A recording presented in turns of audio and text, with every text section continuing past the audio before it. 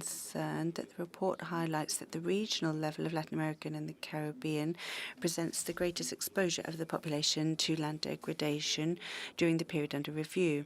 It affects around 41.6% of the population, which equates to over 530 million people.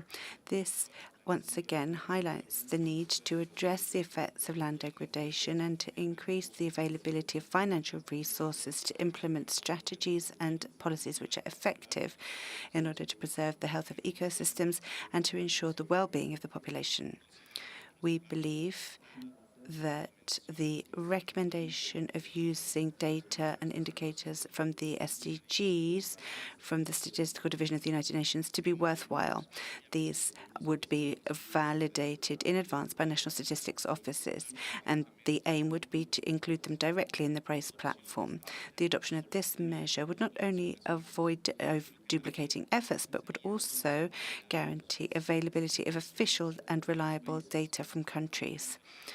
As already mentioned by Argentina, we also believe it's essential to broaden the analysis of indicators and that they should be broadened by disaggregated data, not only by gender, but also by age and geographical location. We would particularly highlight the difference between urban and rural areas.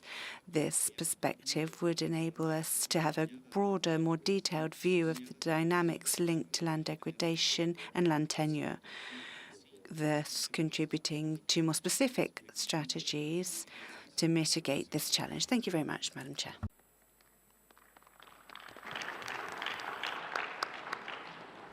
Thank you for your statement.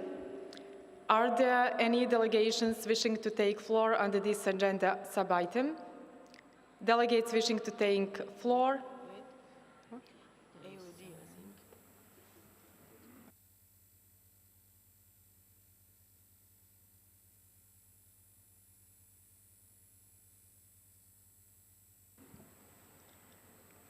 I would now give the floor to the representative of Venezuela. You have the floor. Gracias.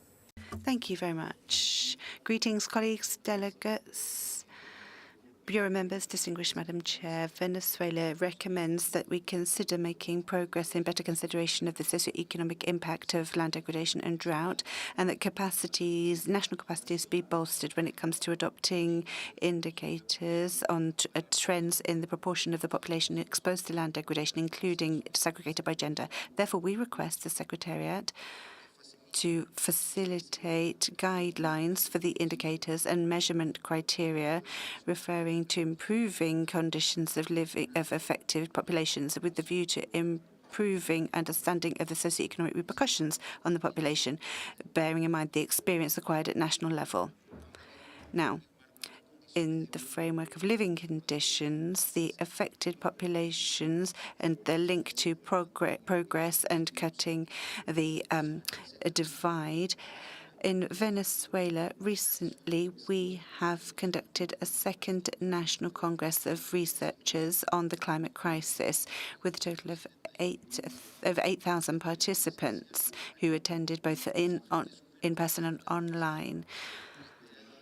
In 2023, 153 research projects were presented, and there were 4 international presenters focusing on ecosystems, preservation of the environment, and mitigation of the climate crisis, as well as very many other activities.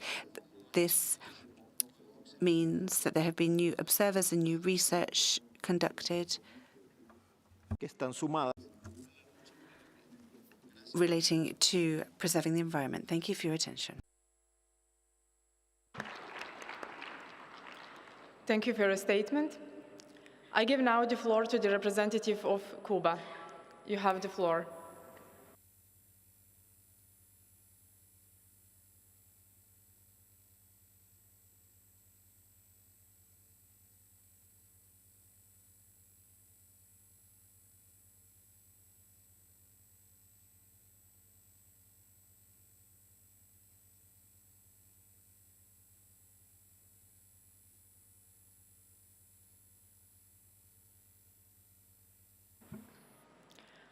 I give now the floor to the representative of Guinea. You have the floor.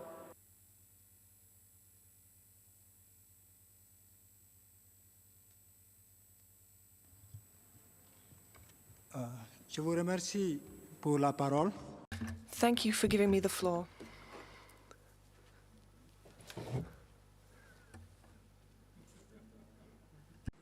Monsieur le Président de la 21e session President of CRIC, Chair rather of CRIC 21, Executive Secretary of the UNCCD, distinguished representatives of international organizations, representatives of civil society, distinguished guests. It is a great honor and pleasure for me to address you on behalf of the Guinean delegation at this 21st session of the Committee on Review of Implementation of the Convention, CRIC 21. On behalf of my delegation, I warmly thank the people and government of Uzbekistan for the warm welcome and legendary hospitality that has been shown to us since we arrived in this beautiful city of Samarkand, which is a cultural tourism capital.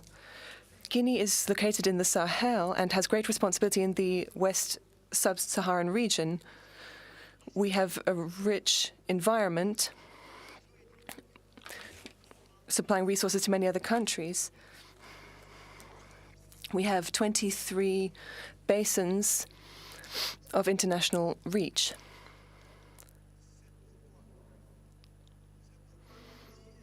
This is why our country is considered West Africa's water pump. There are 4 very important basins. They are crucial for the region as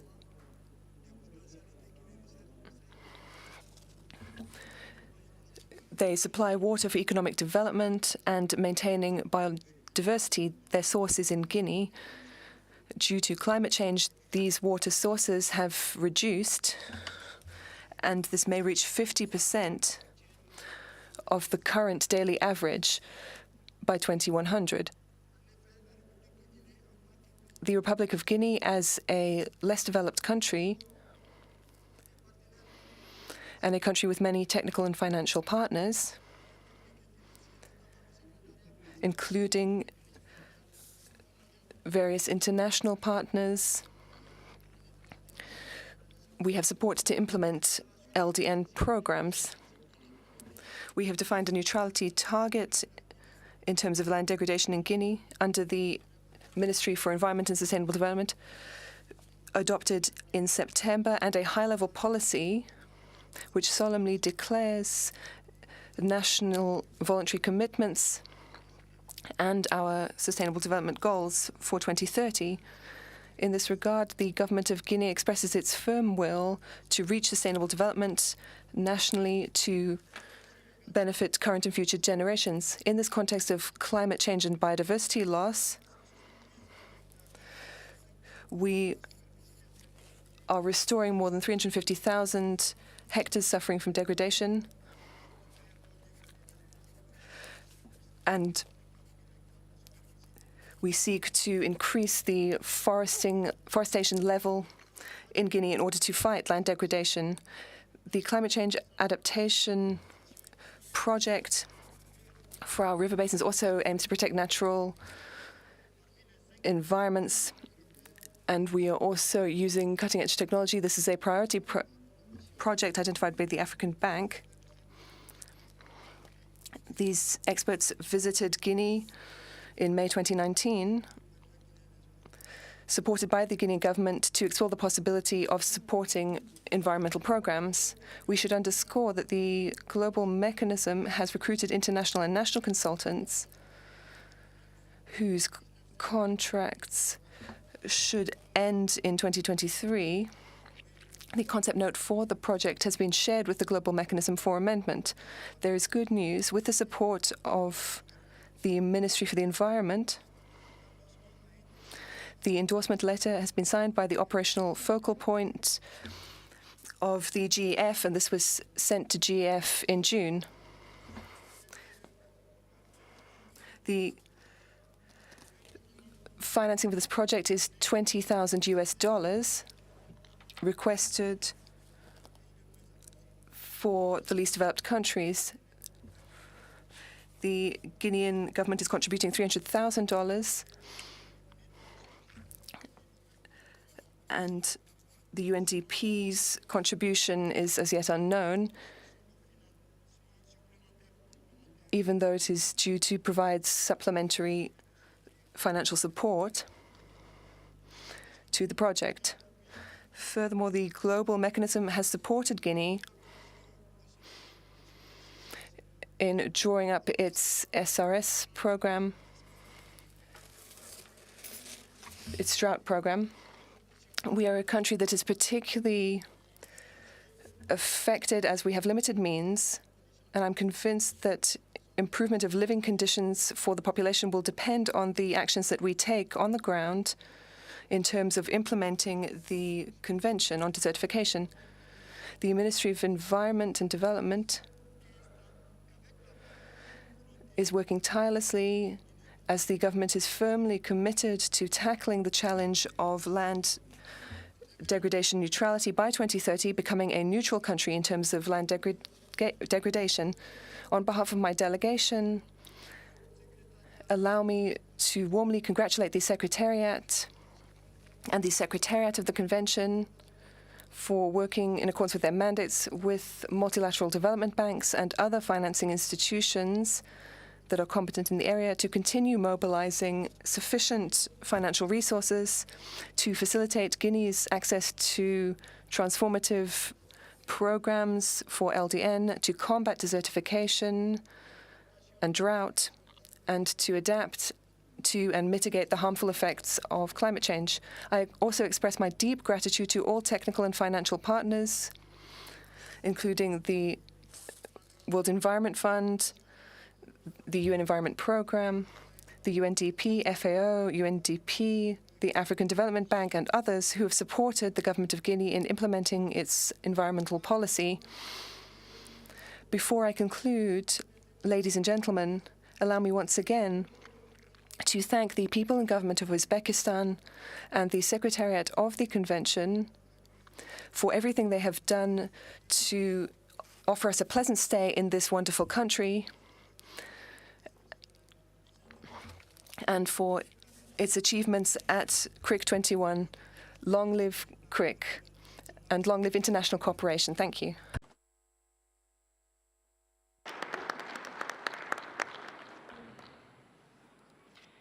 Thank you for your statement. I give now the floor to the representative of Eswatini. You have the floor.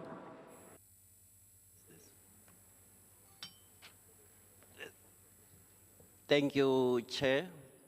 Since it's the first time we're taking the floor, we want to appreciate the hospitality of the people of Uzbekistan and also appreciate the great work that has been done by UNCCD Secretariat. We welcome the report that is speaking on SO2. I'm just going to note the poverty, that it has been improving globally.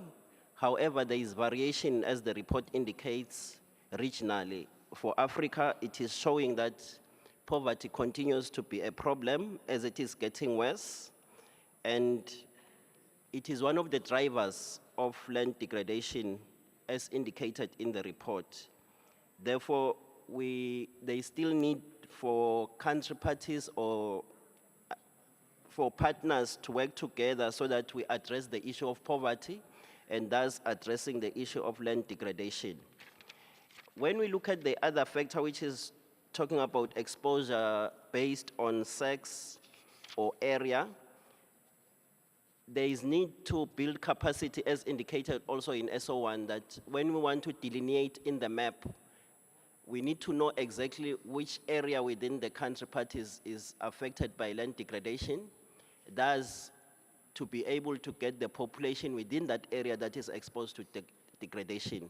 So this calls for collaboration so that those with mapping skills can be able to exactly delineate these areas within country parties, just like the hotspots, so that we know which areas are really degraded, so that we can then be able to identify those populations exposed to land degradation. I thank you.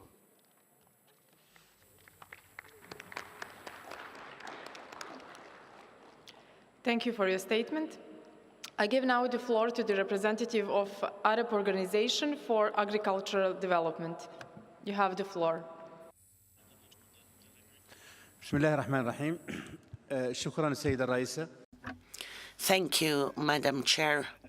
I believe that this second strategic objective to improve the living conditions of affected populations is one of the most important strategic objectives of the framework 2018-2030.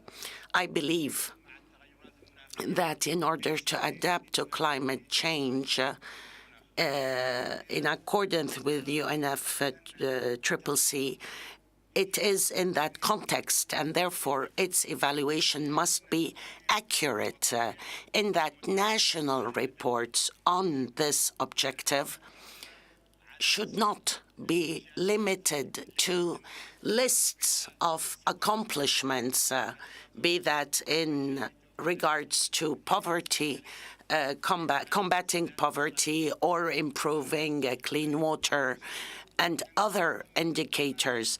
The reports, in fact, need to have a deep analysis, not only lists, so that they would refer to efforts deployed in accordance with projects that were either financed nationally or internationally to implement this objective in an accurate manner that would show that this accomplishment comes exactly in the context of SO2.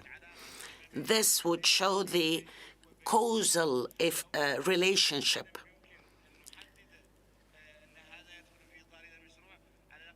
If this is not possible, at least there should be lists of accomplishments that were achieved after the adoption of the framework. So at least we see the link clearly. If information is provided in the reports in a general manner, this could also refer to other conventions, to other projects, and this does not show a clear link, a causal link between the framework and the accomplishments. Thank you. Thank you for your statement.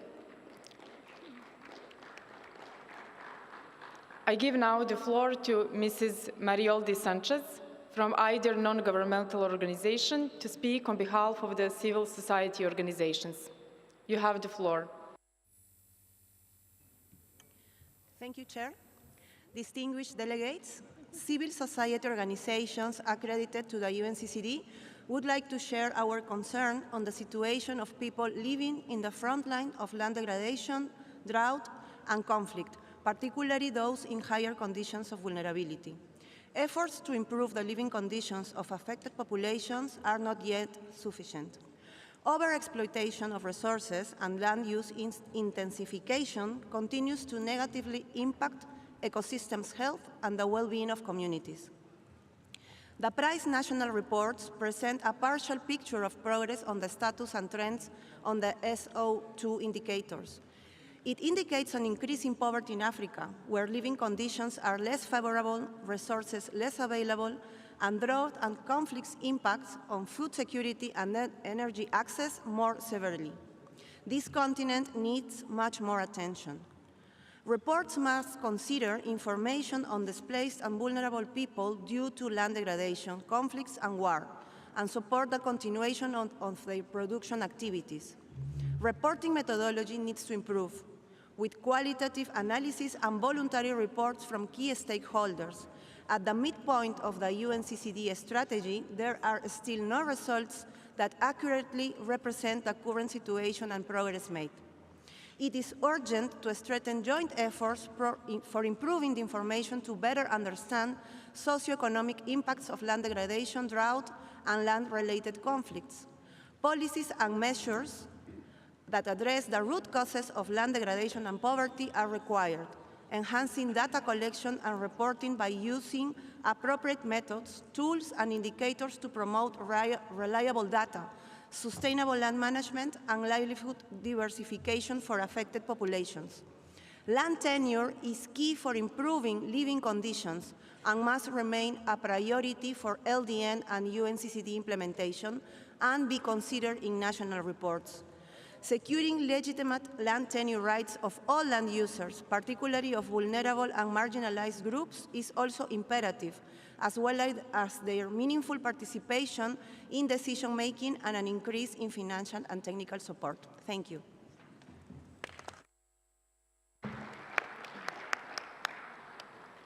I thank you all for your statements and interventions. I now invite the UNCCD Secretariat to address some of the questions raised. UNCCD Secretariat, you have the floor.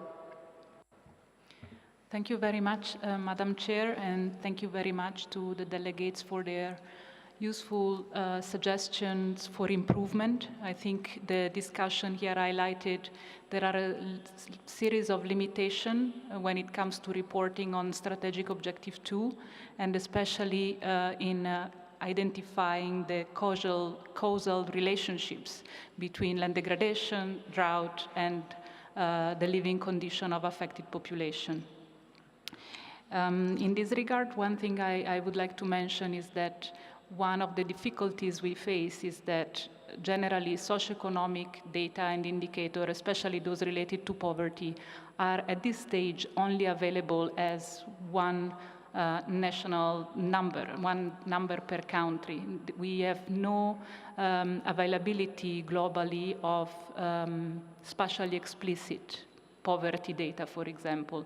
And I think when we will get there, when we will have the ability to map not only land degradation, but also poverty and other socioeconomic aspects, then we might be able to go further in this analysis. But we've taken note of some of the recommendations that were made to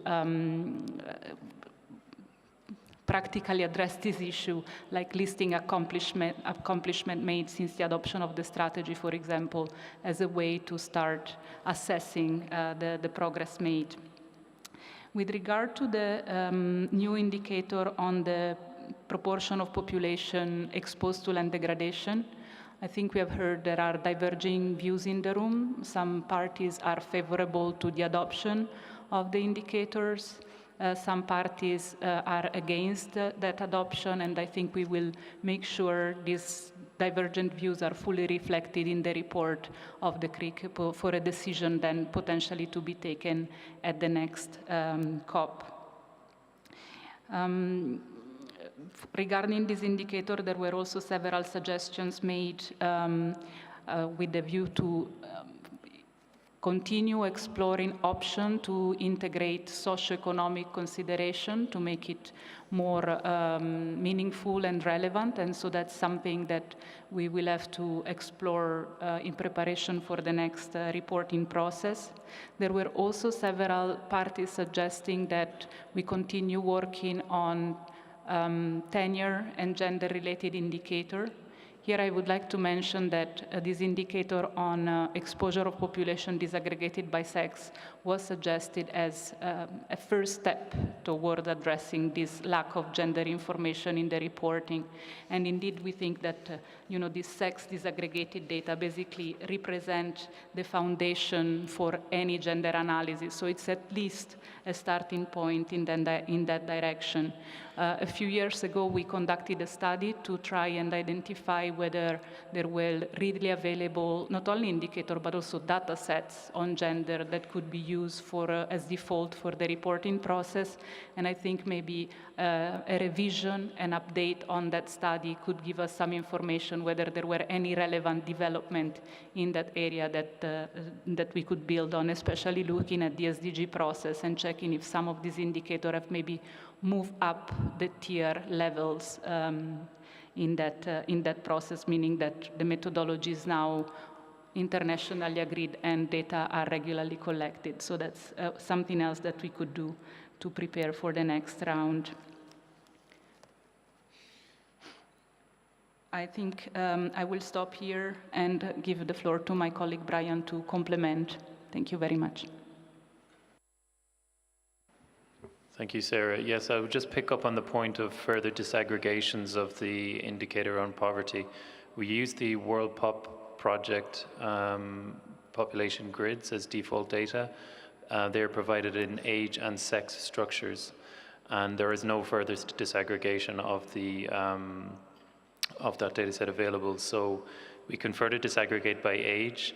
Regarding rural and urban disaggregation, it may be feasible to use the land cover data as a proxy, so we could foresee, for example, artificial surfaces as being a proxy for urban extent, and areas outside artificial surfaces being rural. I mean, you know, that would need to be subject to further study, but initial thoughts on that could be we could use the land cover for further disaggregation. To the intervention by Eswatini, the suggestion to use, you know, a further delineation of population exposure hotspots. This is we welcome that idea, and indeed, PRAISE has the tools already to delineate areas of land degradation hotspots. So there's no reason why, as part of the national report, you could also delineate population exposure hotspots. So thank you for the intervention, and we'll take that on board for the next reporting. With that, I conclude my intervention, Madam Chair. Thank you. I thank the UNCCD Secretariat for the clarifications made. Distinguished delegates, we have thus concluded the general discussion on Strategic Objective 2 under Agenda Item 2. Further discussions will continue in the CRIC contact group.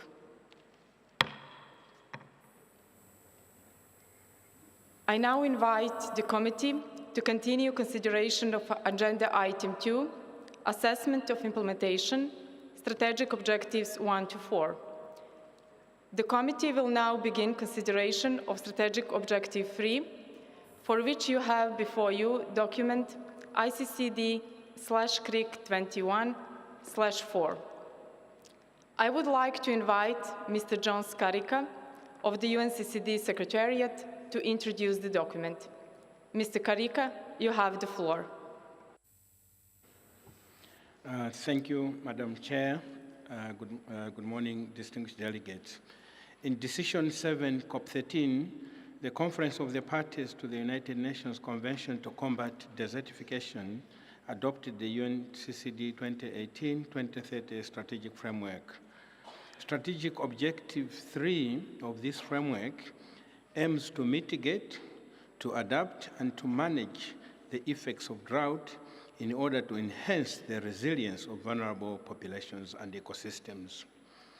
Indicators used for reporting on progress towards Strategic Objective 3 are those identified by parties in Decision 11 COP14, namely A, trends in the proportion of land under drought over the total land area, B, trends in the proportion of the total population exposed to drought, and C, trends in the degree of drought vulnerability.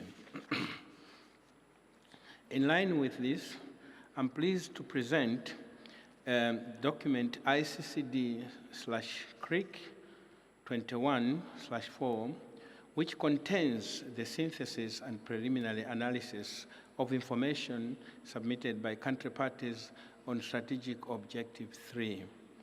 In this document, you will find an analysis of the 3 progress indicators from global and regional perspectives. Furthermore, the document contains an analysis of national voluntary targets relevant to Strategic Objective 3 and a compilation of additional indicators in use at national level. The document also offers some conclusions on the status of activities relating to Strategic Objective 3 and some recommendations for consideration by the CRIC at its 21st session. Madam Chair, with your permission, the Secretariat has again prepared a presentation to provide the committee with further information on the key findings contained in this document. I thank you, Madam Chair. Thank you, Mr. CRIC. I would like now to invite Mr. Brian O'Connor of the UNCCD Secretariat to make a presentation on this sub-item. Mr. O'Connor, you have the floor. Thank you, Madam Chair. I will wait till the slides are on the screen, please.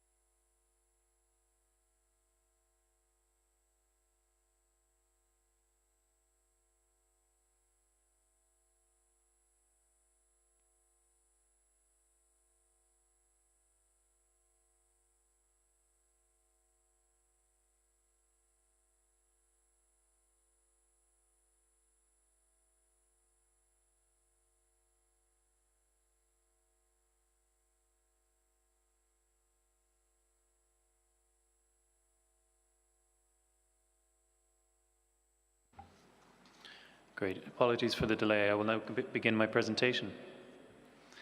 So I will now present the summary results of reporting for Strategic Objective 3. Before I start presenting the key findings, it is important to clarify that the information presented should not be interpreted as a comprehensive global or regional assessment of status and trends in the indicators presented. Rather, it presents a partial estimate of progress made, as not all parties have submitted a report and not all parties have reported all indicators.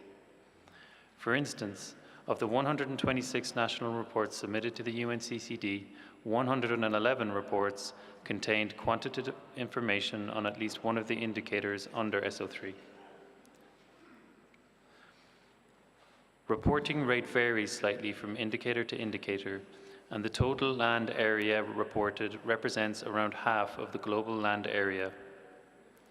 For the second indicator of SO3, which concerns the proportion of population exposed to drought, the reported population represents 50.8% of the global population. Furthermore, the extent of land area reported varies across regions, as you can see from the table and map presented on the slide.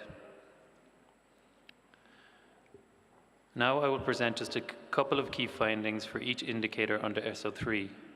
The first one is trends in the proportion of land under drought over the total land area. Based on reports received, we have concluded that globally, in the most recent reported time period between 2016 and 2019, 98 countries were affected by drought. 15 of these countries have experienced severe or extreme drought. Looking at the 20-year period from 2000 to 2019, we have seen that the years 2002 and 2001 were particularly extreme in terms of drought intensity, with around 60% of the reported global land area under drought. It should be noted that this 20-year period is insufficient to assess the statistical significance of any trend, and what we are seeing in the data is rather interannual variation based on the prevailing regional and global climate conditions. Furthermore, these results underline the variable nature of drought as a hazard both in space and time. The second indicator is trends in the proportion of population exposed to drought. 101 parties reported on this indicator. Here is the regional breakdown in terms of the reporting coverage and the global distribution of reported values for this indicator in the year 2019. In terms of the analysis of the reported data from 2000 to 2019, we concluded that over 1/3 of the reported total population was exposed to drought throughout the entire time period. In 2018, which appeared to be a particularly extreme year for drought, this proportion increased to 2/3. It should be noted that while the methodology evaluates the proportion living on land directly affected by drought, indirect exposure could affect a far larger proportion of the population reported here. Our analysis showed that there was little notable difference in exposure levels in the sex disaggregated population subgroups, i.e., men and women appeared to be equally exposed to drought. The third indicator is trends in drought vulnerability based on the Drought Vulnerability Index. 96 parties reported on this indicator. Here is the regional breakdown of the reporting coverage and the global distribution of reported values for this indicator for the period 2000 to 2001. You will also find this map in the CRIC document on SO3. Our analysis of the reported DVI data showed that of the 39 parties that reported the tier level of the vulnerability assessment, 27 reported with the default DVI value provided to parties by the Secretariat. 7 parties reported the DVI at Tier 1, 3 parties reported the DVI at Tier 2, and 2 parties at Tier 3. An analysis of countries who reported the default DVI value that we provided from the Joint Research Centre revealed that 60% of those countries had high to very high drought vulnerability. In terms of change in the DVI, only 10 countries were able to report a DVI value for 2 or more years, and which could be, therefore, directly comparable. 9 of these reported a decrease in vulnerability. However, it must be noted that this change is relative to the country's own historic data, and it does not necessarily mean the country is no longer vulnerable to drought. One country reported a slight increase in vulnerability. Globally, 45 country parties reported information on national voluntary targets they have set to mitigate, adapt to, and manage the effects of drought. In terms of the status of achievement, 80% were reported as ongoing, while 13% were reported as achieved. These targets cover a broad range of thematic areas, but our analysis showed that the top 3 thematic areas for drought target setting were in land management, water and sanitation, and disaster risk management. Based on these findings, document ICCD/CRIC21/4 contains some draft recommendations for consideration by the committee with a view to initiating early consultations and draft decisions to be forwarded to the COP at its 16th session. Now I will highlight just a couple of these recommendations, but invite you to refer to the document for the full set. The committee may wish to request the Secretariat and the global mechanism within the respective mandates and subject to the availability of financial resources and in collaboration with data providers and technical partners to 1. Continue providing capacity development support to parties to undertake quantitative assessments of drought hazard, exposure, and vulnerability with a view to increasing their ability to conduct a drought vulnerability assessment at the highest tier level. 2. Use the periodic review and update of the good practice guidance for national reporting on UNCCD Strategic Objective 3 to explore improvements to the methodological basis for SO3 indicators. Before I close my presentation, I would encourage you to explore our new dashboard that allows you to visualize the reported data on drought at the global, regional, as well as a national level. Some of you may have already attended our site event yesterday, which took a deeper dive into the data and information presented on the dashboard. Now, while thanking you for your attention, I would also like to invite you to share with us your views on both the UNCCD data dashboard and the Praise4 reporting platform so that we can improve them in preparation for the next reporting process. I see the slides have gone down, but don't worry, the links to the feedback forms are available in the UNCCD conference app under the CRIC 21 information section, so please use the app to fill out the feedback forms. Thank you very much, Madam Chair. I conclude my presentation.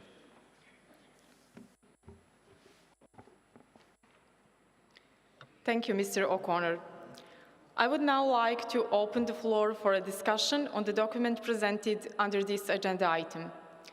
Speakers are requested to keep statements brief and concise so that I can give the floor to as many speakers as possible.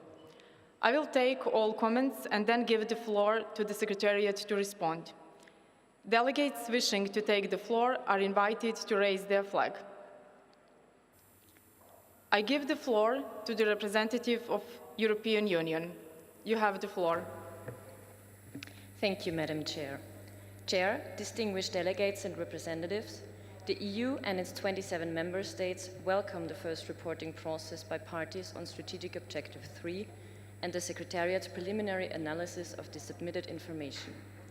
According to this analysis, a portion of the land of almost all reporting parties has been affected by drought between 2000 and 2019.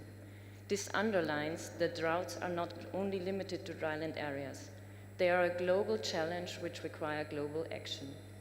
The EU and its member states would like to highlight the importance of monitoring and reporting on droughts, as they are indispensable tools for informing and bringing forward effective planning and implementation of actions to mitigate, adapt, and better manage the effects of drought, thereby enhancing the resilience of vulnerable populations as well as ecosystems and socio-economic systems. Whilst acknowledging the efforts undertaken in the first reporting cycle on the drought indicators, we also take note of the remaining challenges and drawbacks of the current process, such as the use of different methodologies and sources for information, resulting in limits in data comparability, the generally low reporting rate, or the need to improve default data sets, national and regional data, and methodologies to better understand global and regional trends. We are concerned about these challenges, which overall undermine our ability to draw conclusions and hinder the development of policy recommendations at the global level. In this regard, we encourage the Secretariat and the parties, with the support of the Science Policy Interface, to improve the assessment, data gathering, and reporting methodologies. We welcome the proposed incorporation of additional indicators to the methodology, subject to geographical default data availability and the mainstreaming of information on non-meteorological drought types in the assessment, as the effects of drought encompass ecological, social, and economic aspects. Moreover, additional indicators to monitor resilience to drought could be integrated in the reporting process to complement the information provided by the Drought Vulnerability Index. The set of suitable indicators to monitor drought resilience proposed by the Science Policy Interface in its report Multi-Scale Approaches for the Assessment and Monitoring of Social and Ecological Resilience to Drought could be used for this. The EU and its member states welcome the disaggregation by sex on the indicator on population exposed to drought. We encourage the Secretariat to improve the reporting and processing of this data in the future reporting processes, to take into consideration socioeconomic aspects, which will be more useful to show differences in how women and men are affected by drought.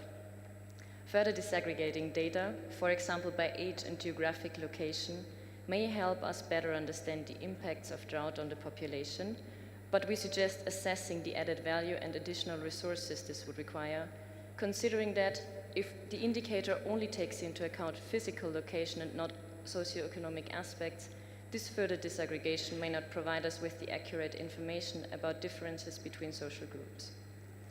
In relation to moving up the tiers in the evaluation of drought vulnerability, we consider it necessary that the Secretariat carries out an assessment of the implications in terms of resources.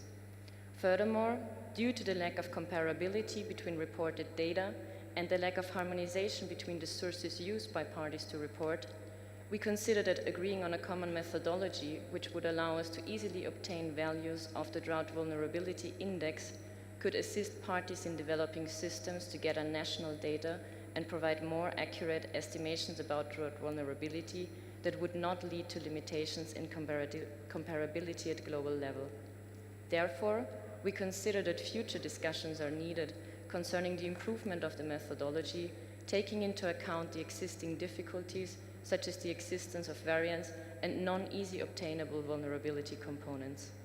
Finally, we would like to emphasize the importance of developing proactive and integrated national drought policies and plans, and of doing so in a participatory manner, fostering a whole-of-government and whole-of-society approach. Chair, distinguished delegates and representatives, thank you for your attention.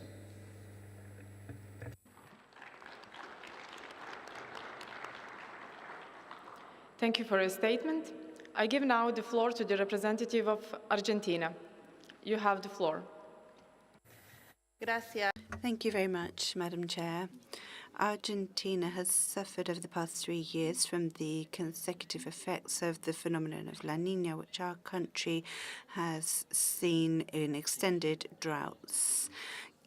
This has affected the most productive regions of the country and promoted the increase of forest fires and has also caused serious drought in the most important navigable waterways. The socioeconomic impact is still being felt much time later in our country.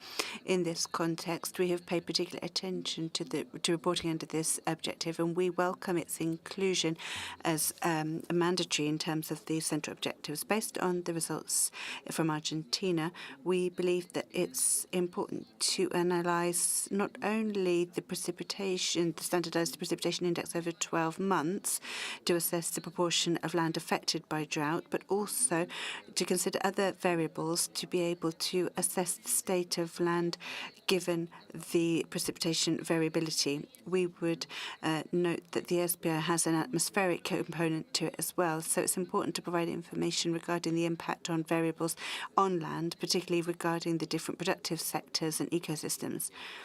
As regards the exposure of populations to drought, we believe that in the next reporting period, we should distinguish between populations living in cities from those who live in rural areas, particularly because of the disparity that exists in terms of access to water and related services. Microphone for the speaker, please. These are reflected in the indicators selected. On the Drought Vulnerability Index, this is a complex indicator which can, however, provide relevant information in national terms. We note that the methodological plan does not include environmental type indicators, where we would therefore suggest that this be broadened in the methodology proposed for the next reports, but still keeping the voluntary nature of it. Moreover, we believe it's fundamental to distinguish between gender-based indicators, bearing in mind that only women and children, that they suffer from greater risk and greater consequences linked to climate change due to the roles associated with gender and cultural norms, as well as the risks of suffering from gender-based violence increasing during humanitarian crises and forced displacement. Much of this is due to the effects of drought. Thank you very much, Madam.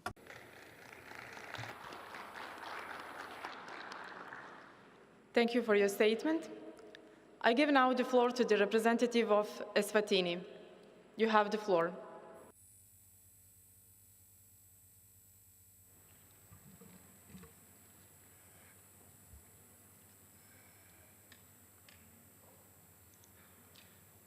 Morning, Madam Chair, distinguished delegates, ladies and gentlemen. May I start by appreciating the documents that have been presented to us by the Secretariat.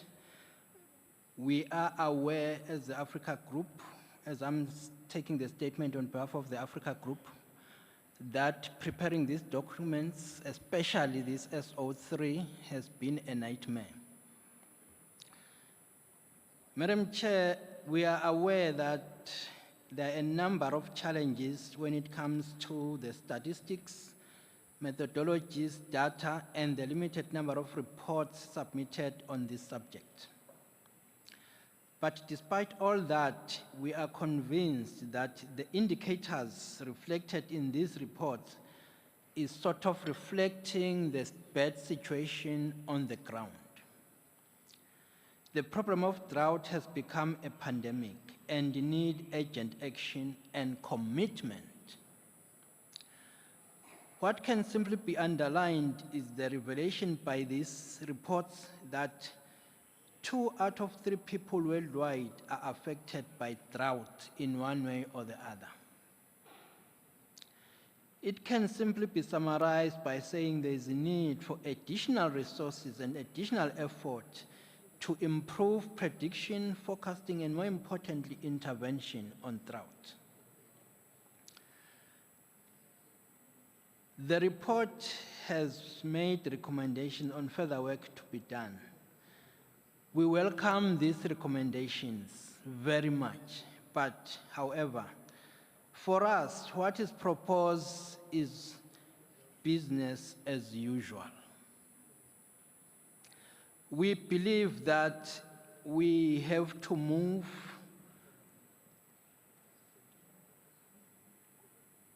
to genuine commitment and adoption of aggressive approaches if we are to win the battle against drought, which, as I'm speaking, people are dying, animals are dying, ecosystems are being degraded. So as the Africa Group Chair, we believe that with all the recommendations in place, we need to sit down and start rebuilding new recommendations that will aggressively and address the problem of drought at its level, which is widespreading and intensifying. I thank you, Chair.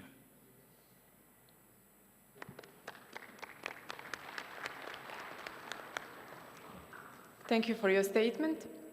I give now the floor to the representative of Peru.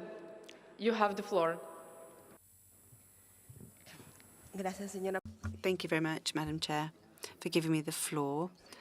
I'd like to thank the Secretariat for the excellent work that they've done in drafting this report on SO3, focusing on drought. We have heard since the first day of the CRIC the deep concern of countries that are experiencing the effects of drought more frequently and more intensely. This is in line with the findings of the Intergovernmental Panel on Climate Change, the IPCC, which in its 2023 report flagged that in the scenario with increasing global temperature between 1.5 and 2 degrees, then the risk for food security increases due to the increased frequency and intensity and severity of drought and heat waves. Peru is a country which is highly exposed and vulnerable to drought. In 2022, we had losses of up to $185 million due to drought. Now, with the El Niño phenomenon, the south of Peru is once again suffering loss and damage linked to drought. The findings of the report and its recommendations are timely, and I should just like to flag 2 aspects now. First of all, the report recommends that we continue to improve data collection and indicators and tools, including considering assessing other types of drought over and above meteorological drought. Both aspects are timely. In Peru, we are conducting assessment of hydrological drought, which is focused on the levels of availability of hydric resources and the impact on agriculture, fishing, the population, and their living conditions. We encourage the Secretariat and the Global Mechanism to explore inputs and support to continue bolstering capacity in terms of improved data collection and indicators, as well as methodologies over and above that associated with meteorological drought. Moreover, in terms of the estimating rises, there are limits in the calculations due to the limited data. On this, we need to also think about the climate change variable. This must start being included in quantitative drought assessments, whatever type they may be.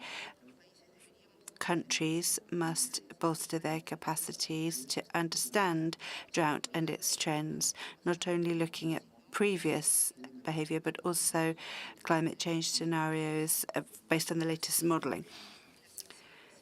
Thus, measures or actions to address drought based on science and evidence provided under that convention would be robust and consistent with the reality that we have and the future climate change that future generations of young people will be facing. Lastly, we promote drought assessments under climate change scenarios, and in so doing, we contribute to efforts made under the UNFCCC with a more specialised, comprehensive focus. Thank you very much, Madam Chair.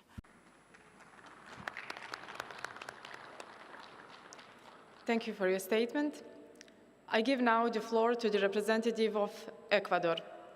You have the floor. Gracias. Thank you very much indeed, Madam Chair. We thank the Secretariat for having drafted this report.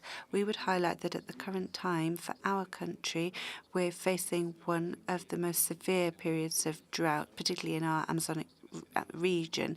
This is something we haven't seen for the past 40 years. Now, the country is suffering from energy cuts, and that is severely affecting the economic and productive sectors of Ecuador. We note that the report highlights that the UNCCD is the only Rio Convention where parties have committed to submitting information on a meteorological definition of drought. This information could be included to complement reports to the UNFCCC and the CBD to improve synergies in addressing drought trends at the global scale. We believe the recommendation to continue providing support to capacity building for parties is worthwhile because they can then carry out quantitative assessments as to the drought risk and the exposure and vulnerability to it. But we do need to go further and include in recommendations urging increased resources to carry out these assessments and to generate projects. Like in other indicators, we support increased data disaggregation by age and geographical location, specifically urban-rural. Moreover, we reiterate the importance of the use of national statistical data, which enable us to reflect the real conditions in our countries. Thank you.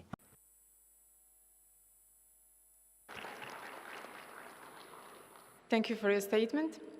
I give now the floor to the representative of Iraq. You have the floor. السلام عليكم ورحمة الله وبركاته. بالنسبة لبلد العراق. Ladies and gentlemen, in Iraq, arid zones are affected by drought, and this is a problem that grows each year. This is especially true between the two rivers that are drying up. National data are available. However, we will need to build capacities to achieve SO3. We are suffering from hydrological, hydric, and climatic drought. It is necessary that we reduce the surface area of drought, areas under drought. Iraq has encountered several challenges in providing reports on SO3. Thank you.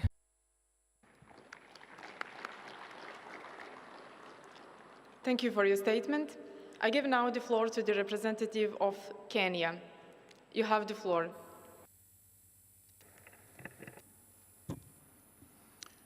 Thank you, Chair.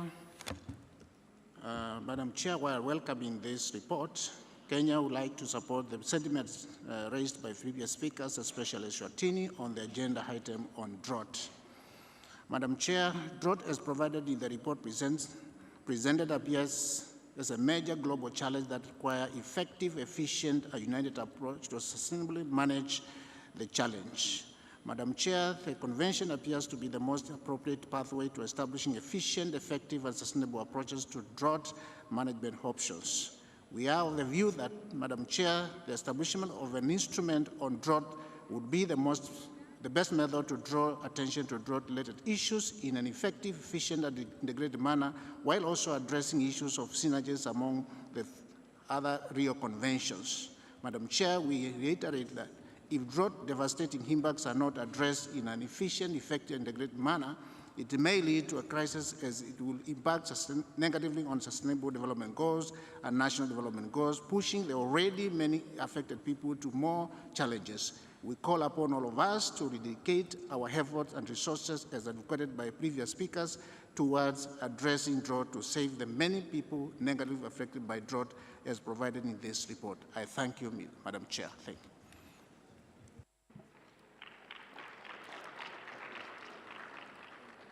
Thank you for your statement.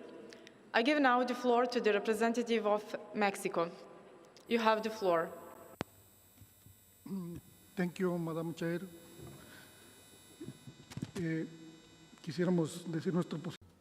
We'd like to set out our position on this issue, indicating that at the global level, drought has been one of the phenomena which has caused the most adverse effects to the population, to food, to living conditions, and to ecosystems. While Mexico does have a certain level of preparation, we have a national drought monitoring program, we have national plans to combat drought, we have emergency declarations on drought, like the one we used last year, inter alia. However, between 2021 and 2023, Mexico was hugely affected by over 65% of its land cover by various levels of drought. Mainly, we've seen the agriculture sector and environment mainly affected, but this teaches us that we need to have constant programs that help us to adapt to living with water shortages, with adapted budgets and annual and multi-annual public policies to enable us to be more resilient in terms of production, both in terms of subsistence and exporting means of agriculture. So we'd like to propose that under the Convention, we create a standing global program with the support of the WMO and the FAO, among others, to increase drought resilience across the world, given the permanent effects of climate change as well. We also propose that the Committee on Science and Technology and the SBI support CRIC in generating scientific evidence based on countries' needs and the region's needs to increase levels of resilience. And if the current actions of countries are sufficient and the trend that entails, then to see how that affects subsequent desertification. Thank you. Thank you for your statement. I give now the floor to the representative of Ghana. You have the floor.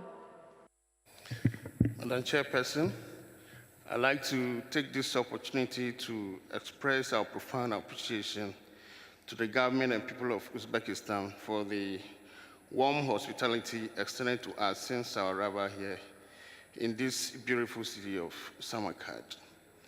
I would like to support sentiments raised by Eswatini on this agenda item and all others. Madam Chairperson, drought is severely impacting Africa adversely, and this is leading to loss in agricultural production, crop failures, livestock deaths, resulting in significant economic losses, reduced household food security, reduced income, and widespread poverty. There is competition over land, which has become a scarce natural resource, and this leads to conflict in our communities.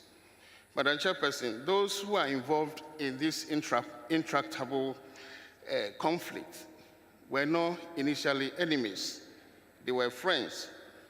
But what has happened is that most of them are chasing a very scarce resource, and that is the land. And that is why there is this conflict. Drought is becoming a global problem, and an urgent action is needed. Now, what we need is for an early warning system, the need to promote prudent, sustainable land management practices, and also the need to empower our communities so that they will be able to cope up with the threat. Thank you very much for the opportunity.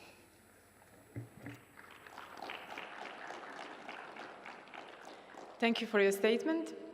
I give now the floor to the representative of Venezuela. You have the floor.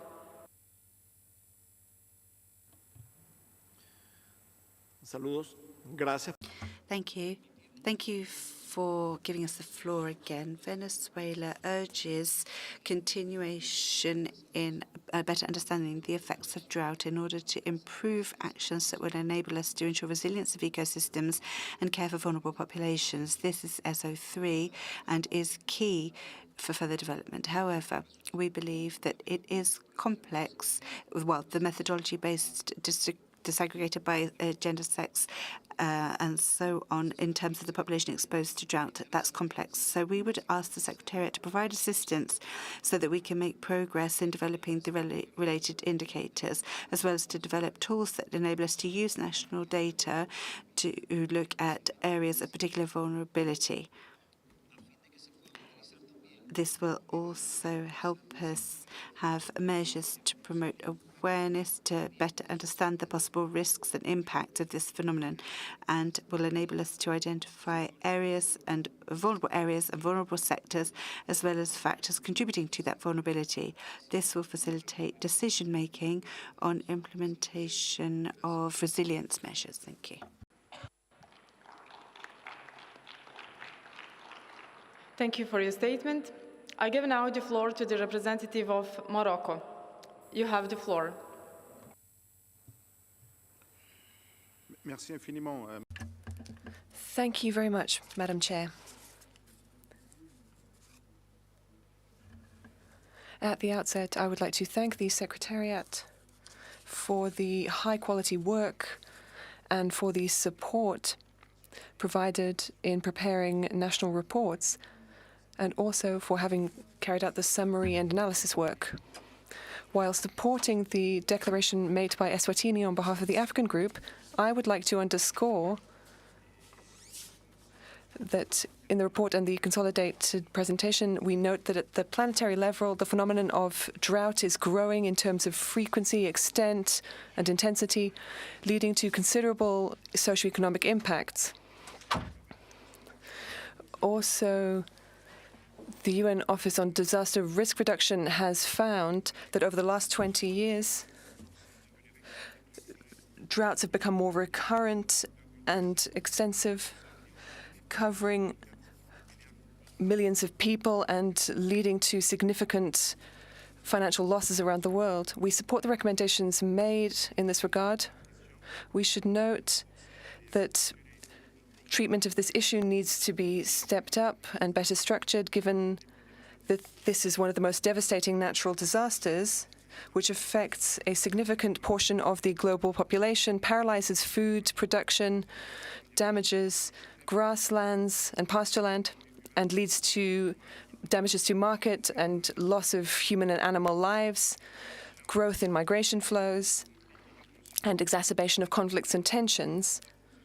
Also, regarding the reporting, we note that consistent efforts are needed to draw up and prepare data for the drought indicators. Thank you.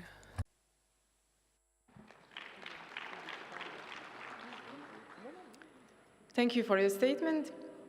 I give now the floor to the representative of Observatory du Sahara et du Sahel. You have the floor. Madame la Présidente. Madam Chair, distinguished representatives of countries and organizations, our organization is African and it was created in 1992. It seeks to support countries and African member organizations in sustainable management of their resources in a context of especially difficult climate change. OSS has prepared its 2030 strategy in total alignment with the 2018-2030 strategy of UNCCD, aiming to contribute to implementation of the 5 strategic objectives for the decade. In addition, in partnership with the Secretariat and in consultation with the African Group and together with our partners, the GF, UNDP, and AFD, we support African countries in meeting their voluntary commitments for LDN. Our organization is therefore making its expertise and know-how available to countries to strengthen and build their capacities and to set up platforms for monitoring and evaluation of LDN. We work towards sharing and drawing on country experience to step up initiatives and actions to restore land and ecosystems. We welcome the efforts by the Convention Secretariat to support country parties in their reporting, and especially the recently launched dashboard. In this context, as part of these efforts, I have the honor to inform you that OSS is producing 3 sub-indicators for LDN throughout Africa with high-resolution data by adopting the methodology prescribed by UNCCD. The projects are being finalized and will be presented to the International Conference on Land Degradation in Africa that we will organize in June 2024. The participative approach adopted involves institutions and experts at the regional and international levels, allowing for better ownership of the tools developed and for their use in drawing up national reports, and even better in drawing up national strategies to combat land degradation. We call on you to join us in this path we are charting. Thank you. Thank you for your statement. I give now the floor to the representative of Tunisia. You have the floor.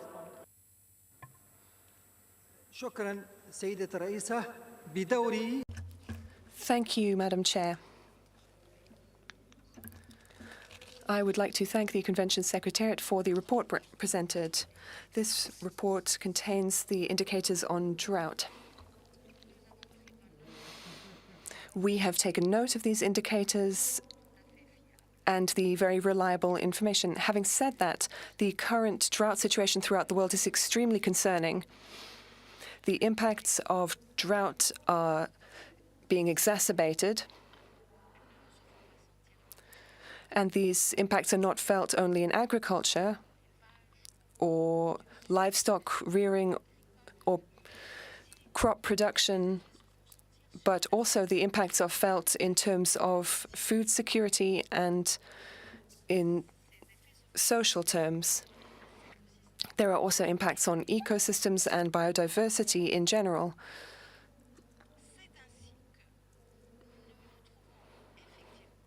Therefore,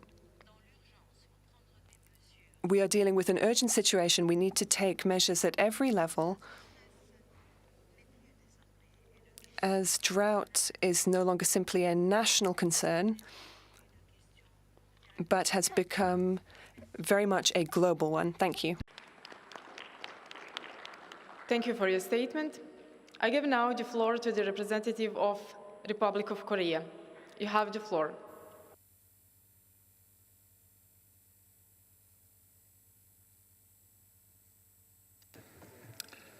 Thank you, Madam Chair. I have the honor to speak on behalf of the Republic of Korea, ROK.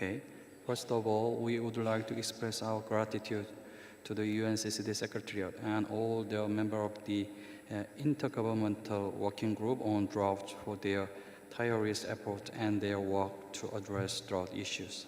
Recently, the UNCCD parties have even increased attention to the drought issues and have continued the discussions on options for effective drought management. Drought has become more frequent and severe due to the impact of climate change and it affects not only individual countries but also expansive regions across the borders. The drought issues need to be dealt with in connection with the climate change and land degradation issues.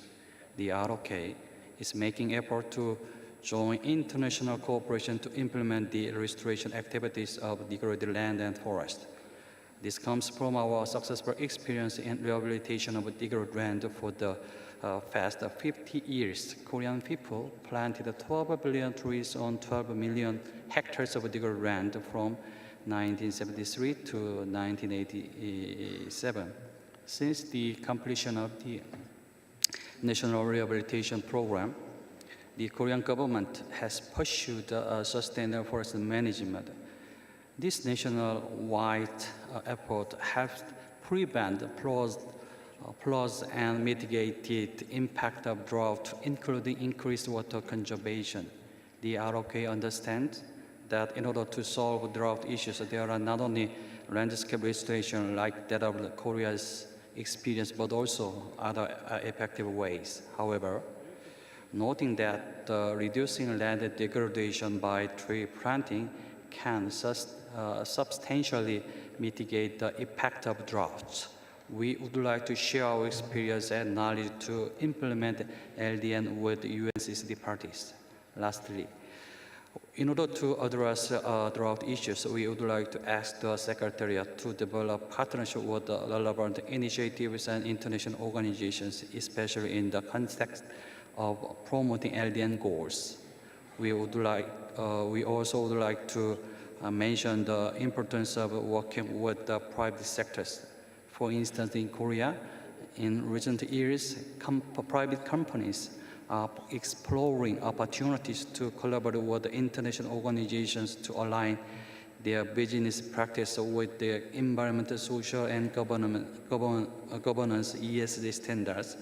Thus, if we leverage this opportunity, we will be able to expand financing and develop effective programs that can combat land degradation. Thank you for your attention. Thank you, Madam Chair.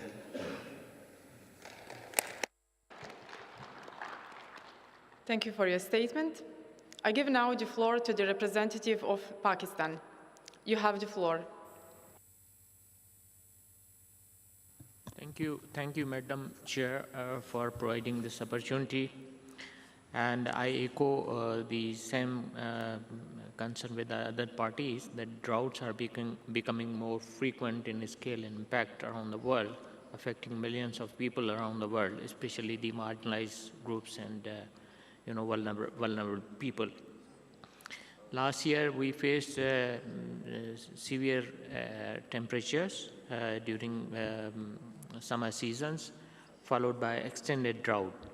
And these are mostly impacted our forest areas with more than 500 fire incidences and decimating around 12,000 hectares of the forest land. And some of these, forest areas are community-owned forests because they are livelihood forests. And these communities own these forests and they benefit from the sale of pine nuts from these forests, worth 8 to 10 billion rupees, Pakistani rupees per annum. So these were severely impacted because of the drought situation, because fires mostly occur in the dry seasons. And we did not have the capacity to basically handle the forest fire.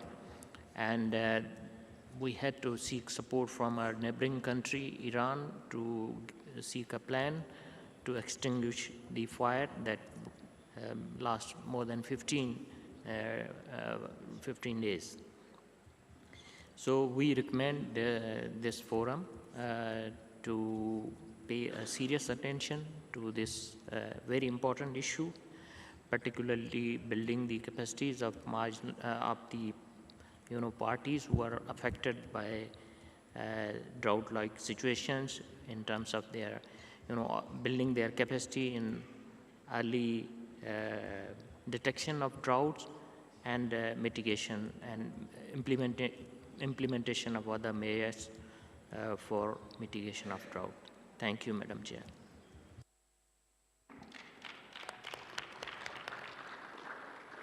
Thank you for your statement. I give now the floor to the representative of African Union. You have the floor. بسم الله الرحمن الرحيم شكرا جزيلا السيد. Thank you, Madam Chair.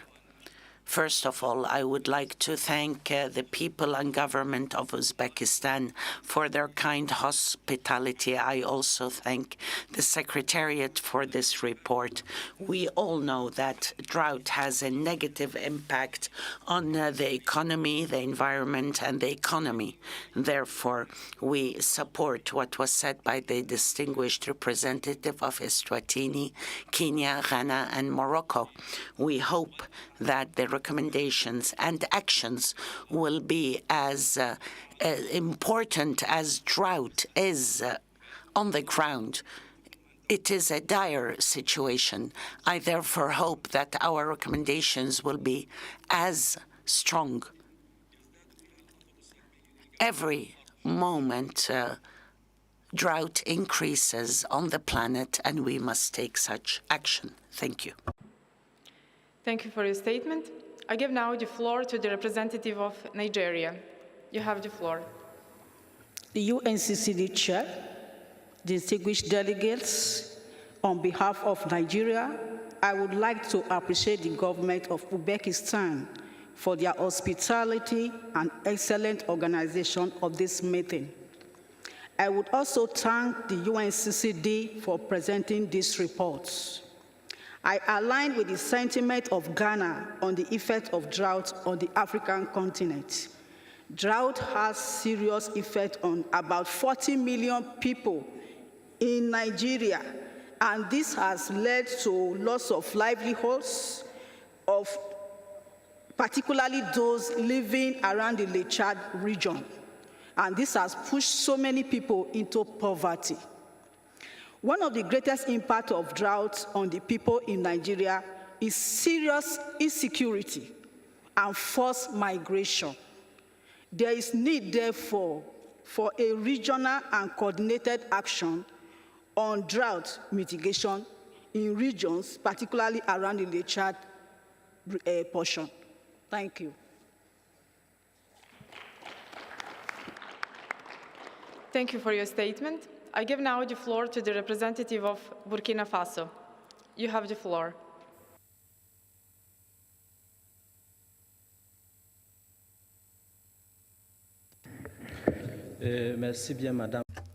Thank you very much, Madam Chair. At the outset, allow me to express how pleased my delegation is to be here in Uzbekistan, a very admirable country. I would also like to thank the Convention Secretariat for helping to organize the event. I will not run through what all of the scientists have concluded and what we are all aware of here. It is true that Africa is at a crossroads, and all of the signals and messages from those who spoke contributing to this debate on drought mitigation show us that we still have a choice to turn towards a more resilient future for everyone. CRIC 21 offers us hope. And I am glad to be part of this, as finally the world is realizing that drought is a phenomenon that does not discriminate between rich and poor. No continent is spared from drought now, and deserts are progressing throughout the world.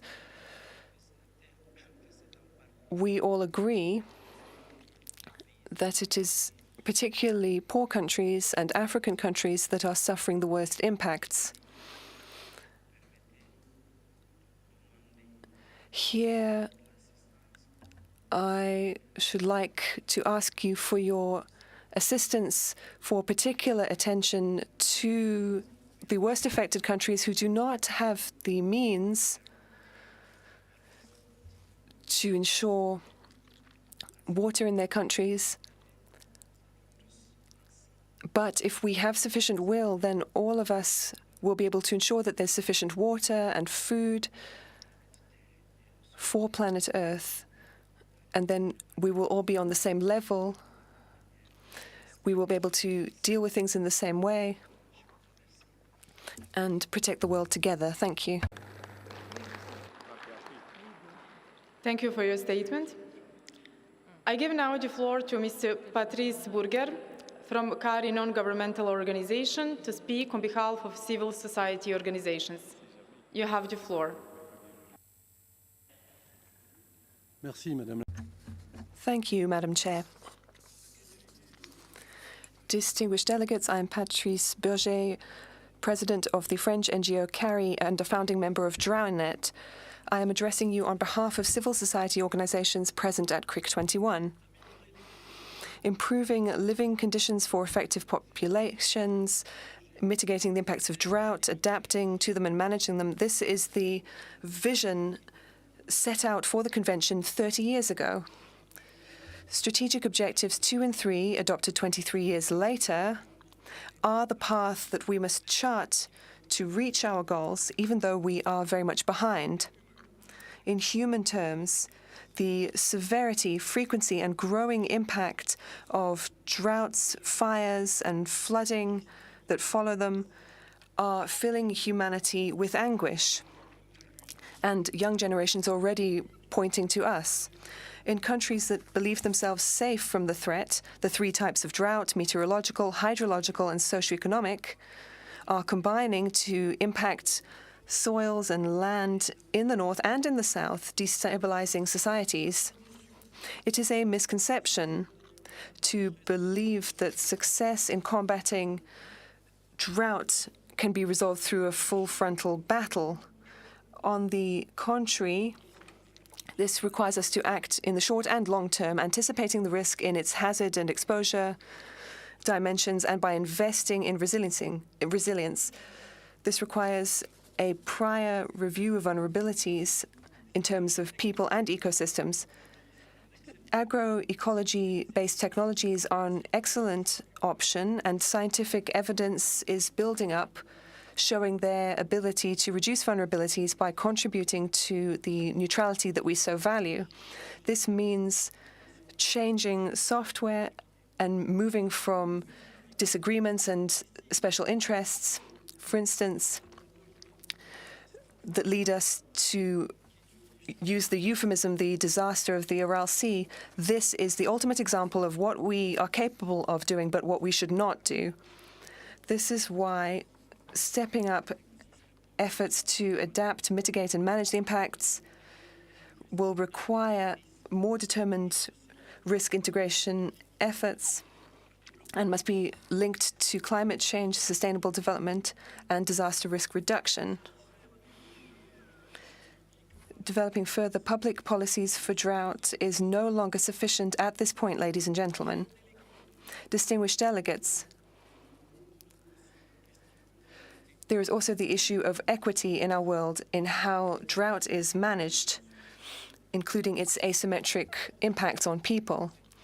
We need to make the notion of an international community credible and overcome the divides of development. Here, in this very place, we need to be bold enough to come up with a mechanism for solidarity and mutual assistance. The Science Policy Interface and the Intergovernmental Working Group on Drought could help us, and we stand ready to work with them. Finally, let us repeat that it would be very effective to offer the real levers to act to stakeholders on the ground at the territorial level, starting with millions of farmers, artisans, community organizations, CSOs, young people, women, the private sector, who are unfortunately not sufficiently represented here and who are the workforce without which we cannot mobilize. As at previous UNCCD meetings, we call once again for parties to include the recommendations of CSOs in the CRIC 21 report and to include key components in the decisions of the 16th COP. I thank you for your kind attention.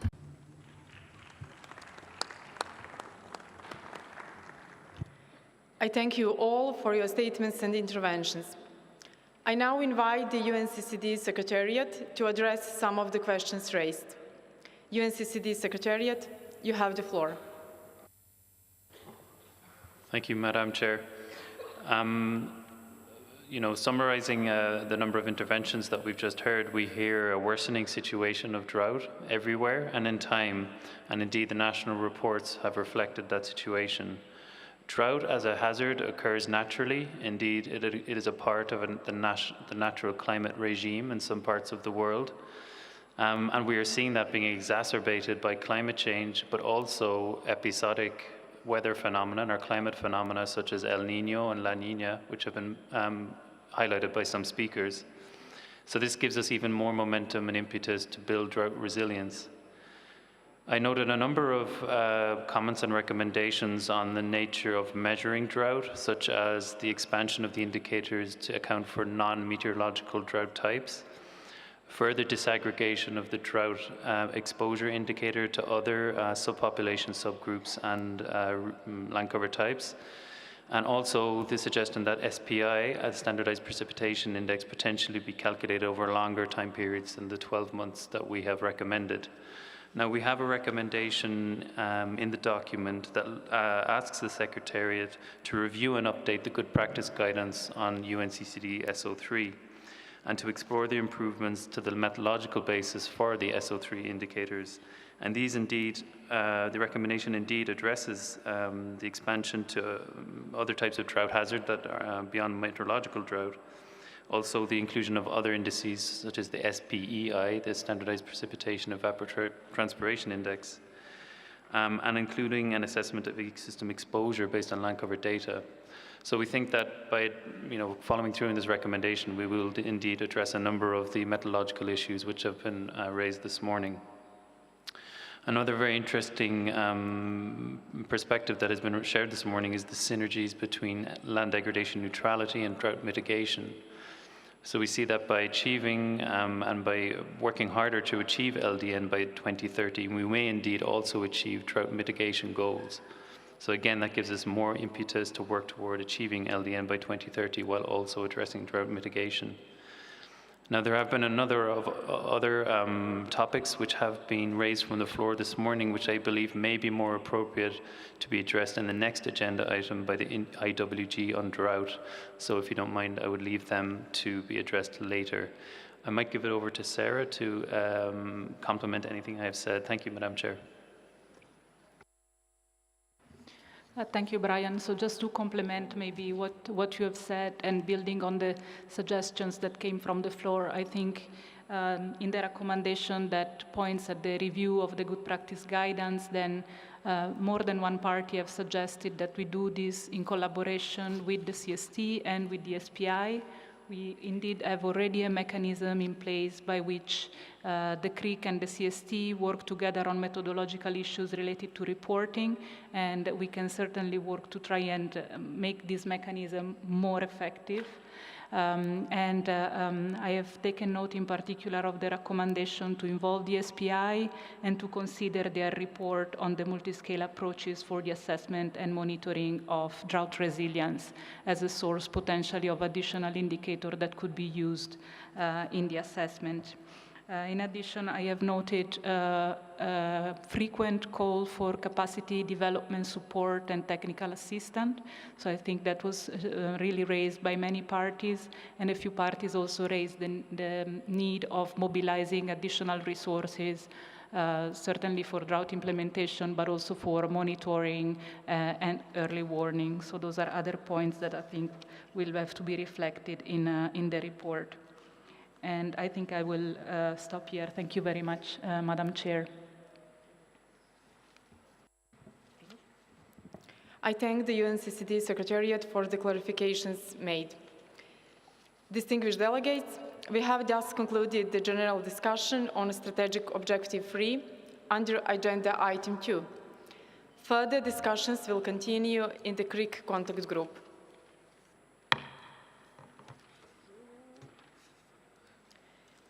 Distinguished delegates, I now invite the committee to start consideration of Agenda Item 5, progress report of the Intergovernmental Working Group on effective policy and implementation measures for addressing drought under the UNCCD, for which you have before you document ICCD/CRIC 21/10.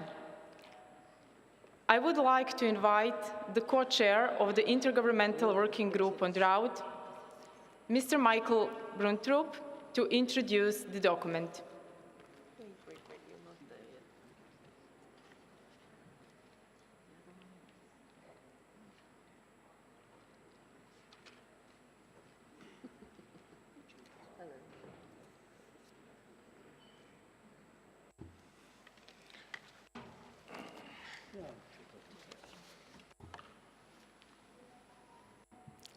Mr. Bruntrup, you have the floor. Thank you, Chair.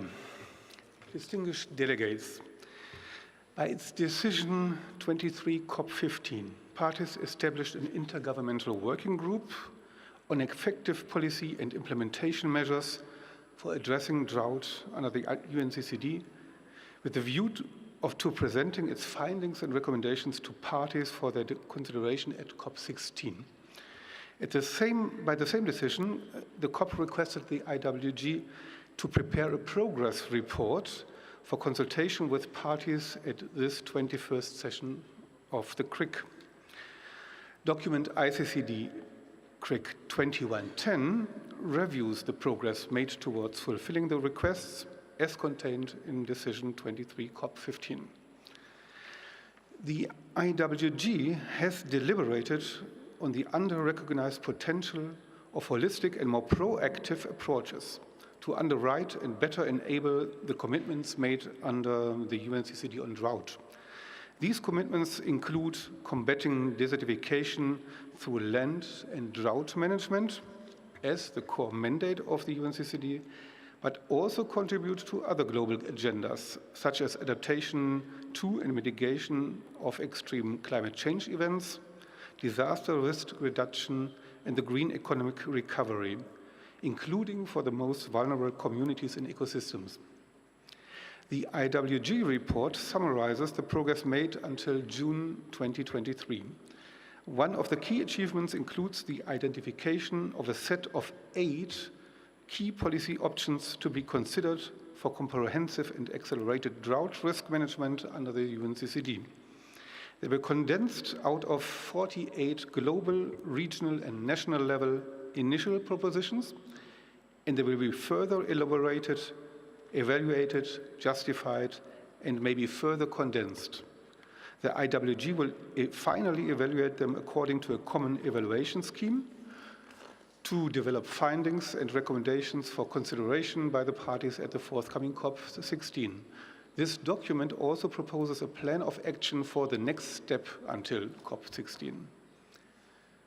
All parties have been invited to provide feedback on this progress report, so we are looking for these, and I thank you.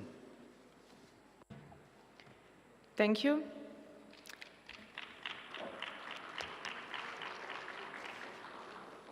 I would now like to open the floor for a general discussion on the document presented under this agenda item. Delegates wishing to take the floor are invited to raise their flag. Speakers are requested to keep statements brief and concise so that I can give the floor to as many speakers as possible. I will take all comments and then give the floor to the Secretariat to respond. I give the floor to the representative of European Union. You have the floor. Thank you, Chair. Chair, distinguished delegates and representatives, the EU and its 27 member states stress that drought is an issue of increasing global relevance. As shown in the progress report of the Intergovernmental Working Group on Drought, there are drought hotspots on all the continents of the world, including the south of Europe and the Mediterranean basin. Furthermore, due to climate change, droughts are becoming more frequent and severe across the globe, and they are affecting new areas every year. Therefore, the work of this Intergovernmental Working Group is now more pertinent and crucial than ever for the international community and the EU in particular. the EU and its 27 member states would like to express our sincere appreciation to all the members of the Intergovernmental Working Group on Drought and to the UNCCD Secretariat for the work carried out so far, including the gathering of 48 options, their reduction to the 8 that are still being considered, the design of a draft evaluation methodology, and the preparation of the progress report that we are discussing today. We believe that the current list of policy options under consideration presented in the report is rather comprehensive, as it includes a diverse range of options seeking an improvement in drought management and governance from different perspectives. We also believe that the IWG on drought is the appropriate forum for substantial discussions on policy and implementation measures for addressing drought under the UNCCD. Therefore, we will not express an opinion about any of the options at this point, as we consider that this group was established precisely to compile and assess them, and we would like to refrain from making comments in this regard until the group has finished its work and presented its findings and recommendations. As regards the draft evaluation methodology proposed in the report, we consider it appropriate as, taking into account the level of detail available about the options and the level of uncertainty about their impact, a qualitative evaluation scheme ensures more objectivity than a quantitative one. Furthermore, a SWOT analysis seems an adequate way of presenting the results of the evaluation, making it easy to understand and interpret for all UNCCD parties. We would like to highlight the importance for these options to be fleshed out and developed in a way that will contribute to the effective implementation of an integrated and proactive approach. Droughts are closely linked to other environmental challenges, such as desertification and land degradation, climate change, biodiversity loss, and wildfires, and they also have implications for social and economic issues, such as food security, migration, and health. Therefore, all these areas should be taken into account in the development of effective ways to improve proactive drought management and governance, paying particular attention to sustainable land and water management practices and nature-based solutions. Furthermore, we would like also to underscore the importance of designing approaches and solutions that promote gender equality, as well as the proper involvement of civil society organizations and the private sector. Finally, as reflected in the report, close coordination and collaboration with other processes, institutions, and partners will be essential for the effective implementation of any of the options. We are confident that the members of the working group are already taking all these aspects into consideration, and we would like to encourage them to continue doing so. The EU has high expectations for the outcome of this process and trust in the capacity and expertise of the members of the Intergovernmental Working Group on Drought. We believe an objective and unbiased assessment of the options based on the best scientific and technical information available is paramount for the credibility of the work of this group, considering the complexity of the discussion. We believe that the group is on the right track, and we are looking forward to its final report and to our discussion of its findings and recommendations at the forthcoming COP16. Chair, distinguished delegates and representatives, thank you for your attention.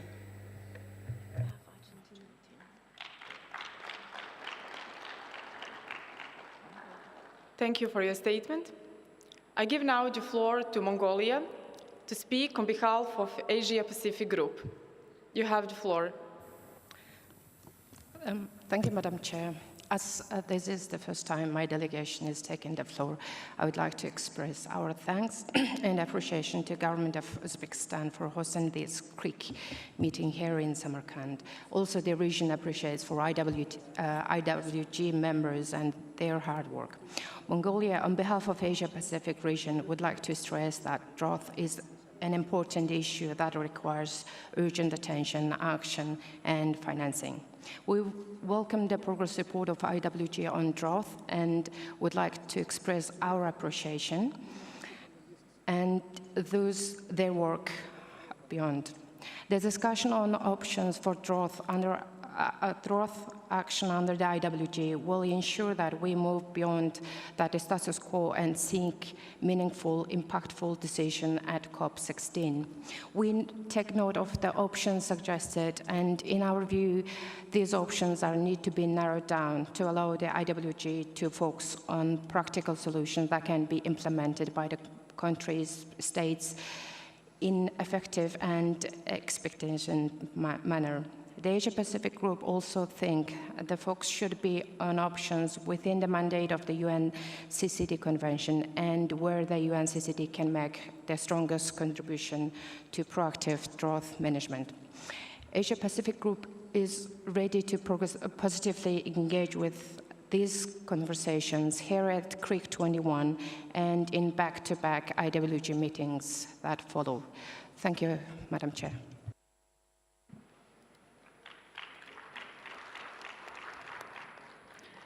Thank you for your statement. I give now the floor to the representative of Australia. You have the floor.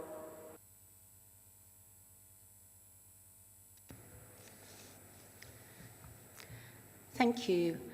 Firstly, thank you very much to the UNCCD Secretariat and the Government of Uzbekistan for their wonderful hospitality in hosting CRIC 21 in the beautiful city of Samarkand this week.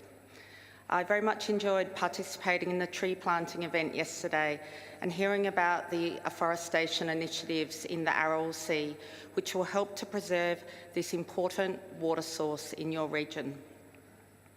I also would like to acknowledge the excellent work and progress of the Intergovernmental Working Group on effective policy and implementation measures for addressing drought. Development of the progress report presented today is the culmination of a lot of hard work, and Australia is very pleased to have Dr. Graham Bonnet as an active member of the working group. I'd also like to give some brief comments on the 8 policy options set out in the Drought Progress Report. In preparation for tabling these options to the 16th Conference of the Parties of the UNCCD, we consider that there should only be a few policy options presented to the COP, and that these should be practical solutions to manage drought that can be promptly and effectively implemented. These options should also be in those areas where the UNCCD can best use its expertise for proactive drought management. We consider this will maximise political commitment and public engagement with the UNCCD. Regarding the financial options, I encourage the IWG Drought to prioritise option 1.2 and utilise existing environmental funds, such as the Global Environmental Facility, which has already been identified. We note that establishing new environmental funds can take a very long time, and it's a complex and long process. I suggest that evaluating and utilising current financial flows more effectively may see greater success at COP16. On the technical options proposed to define a new global drought target and creating a global work program, it will be important to consider and complement existing initiatives to avoid unnecessary duplication. For instance, Australia is currently working to implement the Global Biodiversity Framework targets, including Target 2, to ensure that at least 30% of areas of degraded terrestrial, inland water and coastal and marine ecosystems are under effective restoration. Another important initiative is the G20 Global Land Initiative, which includes the ambition to achieve a 50% reduction of degraded land by 2040. In defining any new targets or work programs on drought, it would also be very helpful to understand the level of resources and engagement required to support their development and implementation. There are many environment and climate targets in the multilateral sphere. These all require time and resources for implementation at the national level and to ensure accurate progress tracking and reporting. We consider that development of a roadmap or detailed implementation plan of the policy options ahead of COP16 will be critical. Thank you to the IWG Drought for their dedicated work and efforts. We look forward to seeing more detail on the drought policy options in the lead up to COP16. Thank you.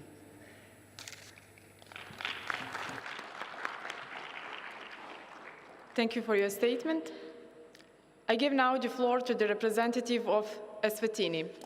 You have the floor.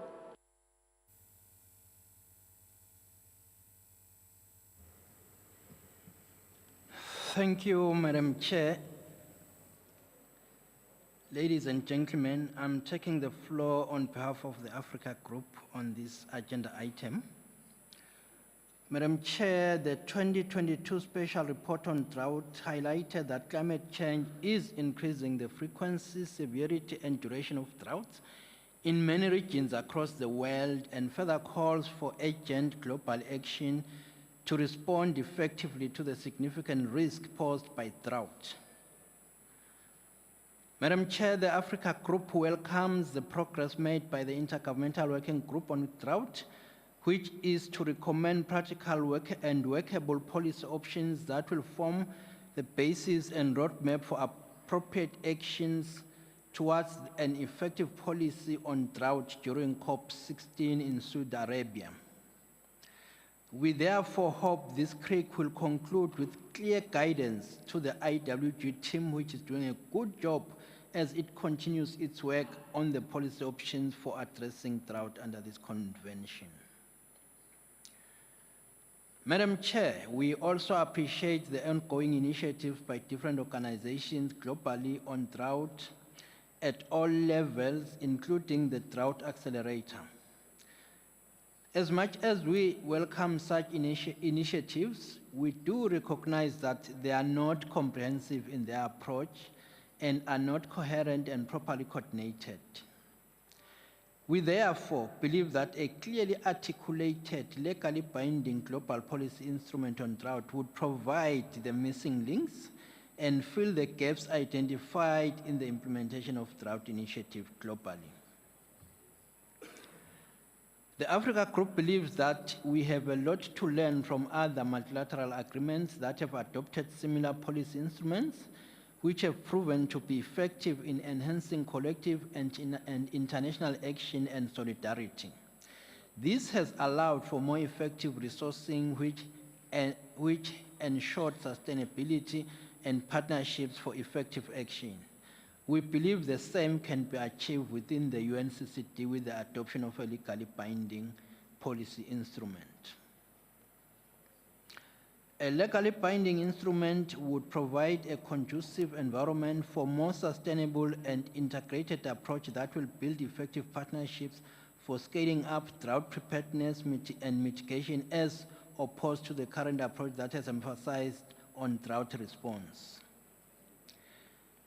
Madam Chair, allow me to conclude by saying where there is a will and commitment, there is a way.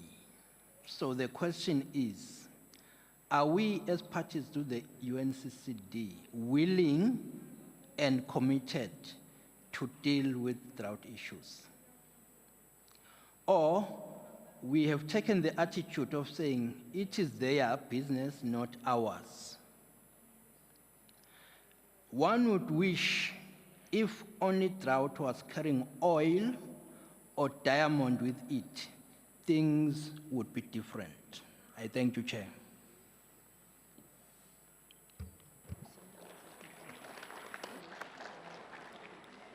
Thank you for your statement. I give now the floor to the representative of Argentina. You have the floor. Muchas gracias, señor. Thank you very much indeed, Madam Chair.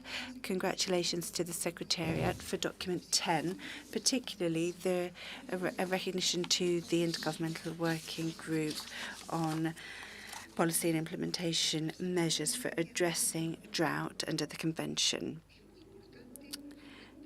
sources of national data are extremely important, as are regional sources, to identify critical zones regarding drought. It's important to verify the information, and that is, of course, more verifiable than when you use global data. To effectively measure drought, we need to recognize the work done at national and regional levels, as set out in 8b.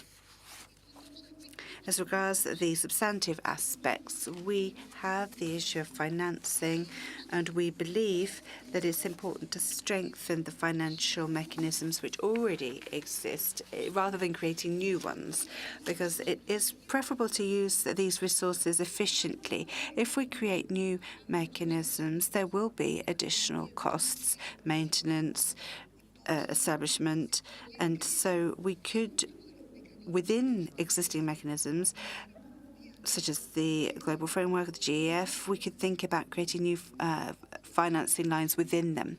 In terms of the technical options, it's important to see inclusion of the regional scale, because proactive management of this type of event has to be done in a coordinated, interconnected way with stakeholders and actors who can have an impact on resources, because they have authority over them as they do over land management, and this is clear and key when it comes to water management.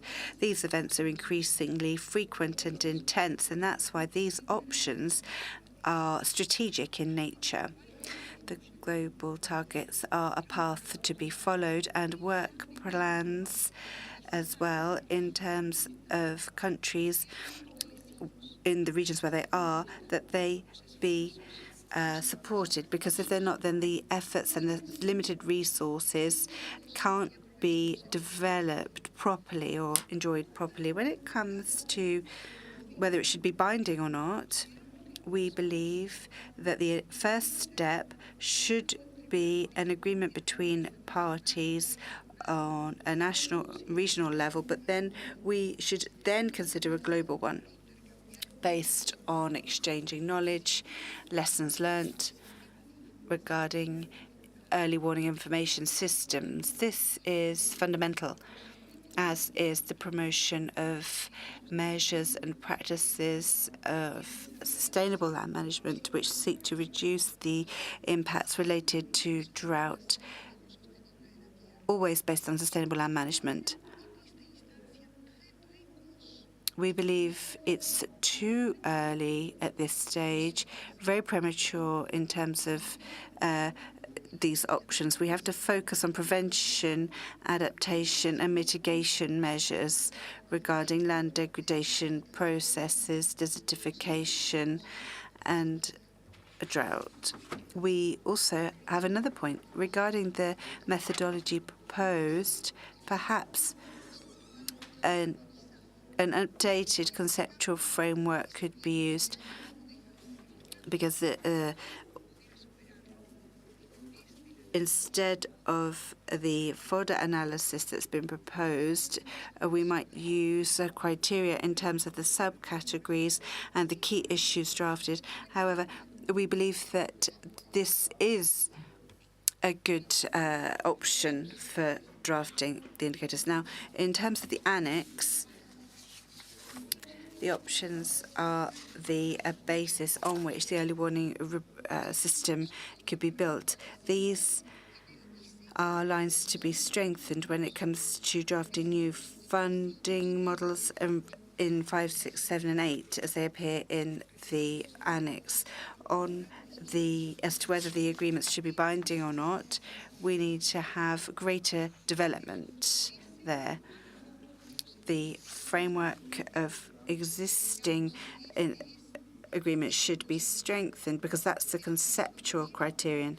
Similarly, we need to strengthen the mechanisms that already exist, that are already functioning. We need to improve their speed before developing new ones. Thank you.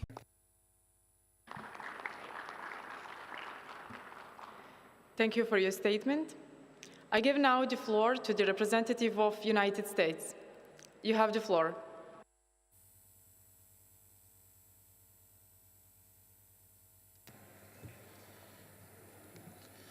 Thank you very much, Madam Chair. I would like to say that the United States greatly appreciates the work of the IWG on drought. This issue continues to increase in importance and will affect more and more individuals as the climate continues to change. We are proud to highlight the work of Dr. Mark Svoboda from the University of Nebraska's National Drought Mitigation Center as a key member of the IWG. And we salute the IWG for pulling together almost 50 options for addressing drought. We note that while the IWG has been working, parties themselves have been advancing the conversation around drought. At COP27 in Sharm el-Sheikh, more than 20 countries and 25 organizations came together at the request of Senegalese President Macky Sall and Spanish President Pedro Sanchez Perez Castellón of Spain to launch the International Drought Resilience Alliance, a new way of preventing the natural hazard of drought from leading to human disaster.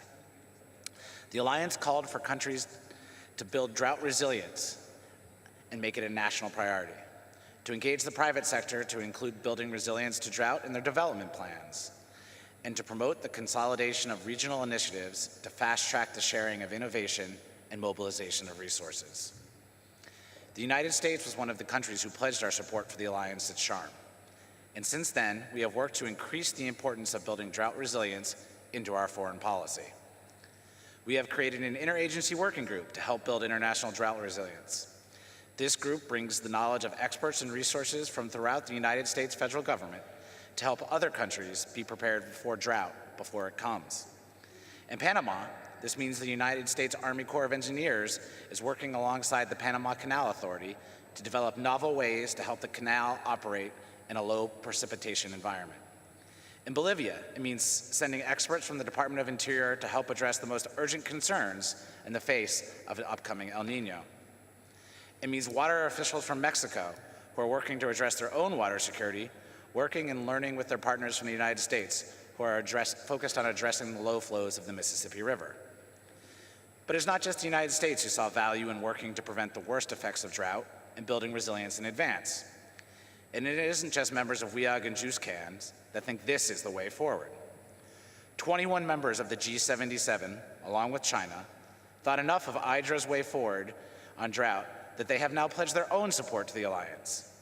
Argentina, Costa Rica, Chile, Comoros, the Ivory Coast, Egypt, Ghana, Honduras, Kenya, Mauritania, Mexico, Mongolia, Morocco, Namibia, Panama, Senegal, Somalia, Tunisia, the Dominican Republic, UAE, and Uzbekistan are all members of the alliance.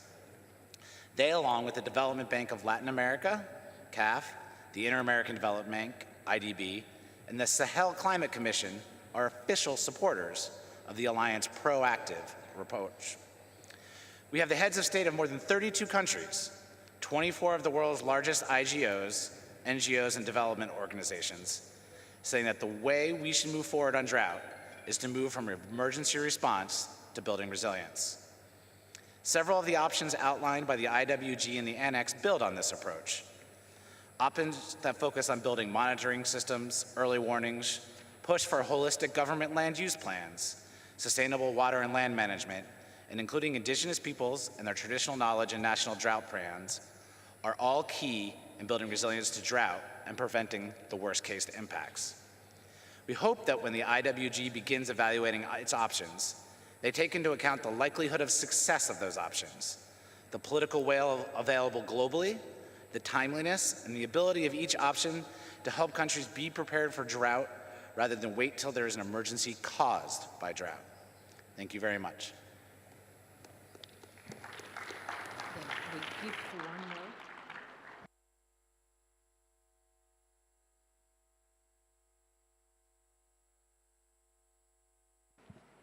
Thank you for your statement. I give now the floor to the representative of South Africa. You have the floor.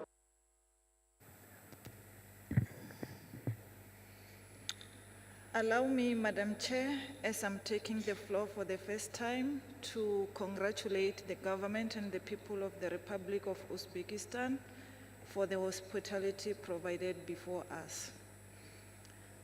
Madam Chair, whilst I shared the same sentiments as raised by Eswatini on this matter, let me start by indicating that an effective approach to managing drought in an integrated manner for us as Africa will be an option that combines or encompasses political, technical, financial, and social consideration. And that option for us is a legally binding instrument at a global level. Different reports and statistics attest to the fact that the time is now to come up with such an option. Given that the Africa region is of the view that the threats and the impacts of drought are a growing challenge taking place at a global scale. It is therefore imperative, Madam Chair, that appropriate global attention and action is focused towards addressing drought. The evidence at all levels is clear. Such extreme phenomena are likely to get worse, exacerbated by the impacts of climate change and subsequently by the pandemic that has hit us all at all levels. Madam Chair, the progress made under this convention further calls for a coordinated global action and collaboration on drought resilience. In addition, food and water shortages along the wildfire caused by severe drought have occurred in many parts of the world, causing economic losses and even loss of lives in some parts of the world. Looking at the options presented before us, there are several problems with some of the options, and we would like to urge the group to carefully relook into some of the options as the IWG finalizes its program of work. For instance, Madam Chair, the options to develop a new treaty outside the convention framework has the potential or the possibility to create regime conflict and incoherence between the new treaty and the regime established under the convention. This option risks the coherence of the convention system by isolating drought management and addressing it separately from the convention system, and that's not a preferred option for the Africa Group. Moreover, Madam Chair, there is an established precedent in other MEAs like the Convention on Biological Diversity, where the protocols have been established under an agreed treaty. Madam Chair, thank you very much, and I submit.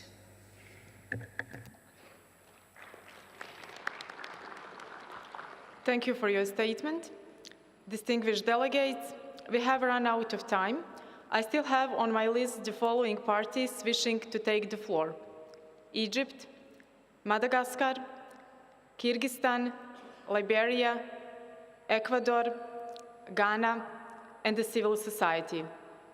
We will continue consideration of Agenda Item 5 this afternoon as of 3 p.m.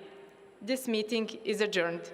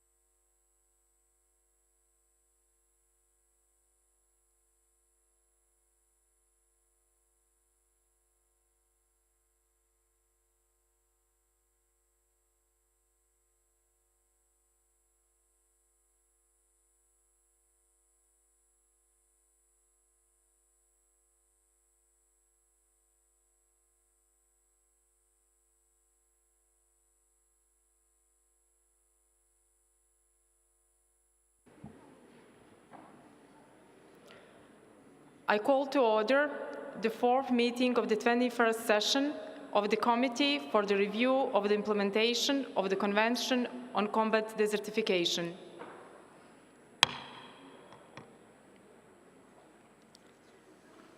I now invite the committee to continue the general discussion under Agenda Item 5, Progress Report of the Intergovernmental Working Group on Effective Policy and Implementation Measures for Addressing Drought under the UNCCD. Delegates wishing to take the floor are invited to raise their flag. Speakers are requested to keep statements brief and concise so that I can give the floor to as many speakers as possible. I have on my list the following delegates who requested for the floor during the morning session: Madagascar, Egypt, Kyrgyzstan, Liberia, Ecuador, Ghana, and the civil society. I will take all comments and then give the floor to the Secretariat to respond.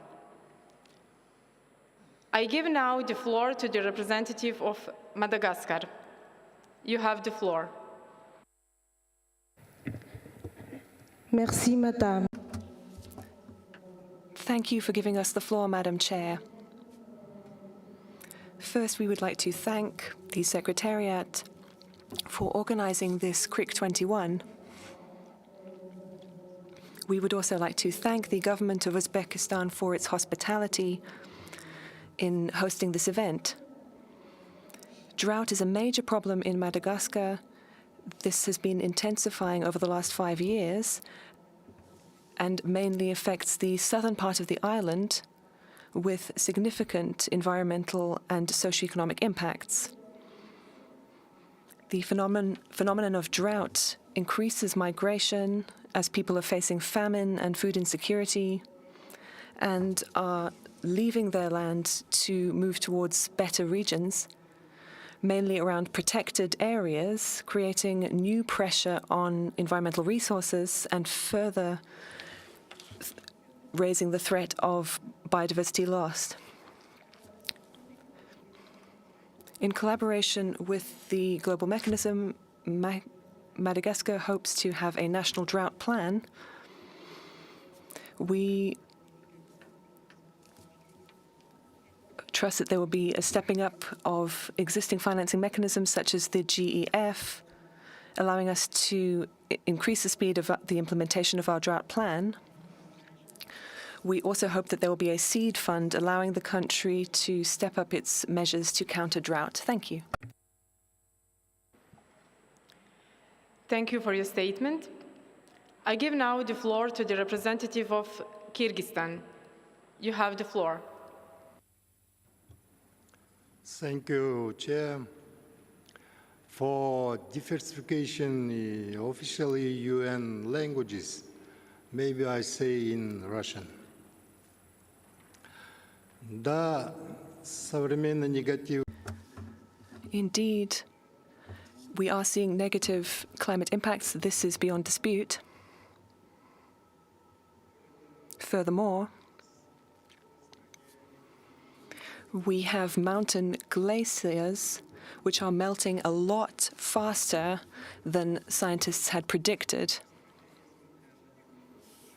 In spite of an insufficient budget, our country is implementing measures. I would stress that we are responsible for deliveries of water to downstream countries, Kazakhstan and Uzbekistan. We are working to rehabilitate the water facilities. Degraded lands used to be arable grapes used to be able to grow there.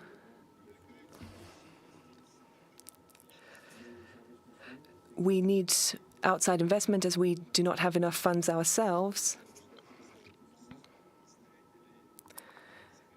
And given that there are World Bank representatives here, also from IFAD, the European Bank, and ADB, ABR, the Arab Fund, I would like to thank them for their involvement, their investment in the construction in our infrastructure.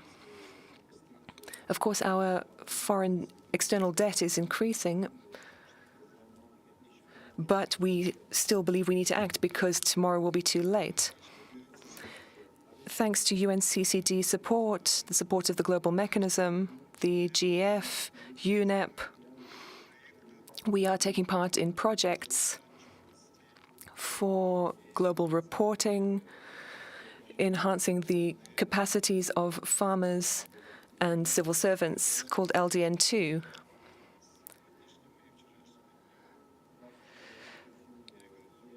We are now beginning our discussions, thanks to work yesterday and today, on our negotiations. And we've also set up a regional working group involving our neighbors and the Russian Federation. We need to be more active within UNCCD. As an observation, greater attention needs to be devoted to our activities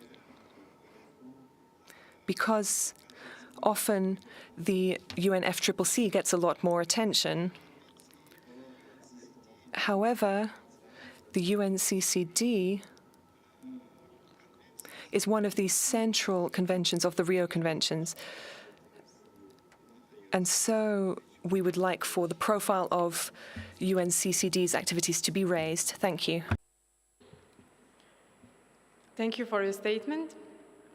I give now the floor to the representative of Liberia. You have the floor.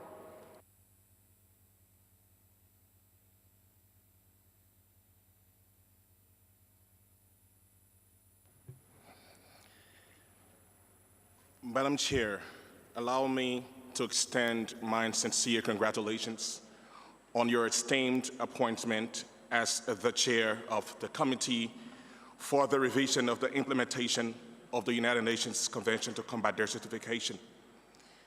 It is an honor to take the floor for the first time under your leadership. Additionally, I wish to express appreciation to the United Nations to the UNCCD Secretariat for their meticulous organization of this auspicious event. Furthermore, on behalf of the government and people of Liberia, headed by His Excellency George Weah, I extend warm regards to the gracious people of Uzbekistan for hosting the 21st session of the CRIC. Their hospitality contributes to the success of this important gathering, fostering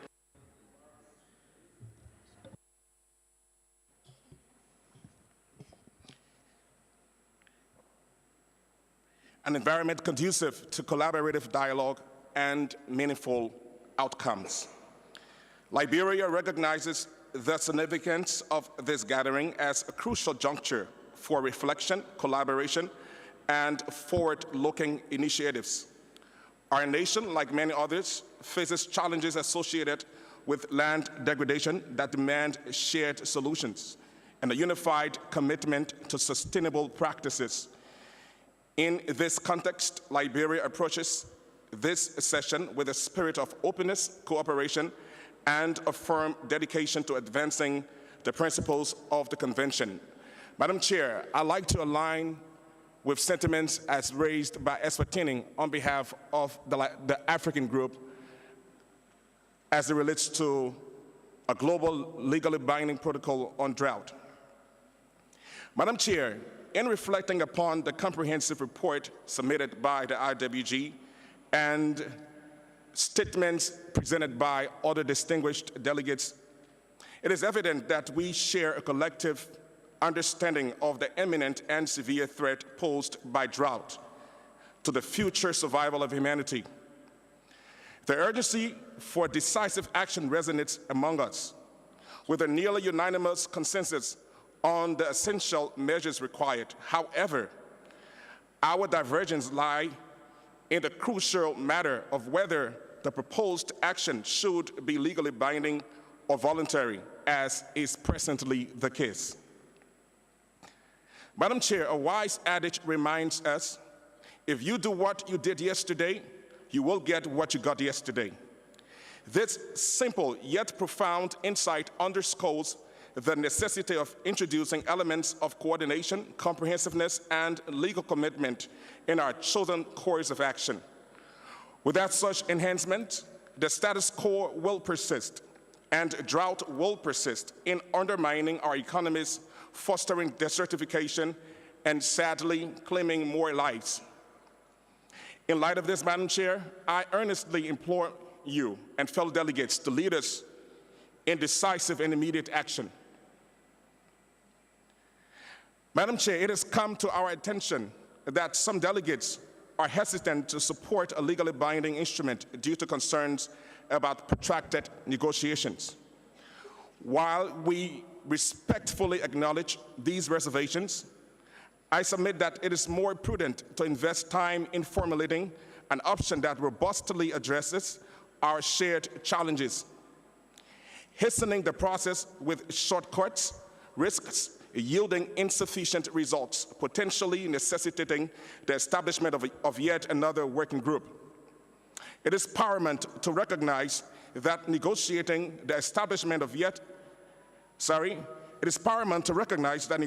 and reaching consensus on an instrument is feasible within an expedited timeframe, contingent upon willingness and commitment of all parties to conclusively devise the most effective solution. During these negotiations, it is crucial to underscore that existing programs will continue their essential functions, providing the immediate aid they currently deliver. This concurrent approach ensures continuity in addressing the pressing challenges at hand, while we collectively work towards a binding instrument that will fortify our commitment to combat severe impacts of drought.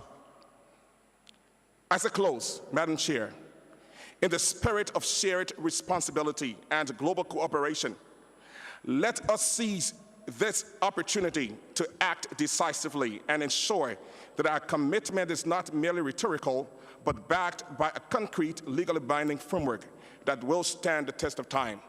With the Madam Chair, I submit. Thank you.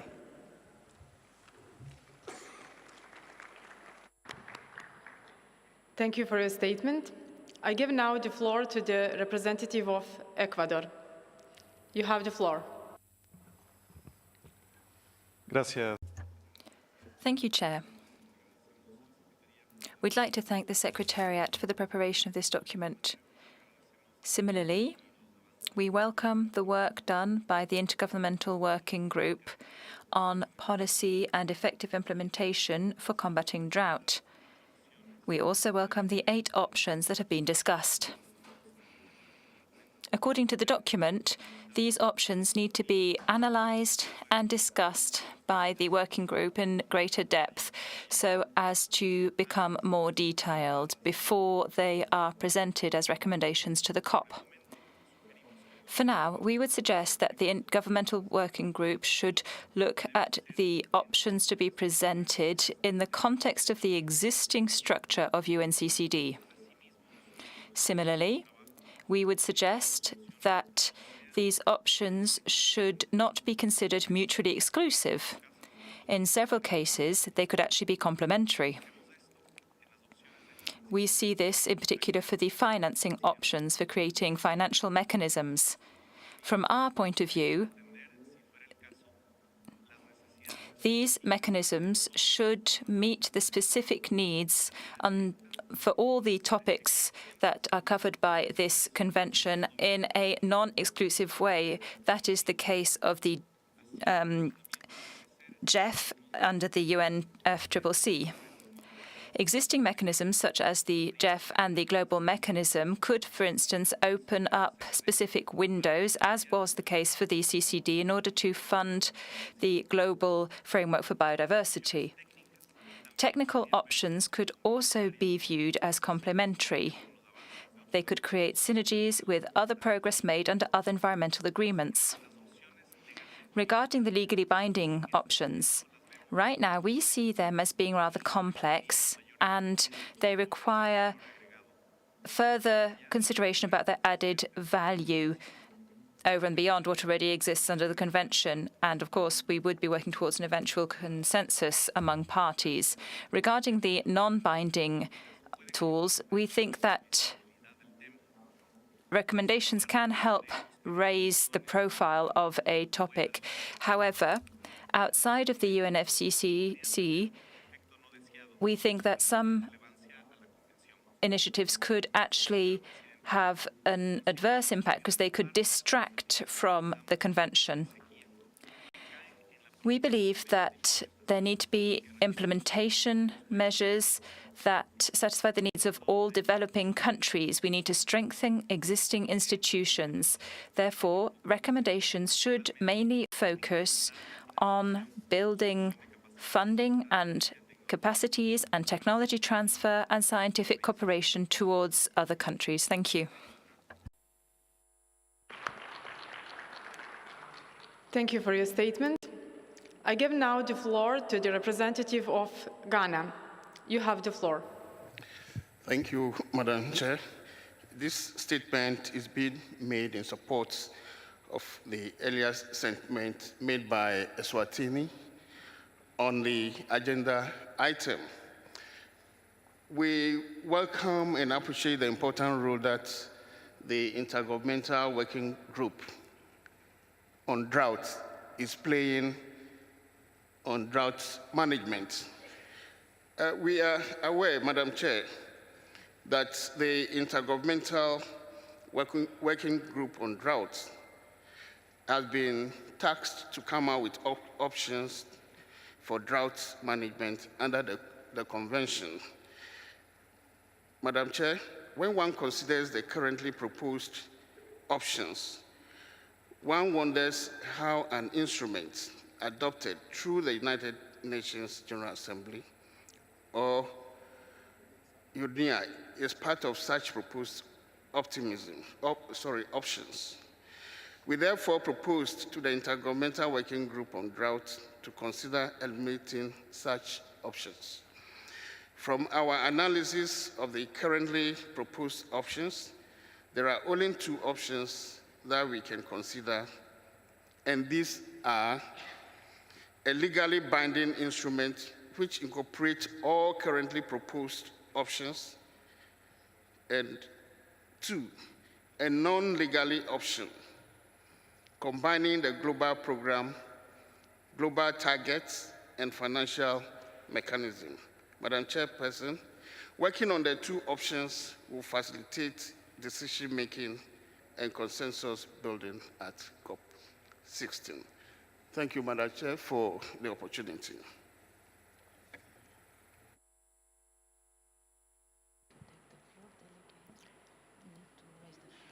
Thank you for your statement. Are there any delegations wishing to take the floor? Delegations wishing to take the floor are requested to raise their flag.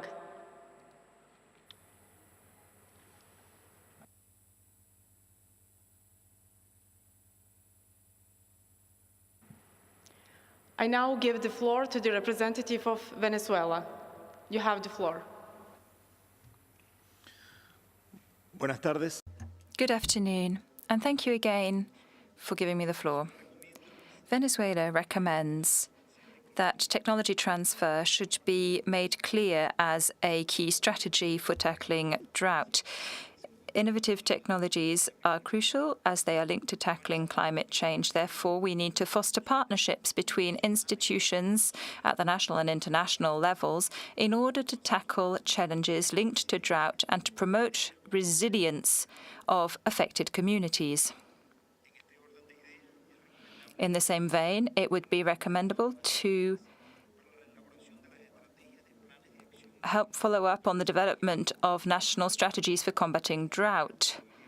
The global mechanism should therefore consider providing technical assistance and fostering the development of strategies for tackling drought so as to make communities resilient and achieve food security in order to try and help address land degradation. We need to improve land soil management strategies, and this, of course, must include the gender perspective too. We also suggest to continue improving coordination through cooperation with other institutions such as the World Meteorological Organization, the FAO, and others so as to try and mitigate disasters caused by drought. Thank you. Thank you for your statement. I give now the floor to Mr. Noel Oetle from Indigo non-governmental organization to speak on behalf of civil society organizations. You have the floor.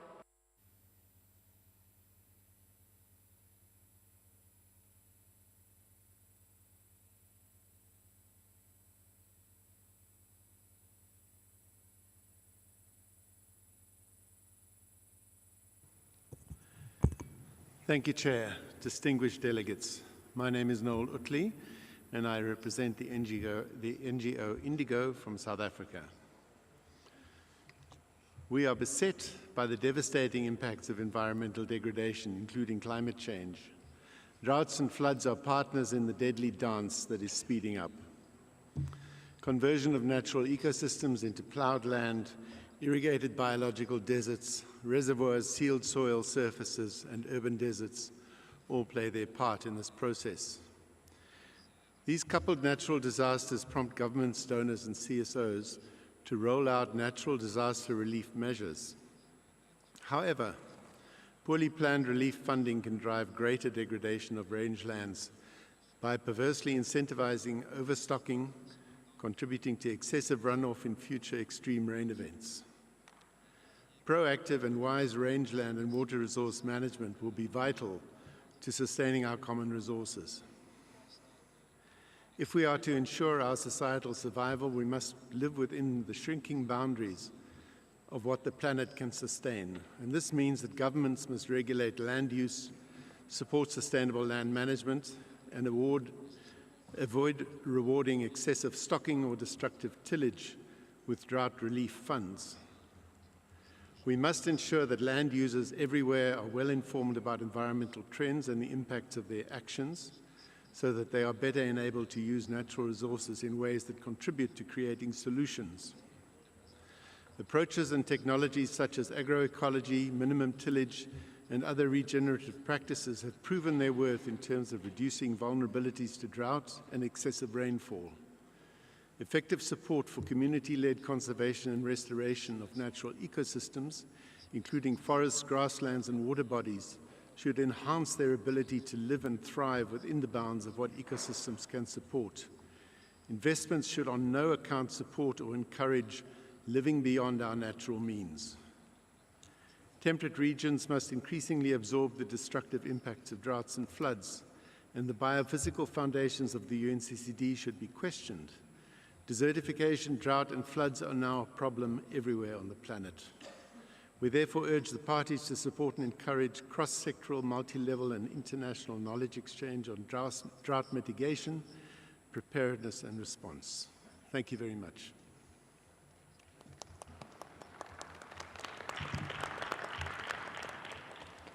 I thank you all for your statements and interventions. I now invite the co-chair of the Intergovernmental Working Group on Drought and the UNCCD Secretariat to address some of the questions raised. You have the floor. Thank you, Madam Chair. Yeah, let me try to pick some of them which have been raised maybe several times or which we think are very important and which I can reply to now. Thank you first for the trust that you have expressed, and yeah, we hope we can fulfill the expectations. We see that it is a very timely process that we are conducting, and that there are also many other parallel efforts to combat drought are on the way. One comment to our vision. I mean, we are clearly sticking to a proactive approach to drought, but we also see, and that I want to add, is droughts will always happen, and we need also to include the reactive side of the drought cycle management. So when drought strikes, we need interventions which recover or allow to recover or even improve the situation, or let's say the longer term resilience. So drought cycle management is both it should be in majority proactive, but the reactive part shouldn't be completely forgotten. That also means that, for example, the cooperation with other disaster management strategies for floods, for example, for pandemics, for locusts and so on, shouldn't be forgotten completely. So we need, at the national level, comprehensive multi-risk strategies where drought is one, of course, very important part of it. There is a clear recommendation to reduce the number of options, and as I said, that is also part of our on our agenda. And we also see that not all of the options are mutually exclusive. Clearly, there are overlaps, and we can integrate them. Which one are then at the end selected? Whether it's only binding and not binding, or whether we need some thinking about funding, which has been mentioned very often. I cannot say. That is part of our deliberations. But we should narrow down, we take that with us. There is a kind of tension when there are very often this recommendation to stay with recommendations only under UNCCD. And at the same time, we need all these partnerships, we need more funding, we need more technical cooperation. Then, of course, there's a certain tension. What is under UNCCD as a political commitment, and what and how can we make sure that there is real action implied in these political declarations?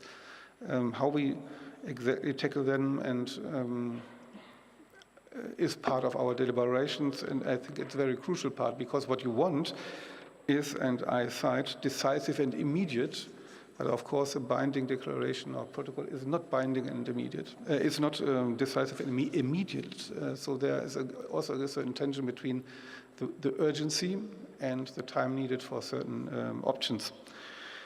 We should definitely try to understand better what we can learn from other agreements, international agreements, and that is a recommendation which we certainly will take up and systematize, learn from sister organizations, but also from other agreements around the world, which are similar to this.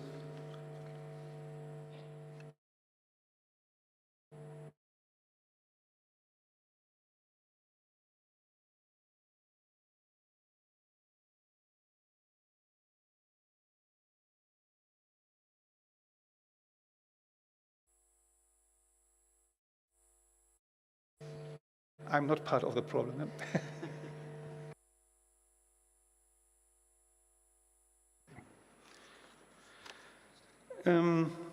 There was a strong and several times repeated recommendation to look what regional organizations can do for drought management, and I think that is also a very pertinent issue. And again, there is a certain tension between, there are so many regions, some of them specializing on drought issues, but they are not maybe member of UNCCD. So again, there we have to see how we can foster these regional organizations beyond the annexes, because very many of these regional organizations are specialized in river basin management or in regional drought management or regional food security issues. Since drought is so multifaceted, we need several of these organizations at the regional level, and they can help. How that is possible and whether that can be now included into our propositions, we have to discuss that.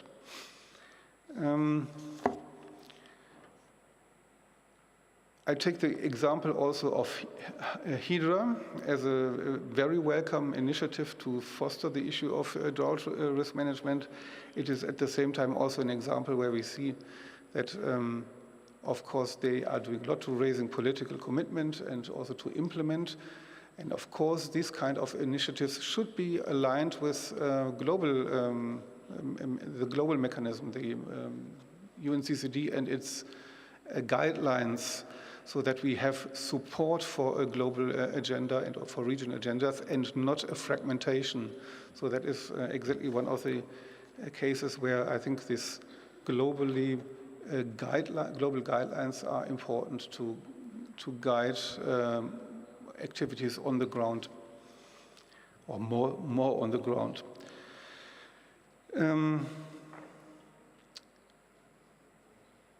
I think these are the main points that I have noted here. Maybe my colleague from the Secretariat has something to add. Thank you, Chair. Good afternoon, everyone. I think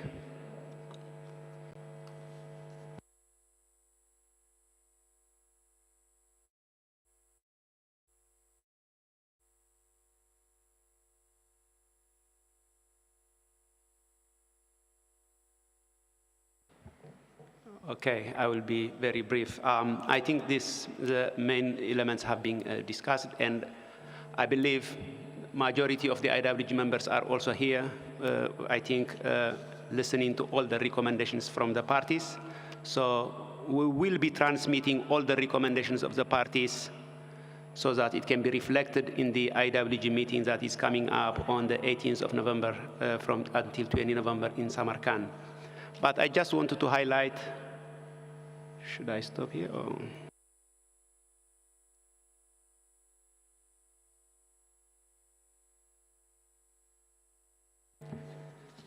Okay.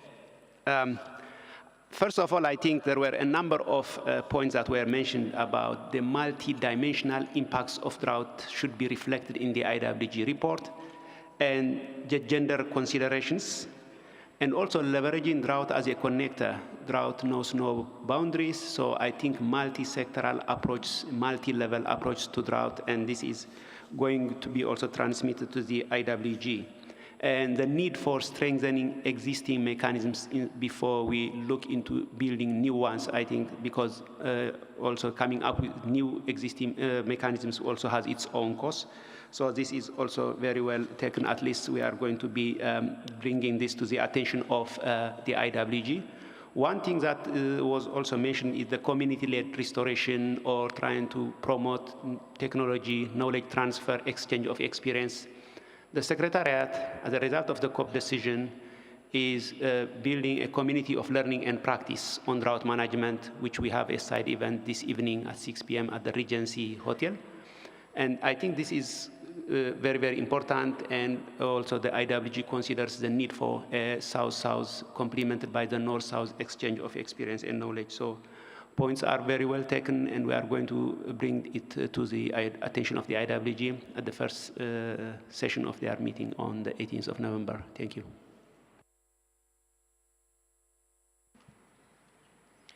Thank you for the clarifications made. Distinguished delegates, we have thus concluded the general discussion on the agenda item 5, Progress Report of the Intergovernmental Working Group on Effective Policy and Implementation Measures for Addressing Drought under the UNCCD.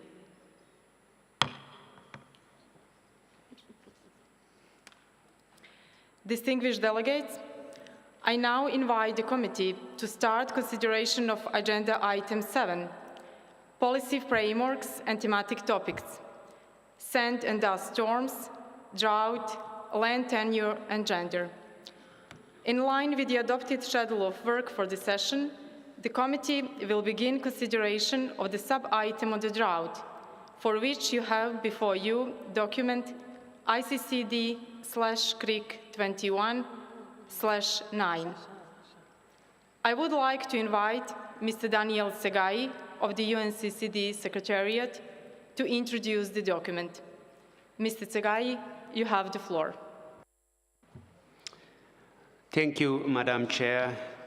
Distinguished delegates, by its decision 23 COP15, the Conference of the Parties requested the Secretariat and the Global Mechanism and appropriate United Nations Convention to combat desertification bodies within their respective mandates to build on the drought initiative during the triennium 2022 to 2024. The overall document provides a summary of the activities undertaken by the Secretariat and the Global Mechanism regarding the implementation of the policy framework and thematic issues on drought, gender, sand and dust storms, and land tenure. This part of the document refers to the UNCCD drought agenda in support of parties with a focus on the activities carried out by the Secretariat and the global mechanism. The key dimensions of addressing drought management under the UNCCD include the capacity building and awareness raising on national drought policies, including the further development and upscaling of the UNCCD drought toolbox through the additions of the database based on suggestions received from parties, pertinent partnerships, the process of the development of communities of learning and practice with partners and other interested stakeholders. This document proposes a plan of action for the next steps to support parties as a follow-up to the drought initiative based on the lessons learned during the implementation of the initiative. It concludes with recommendations for action for consideration by parties at the Committee for the Review of the Implementation of the Convention at its 21st session. Madam Chair, delegates, thank you. Thank you, Mr. Tsegai. I would now like to open the floor for a general discussion on the document presented under this agenda sub-item. Delegates wishing to take the floor are invited to raise their flag. Speakers are requested to keep statements brief and concise so that I can give the floor to as many speakers as possible. I will take all comments and then give the floor to the Secretariat to respond.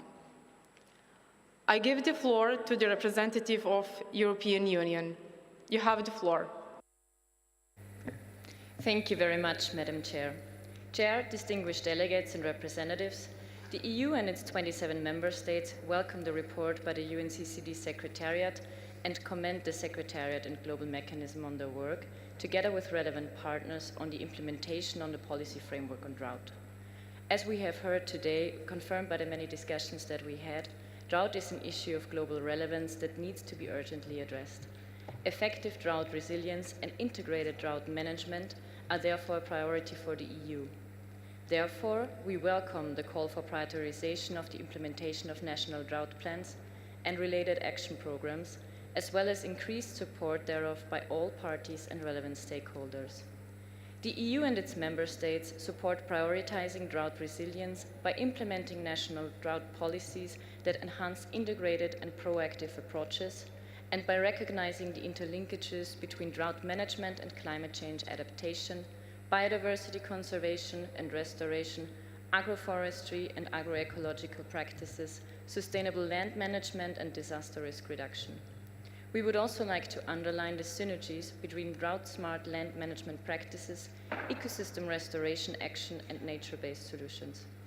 The EU also recalls the strong influence of severe drought sequences on the increasing frequency and intensity of wildfires on every continent.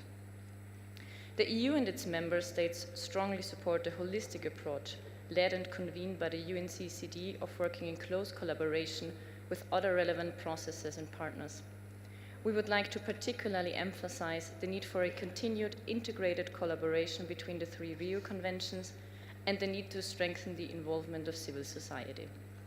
We underline the importance of continuing to support and facilitate communities of learning and practice to pursue co-learning and collaboration on drought risk reduction and resilience. We would also like to emphasize that reliable data is imperative to ensure effective decision-making and action, and that capacity building and knowledge exchange play a vital role in achieving this goal.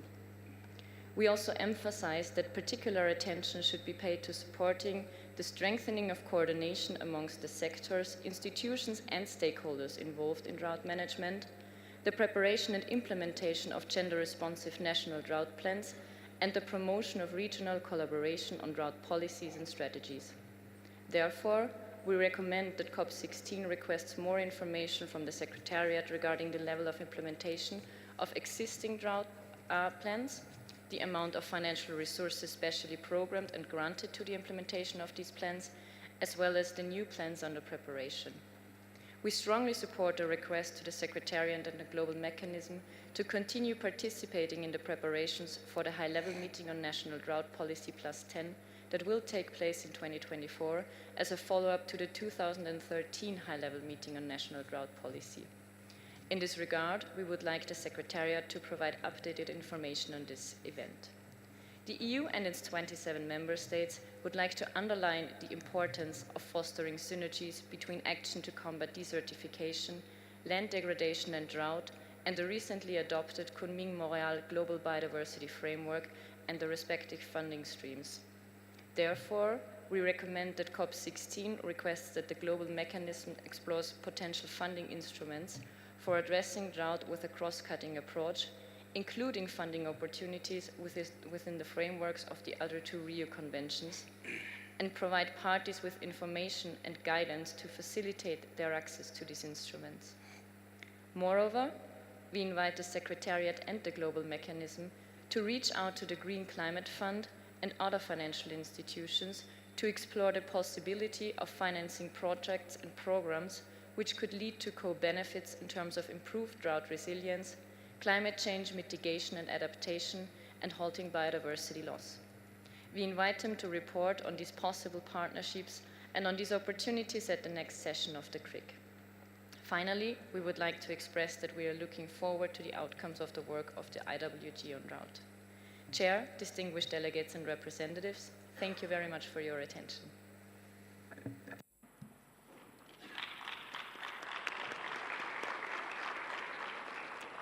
Thank you for your statement. I give now the floor to the representative of China. You have the floor.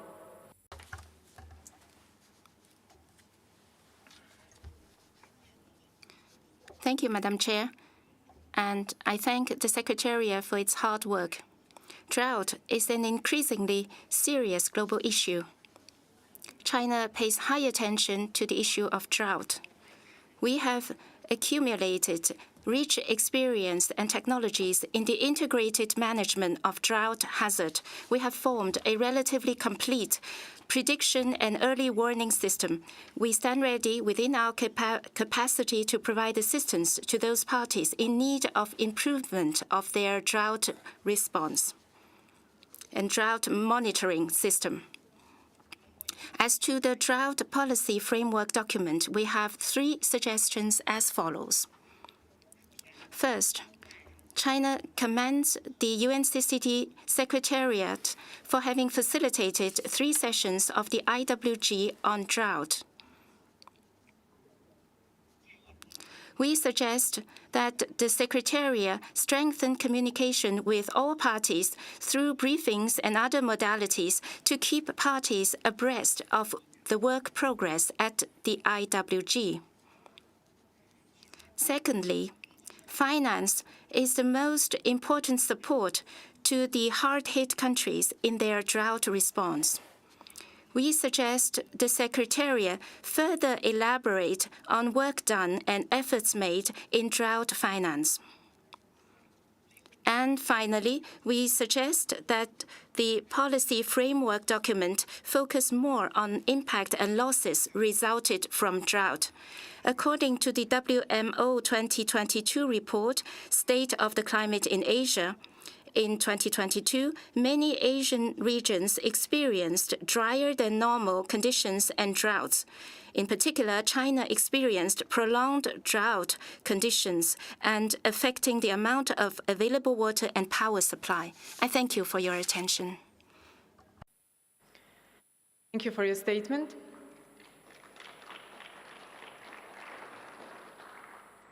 I give now the floor to the representative of Argentina. You have the floor.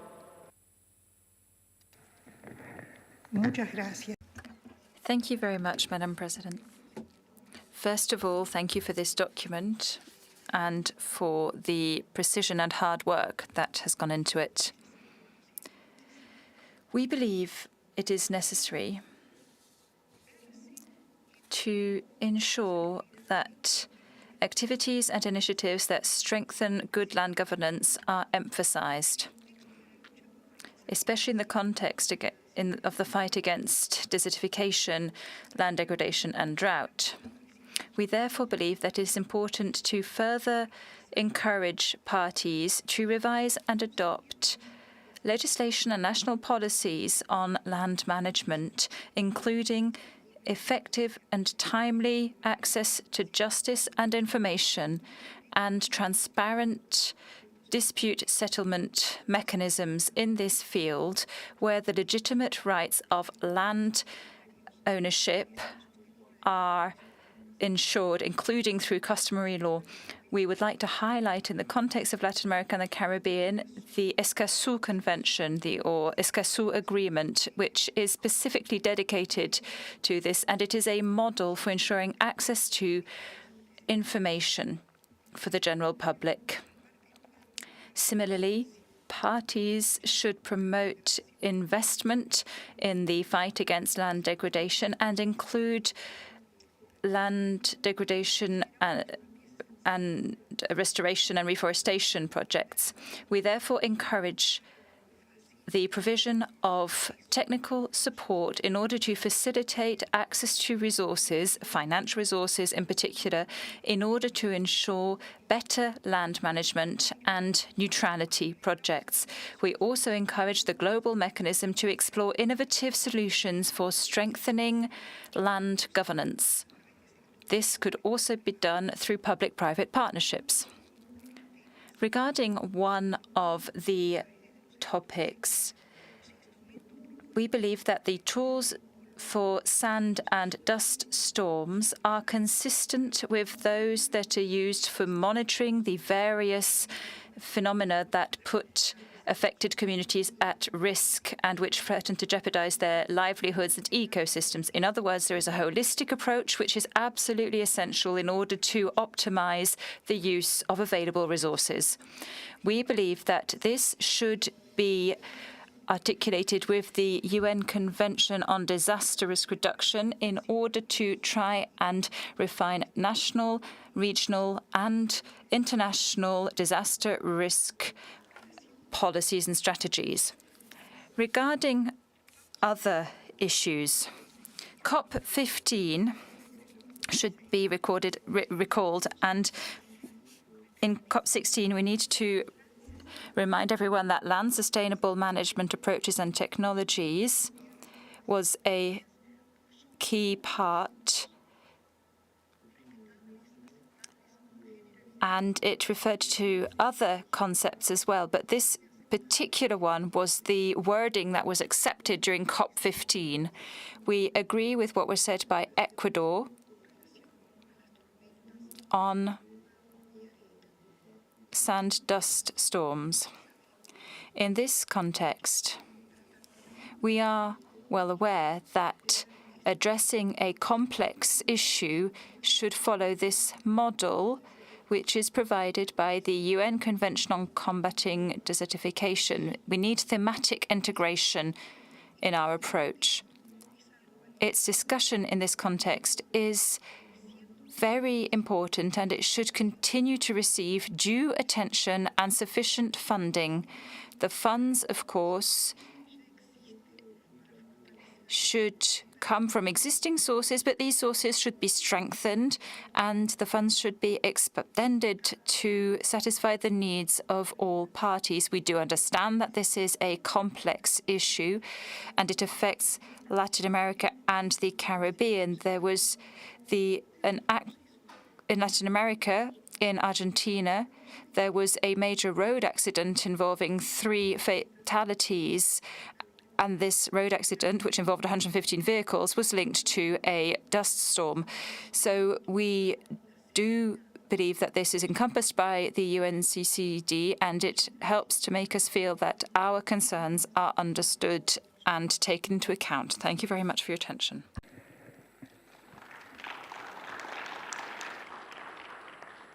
Thank you for a statement. I give the floor to the representative of Ghana. You have the floor. Thank you, Madam Chairperson. The African region has taken note of and endorsed the conclusions and recommendations presented by the UNCCD in documents decisions 27/COP15, which encourages parties to continue integrating secure land tenure in line with the principles of the voluntary guidelines on the responsible governance of tenure of land, fisheries, and forests in the context of national food security. And then the recommendations outlined in Decision 26/COP14 in the implementation of activities to combat desertification and land degradation and also achieve the LDN. The decision acknowledges that further work needs to be carried out, whether within policy or programming efforts to integrate more secure land tenure into the implementation of the convention, such as LDN target setting programs. The African Group appreciates the efforts of the Secretariat in implementing the following activities: a technical guide and the translation in the various UN languages, awareness raising, support for national consultation on the land tenure, and financing opportunities to strengthen land governance. Madam Chairperson, we appreciate the need for partnership between country parties and the UNCCD Secretariat. However, we further request for the deepening of the following efforts: awareness raising and its implementation capacity building, strengthening of multi-stakeholder platforms, gender mainstreaming, support the financial empowerment of women, funding the investment in the integration efforts, social and environmental safeguards, and grievance redress mechanism systems. Madam Chair, the requirement of having to wait for all other local level supporting institutions to write to the Secretariat before approval for funding is given, even after the party have formally applied with an identified lead or convening institution, is resulting in the delays in the implementation of the VGDT. We believe that a review of this requirement will reduce further delays. Thank you very much, Madam Chair, for the opportunity. Thank you for your statement. I give the floor to Fiji to speak on behalf of Pacific Seeds Sub-Regional Group. You have the floor. Thank you, Madam Chair.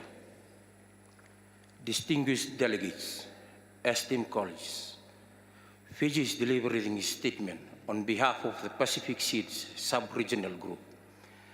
As it is the first time Fiji has taken the floor, we wish to extend our sincere thanks to our gracious host, Uzbekistan, and to the UNCCD Secretariat for your tireless effort and support.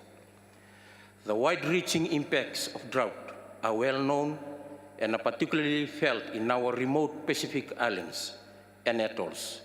This is amplified in our more vulnerable out islands, where in severe droughts, water must be delivered across vast distances of oceans. Drought is known as a creeping disaster for most Pacific island countries and is considered to be a slow onset hazard that can often go unnoticed until widespread water, food, energy, social, economic, health, or environmental impacts are triggered. By the time a drought is identified, it is usually already well underway. Remediation's costs are mounting beyond what our small governments can afford, and the opportunity to proactive mitigation and adaptation is gone. Our responses to drought consequently remain inadequate to continue to present a great challenge.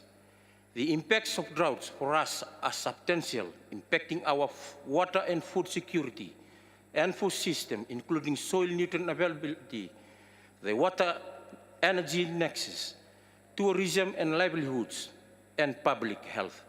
It further contributes to migrations, and with it, a loss of culture, traditional knowledge, and practices. Consequently, drought presents an existential threat across our sub-region, not just in coming years where climate impacts will impact become more pronounced, but already where we continue to face a lack of sufficient water resources. As we move into a new El Nino period, which is the most prominent driver of drought in the Pacific, the severity, the impacts of drought will only increase. And during El Nino-driven drought, staple crop harvest can decrease by up to 20%, and fish, which are a core food source of our island nations, move to cooler waters. Our low islands are especially prone to drought due to our fragile freshwater resource bases that can be quickly depleted when there is lack of rainfall, and are highly sensitive to the impacts of saltwater intrusions, as well as our limited capacity to store freshwater due to our small land areas.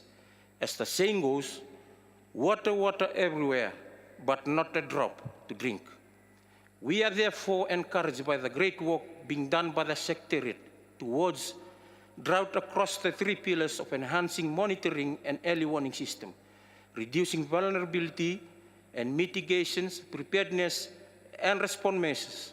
And we welcome the recommendation document ICCD/CRIC 21/9 relating to drought. However, it is notable to date the drought initiative has only been undertaken in one of the 15 Pacific Island countries. Despite our enhanced vulnerabilities, we therefore urge targeted support be channeled and made available, including dedicated programs like the drought initiatives to seeds who are particularly vulnerable to the effects of drought, yet are constrained by the limited capacity to develop and implement sufficient preparedness and mitigation planning. Moreover, to enhance support and financial assistance for capacity building, drought early warning system planning and preparedness, in addition to south-to-south exchanges, lesson learned and technology transfer, particularly in water and climate-smart agriculture practices, should continue to be facilitated to help build resilience and preparedness for our island nations. In conclusion, we must continue to work together but at pace to build a more resilient Pacific, where the people, ecosystem, and economies are better equipped to withstand the direct and indirect challenges caused by drought. On behalf of the Pacific Seeds, we thank you, Madam Chair.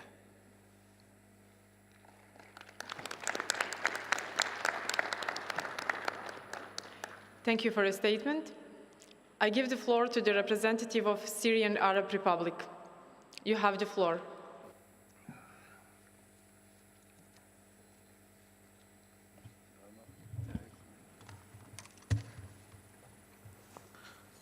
شكرا سيد الرئيس. Thank you, Madam Chair.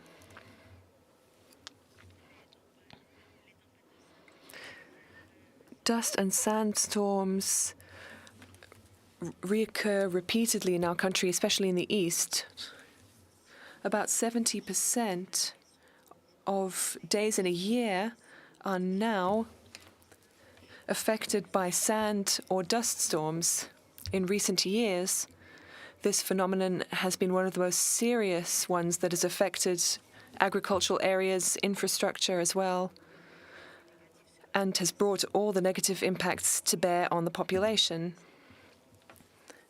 Syria is working to tackle this phenomenon through projects and programs implemented by the relevant parties. However, these programs have been seriously undermined, especially in the period from 2011 to 2021, due to some natural events such as drought and war, unilateral sanctions, and the blockade imposed on our country.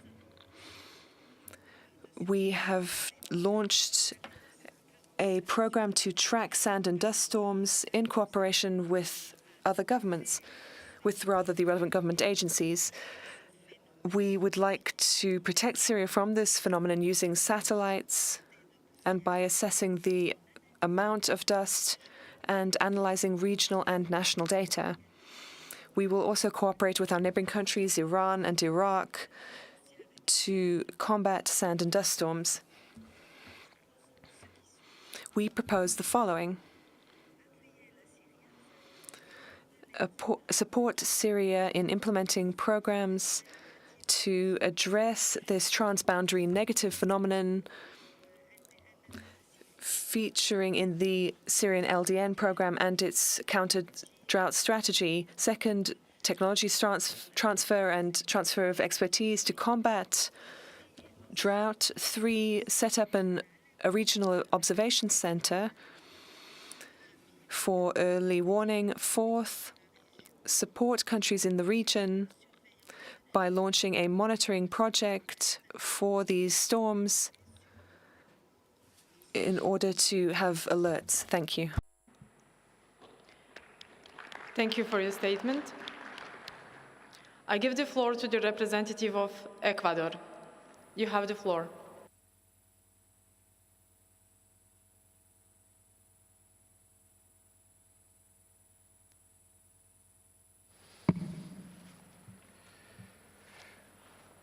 Muchas gracias. Thank you very much, Madam Chair, for giving me the floor once again. We'd like to thank the Secretariat for preparing this document. Regarding sand and dust storms, we believe that this topic should be tackled in a comprehensive fashion, bearing in mind that different regions, including Latin America and the Caribbean, are exposed to these phenomena, which are arising as one of the adverse impacts of desertification, land degradation, and drought. Regarding the topic of drought, we agree with the call to prioritize resilience through national policies, targeted approaches, and bearing in mind their interlinkages with climate change, sustainable development, and disaster risk reduction strategies. We also call not just for technical assistance for states parties in developing these instruments, but also for help in implementation. We believe it to be a good recommendation for the Secretariat to facilitate information for states parties and to foster the exchange of knowledge through networks and through the development of community of learning and practice initiatives. To do so, we encourage other states parties to form or join communities of learning and practice on drought.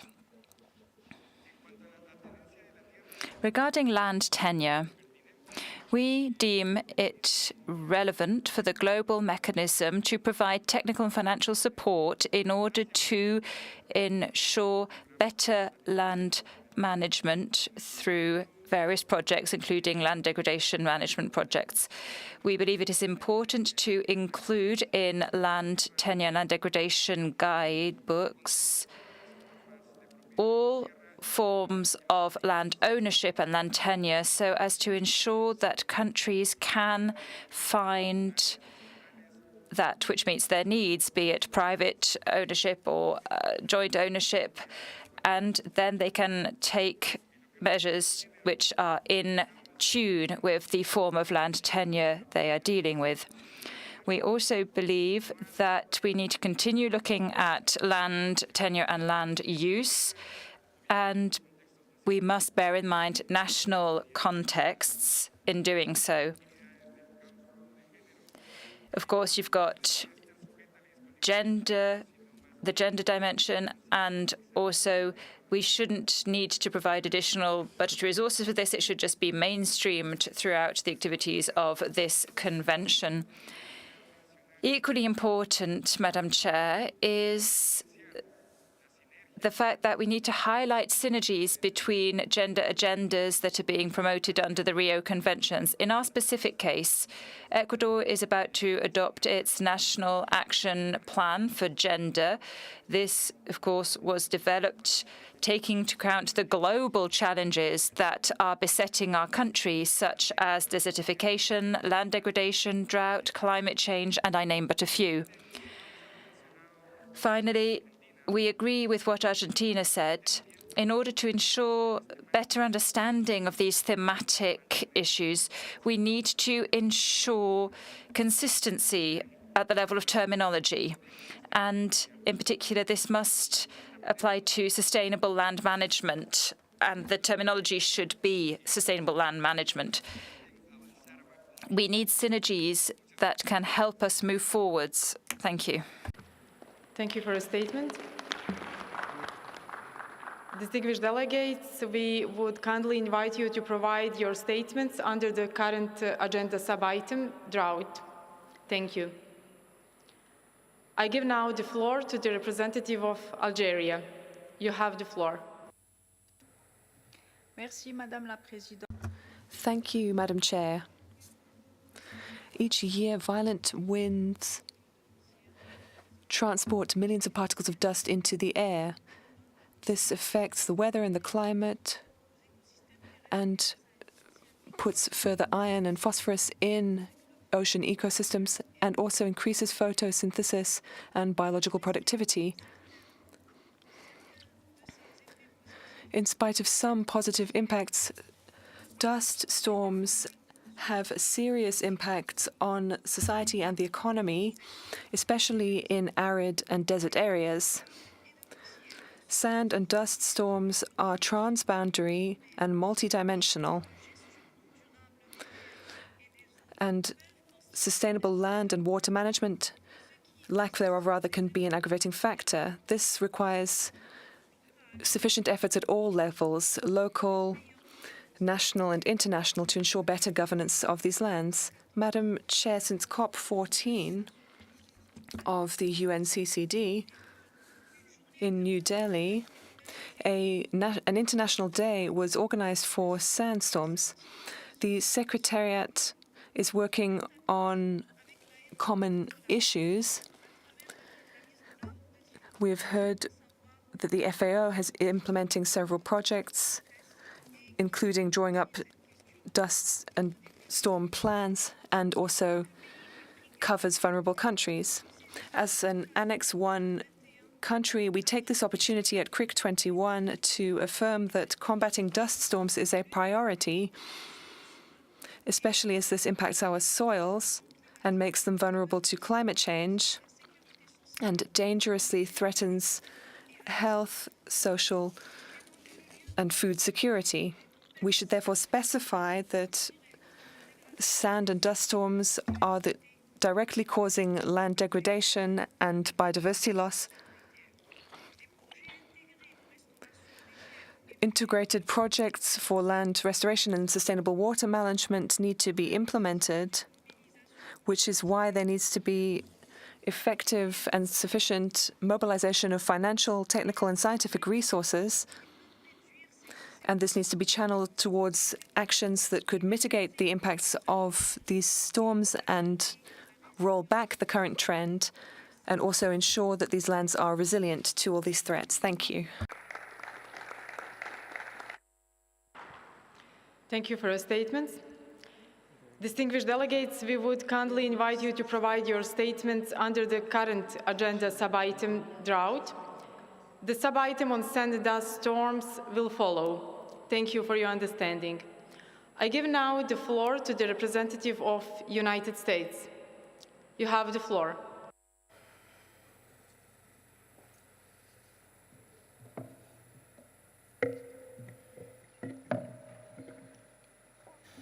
Thank you very much, Chair.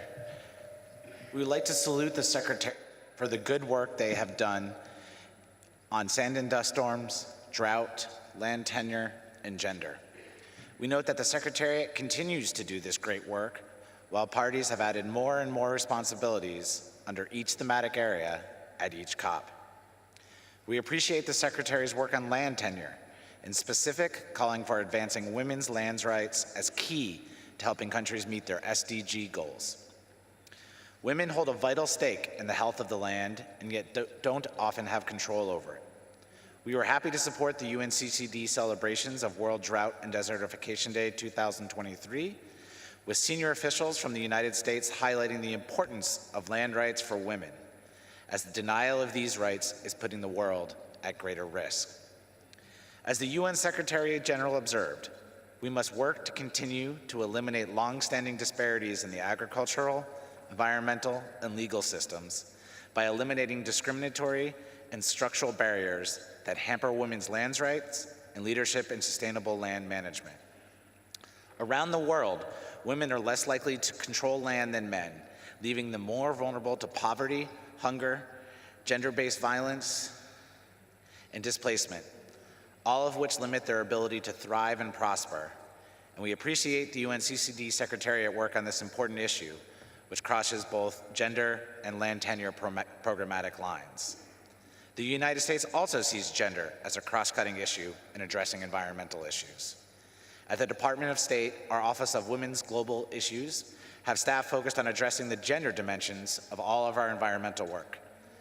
That office is based under the Secretary of State and thus works with every bureau, office, and embassy in the department. My own bureau, focused on environmental issues, has recently created staff that focus on the gender dimensions of all of our programming. We are also thankful for the UNCCD's work on drought, as it has been particularly shown in the intensity of comments under the last agenda item. We are interested to see that the most common cause of land degradation described by parties was poor land use and land use management. And parties most often attributed success in preventing land degradation as to good land use decisions and sustainable land management. This is consistent with the US experience and with the scientific literature. And as degraded land contributes to the most catastrophic effects of drought, we think that this provides an opening for the Secretariat to continue its great work in helping countries produce whole-of-government land use plans to help build resilience to drought. The UNCCD can use its expertise and convening power to bring together disparate ministries, often not found at the same table. The ministries of economy, planning, agriculture, finance, water, and environment. The Abidjan Legacy Program, developed by our compatriots in Côte d'Ivoire, can serve as a model of this whole-of-government approach to building resilience to drought. It can also show what is possible when the highest levels of government put their political will and backing behind this effort. Again, we'd like to congratulate the great work done by the Secretariat on these thematic issues. Thank you. Thank you for your statement. Are there any delegations wishing to take the floor under the current agenda sub-item drought? Delegates wishing to take the floor are invited to raise their flag.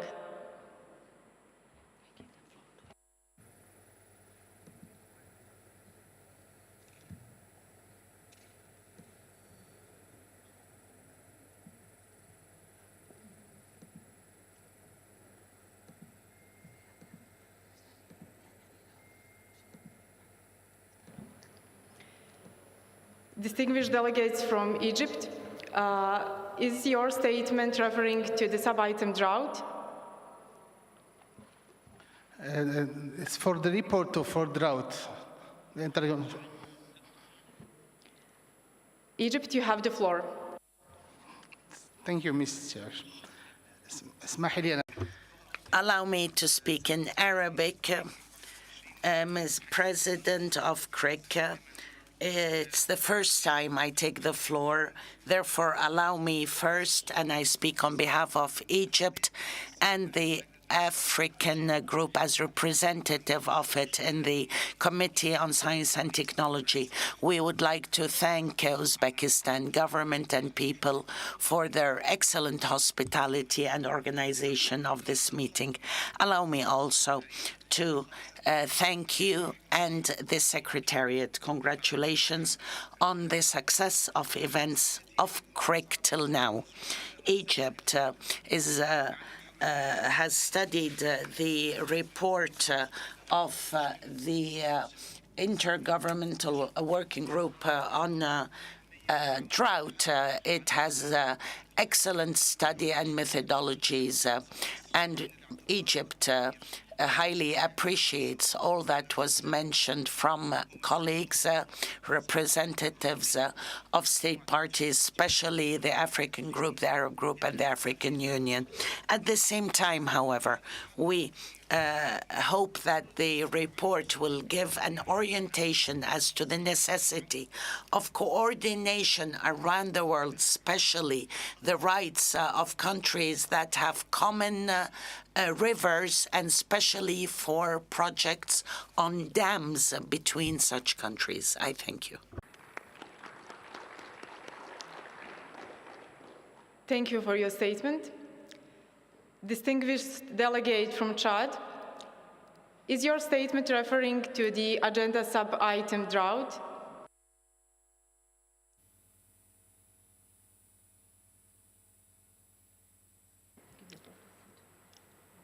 I give now the floor to the representative of Food and Agriculture Organization. You have the floor. Thank you very much, Madam Chair.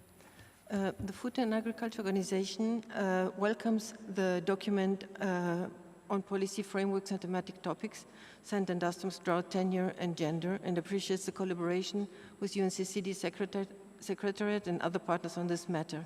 Specific on the topic of drought, FAO is supporting the implementation of national drought plans, as already mentioned, responding to countries' aspirations for a paradigm shift in drought management and the adoption of proactive and risk-based approaches.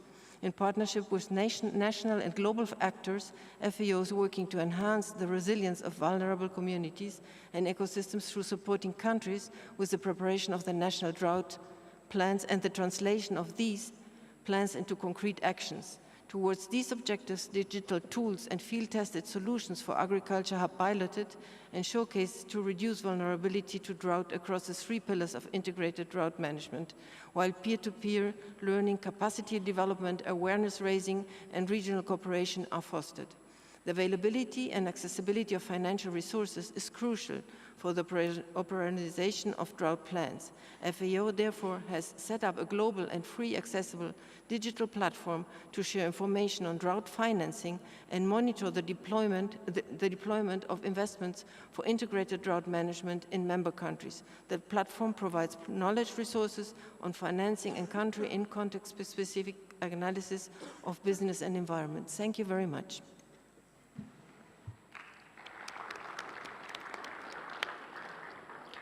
Thank you for a statement.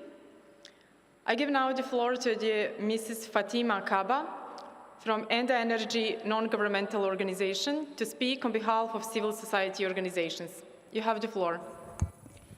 Merci. Thank you, Madam Chair of the 21st session of the CRIC. My name is Fatimata Kaba. I represent Enda Energy Network from Senegal. I'm speaking on behalf of CSO organizations that are accredited to the UNCCD because we'd like to share our views on drought with you. The increasing frequency and severity of drought worldwide, with its resulting cascade impacts, calls for higher commitment from parties in the inclusive implementation of national policies against drought in order to ensure integrated risk assessment and also a full assessment of the regional and global status and trends of drought across all Rio Conventions and related agreements. We call for progress towards implementing solidarity-based instruments in order to proactively address drought and also to effectively implement specific policies. Moreover, we encourage cross-sectoral, multi-level and international knowledge exchange on drought mitigation, preparedness and response in order to ensure that all people can access safe and sufficient water. It's important to recall that water scarcity has implications for communities' food, health and economic security. There are some rural areas in this world that are suffering disproportionately because of drought, and nearly 400,000 people move elsewhere every year towards the cities in order to access water. We support the recommendation to link drought, adaptation to climate change, sustainable development, and disaster risk reduction. Mitigating the risks of disasters caused by drought should receive specific financing. We call for an evaluation of Decision 15/COP15 on the transition from reactive to proactive management of drought. And finally, we call upon the parties to include CSO recommendations in the CRIC 21 report and to incorporate these key elements in the decisions to be taken at the COP16. Thank you very much. Thank you for your statement. I give now the floor to the representative of Chad. You have the floor. Okay. Merci, Madame.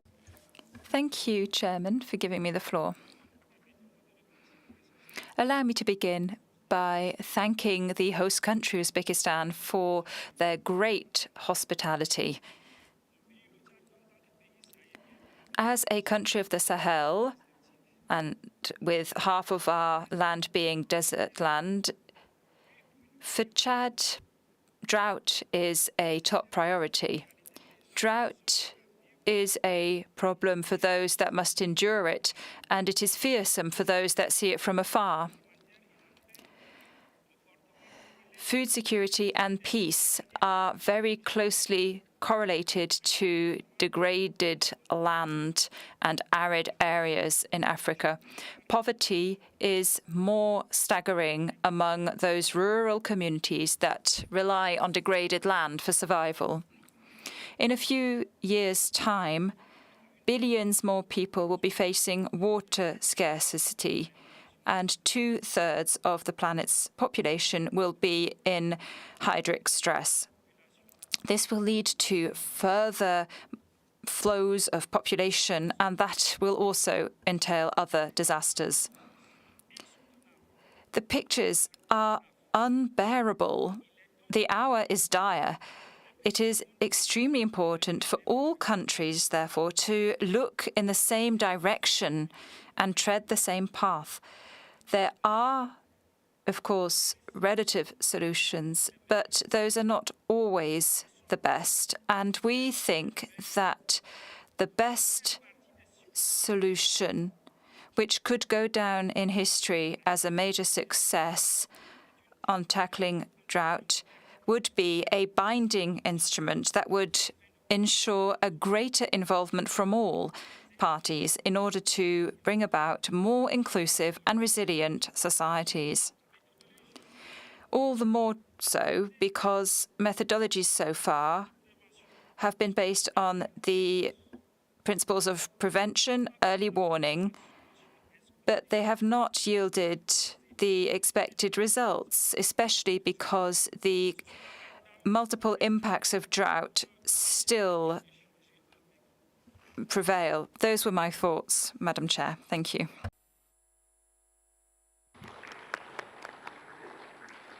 I thank you all for your statements and interventions.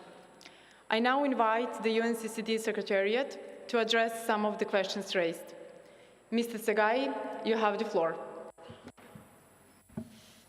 Thank you, Madam Chair. It was very encouraging to see all the recommendations coming from the countries. I think it was highlighted the need for synergies between the Rio Conventions, the need to work together among sectors, between levels and also among levels of governments.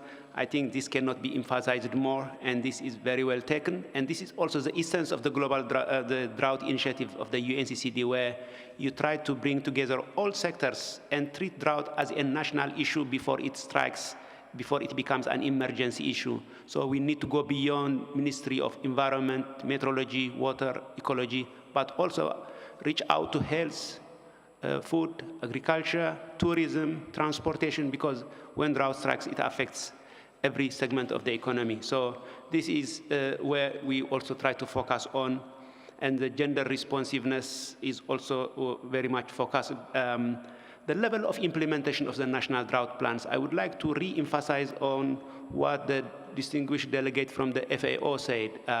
Jeff is supporting the implementation of the national drought plans through we are working with a number of countries to make sure that the countries are taking the first steps towards the implementation of the national drought plans.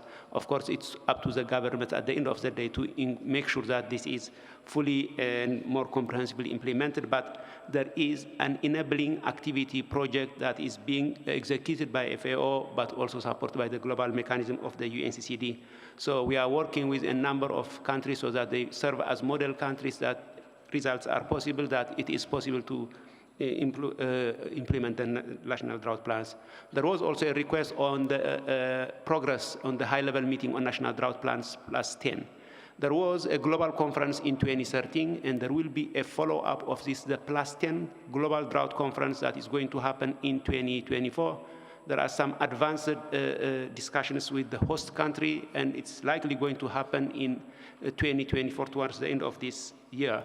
And a lot of working streams have been identified, about 9 of them, including the need for turning drought policies into action, drought policy governance, ecosystems, gender. There are a number of issues identified, and the NCCD Secretariat is leading 2 out of these 9, co-leading these 2 out of these 9 work streams. And a number of interventions also touch upon the land governance, SDS, which are going to be addressed by my colleagues who are going to be making the intervention after me.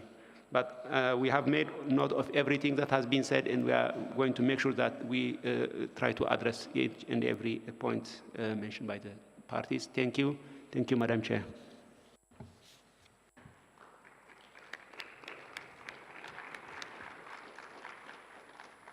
I thank the UNCCD Secretariat for the clarifications made. Distinguished delegates, we have thus concluded the general discussion on drought. Under Agenda Item 7, policy frameworks and thematic topics, sand and dust storms, drought, land tenure, and gender. Further discussions will continue in the CRIC contact group.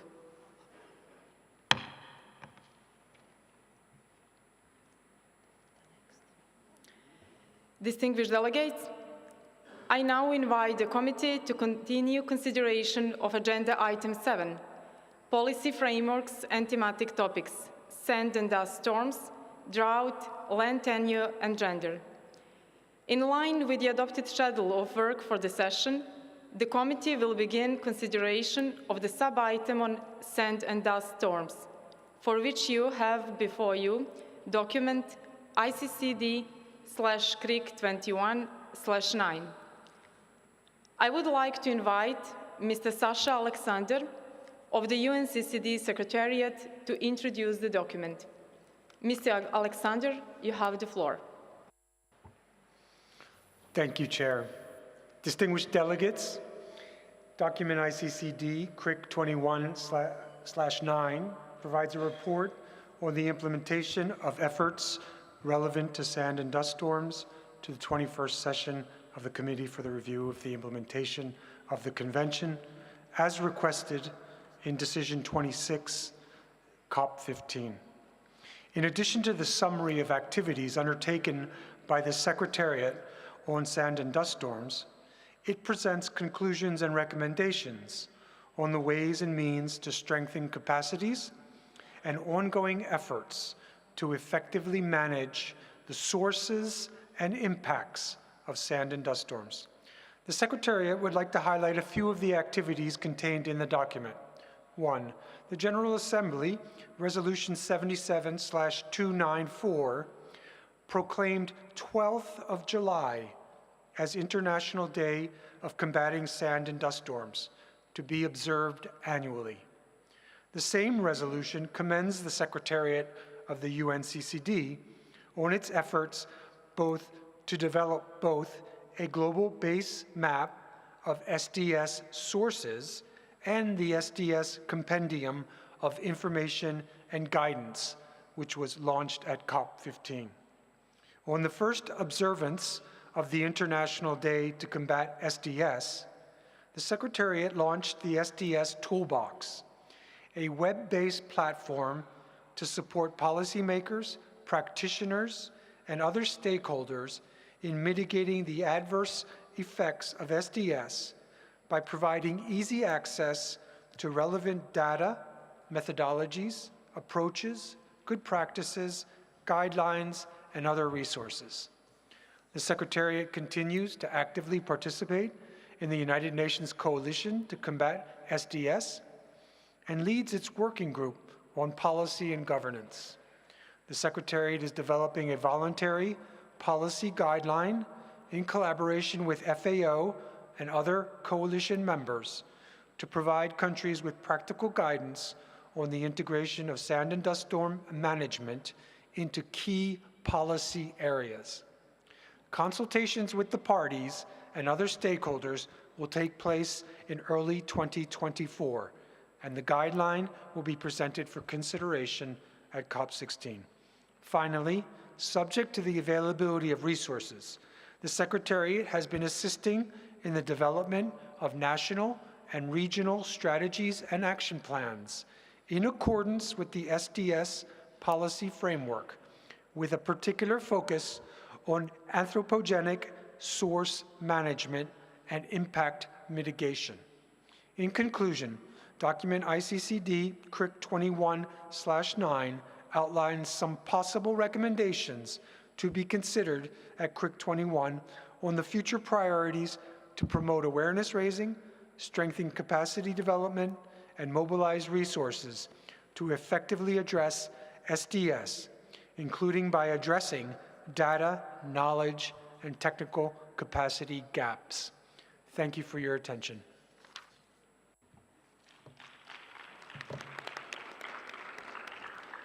Thank you. I would now like to open the floor for a general discussion on the document presented under this agenda sub-item.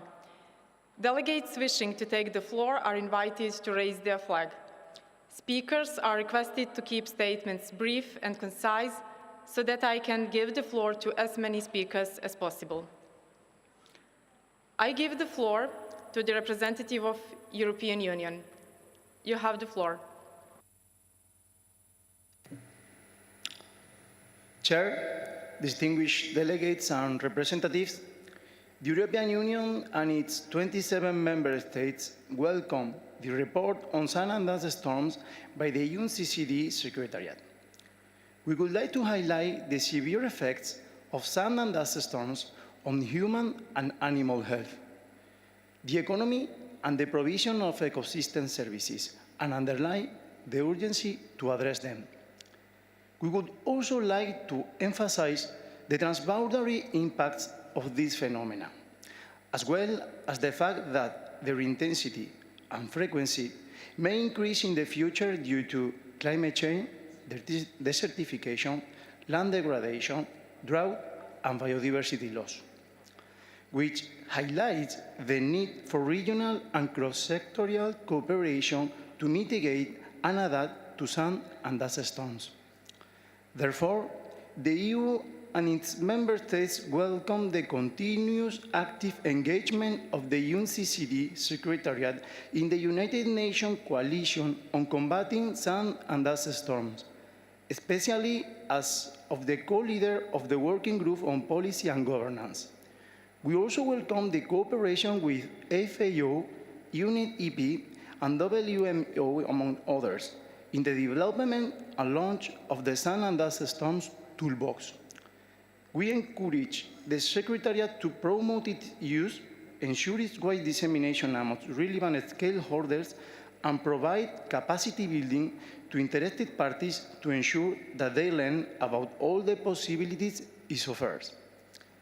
The EU also welcomes the ongoing development of the voluntary policy guideline on the integration of SDS management into key policy areas, and support provided by the Secretariat and the Global Mechanism to parties in the development of national and regional plans and strategies. The EU underlines the importance of involving SDS-affected country parties in the preparation of the policy guidelines as stated in the Decision 26/COP15 in order to address current challenges and to build political support for the guideline in advance. regarding the compilation of an inventory of existing sun and dust storms related tools and technologies requested by COP15 to the Secretariat, we would like to inquire about its state of development and its expected publication date, as we believe it would be a useful addition to the support provided by the toolbox. The EU and its member states firmly believe that the UNCCD should promote a proactive and preferably nature-based approach to combating sun and dust storms, focusing mainly on adaptation and source mitigation actions, such as promoting sustainable land management, addressing desertification, land degradation and drought, and strengthening the resilience of affected and vulnerable communities and ecosystems. Furthermore, we believe that the involvement of women and other vulnerable groups should always be promoted in these sections. The number of new processes, tools, and events that have been added to the global framework on sun and dust storms in the last few years shows the increasing importance placed on this topic at global level. In this regard, we believe that we have to strengthen these initiatives, continue building upon existing knowledge and expertise, promote synergies between relevant instruments and processes, and make use of existing platforms to better communicate the importance of combating sun and dust storms. Finally, we would like to highlight the international recognition given to these topics by the United Nations General Assembly by proclaiming the 12th of July as the International Day of Combating Sun and Dust Storms, which was commemorated this year for the first time. The EU and its member states believe that this is a milestone that will boost the efforts of the international community to raise awareness, share knowledge, and increase global cooperation to combat these phenomena. Chair, distinguished delegates and representatives, thank you for your attention.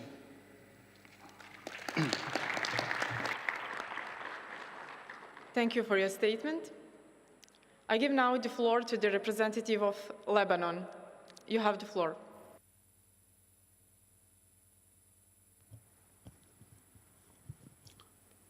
Shukran.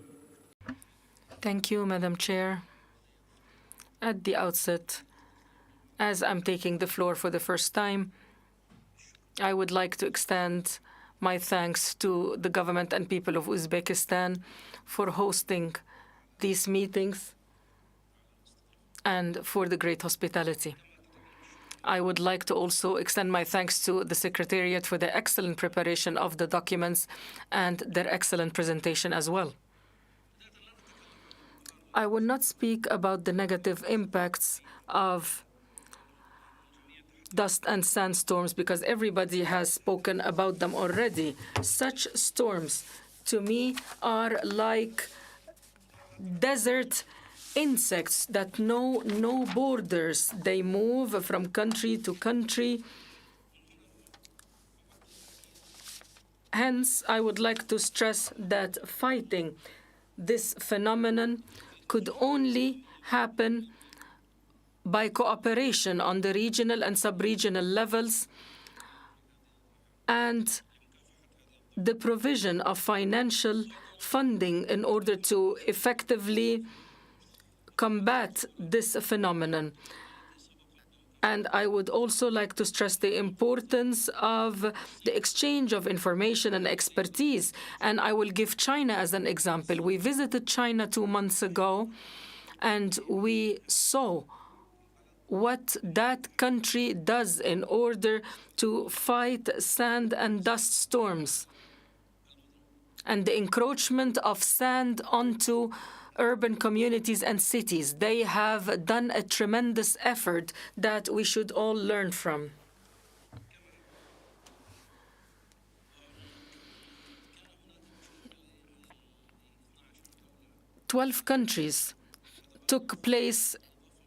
took part in that visit in China. So we have also exchanged experiences between and among the 12 countries. Hence, I stress once again the importance of cooperation and exchange of experiences and expertise. Thank you. Thank you for a statement. I give the floor to the representative of Food and Agriculture Organization. You have the floor. Thank you again, Ms. Chair. Yes, I would like on the topic of sand and dust storms. FAO welcomes and appreciates the ongoing collaboration on sand and dust storms with UNCCD and the members of the UN Coalition on Combating Sand and Dust Storms with member countries. With the changing, uncertain climate, sand and dust storms have become increasingly frequent and severe, having substantial transboundary impacts affecting people's health, agriculture, livelihood, socioeconomic well-being, and the environment. FAO implemented an interregional TCP, or technical cooperation project, on catalyzing investments and actions to enhance resilience against sand and dust storms in agriculture. During the CRIC 21 meeting, FAO will launch the Guide on Combating Sand and Dust Storms in Agriculture, Sand and Dust Storms, a guide to mitigation, adaptation, and policy and risk and management measures in agriculture this afternoon at 18 hours. The growing threat posed by the sand and dust storms has triggered increasing global concern, and since 2015, the United Nations General Assembly has adopted yearly resolutions on combating sand and dust storms. As a result, the United Nations Coalition on Combating Sand and Dust Storms, comprising 19 UN agencies and non-UN organizations, was launched in 2019 at the UNCCD COP14 in India. FAO is currently chairing the coalition. We need to take our efforts forward in implementing the coalition strategy and action plan to mobilize political will and resources and to strengthen global, regional and regional cooperation. The growing need for global and regional cooperation to manage and mitigate the effects of sand and dust storms has recently led to the UN General Assembly to proclaim the 12th of July as the International Day of Combating Sand and Dust Storms, and requested that the coalition facilitates the observance of this day, aimed at raising public awareness on the importance of combating sand and dust storms, to promote human health and well-being, to promote sustainable land use and management, enhance food security and resilience to climate change and sustainable livelihoods. We must work together to enhance the management of sand and dust storms in high-risk areas, which in most cases go beyond national boundaries, foster education and raise public awareness, and increase climate financing and scaling up mitigation and management practices. FAO is committed to continue fostering cooperation with all members of the coalition and countries, and we will continue to share experiences, methodologies, and tools on combating sand and dust storms, including sustainable land, soil, and water management to protect people's health and livelihoods and to achieve food security. Thank you very much.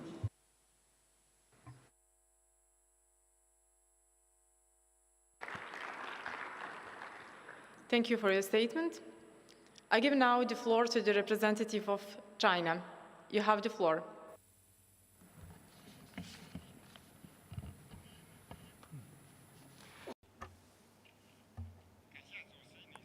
Thank you, Madam Chair. I thank the government and people of Uzbekistan for hosting the session. Dust and sandstorm is a natural phenomenon, common disaster in China. Chinese government attaches great importance to sand desert control. Since 1987, we implemented the protection belts, restoration of grassland, etc. We set up a monitoring system for evaluation on sandstorm. We set up a system for resisting desert storms, protecting livelihood, etc. So we have changed our mindset regarding sandstorm. Chinese practice shows that the effective measure is to combat the increase of deserts. Last June, Chinese president presided over a meeting on this topic, launched a project on the new desertification combat campaign. series of measures in a comprehensive measure were adopted to restore the desertification areas. The new measure is more comprehensive, involves greater investment. It shows the determination of the government and people to combat sandstorms.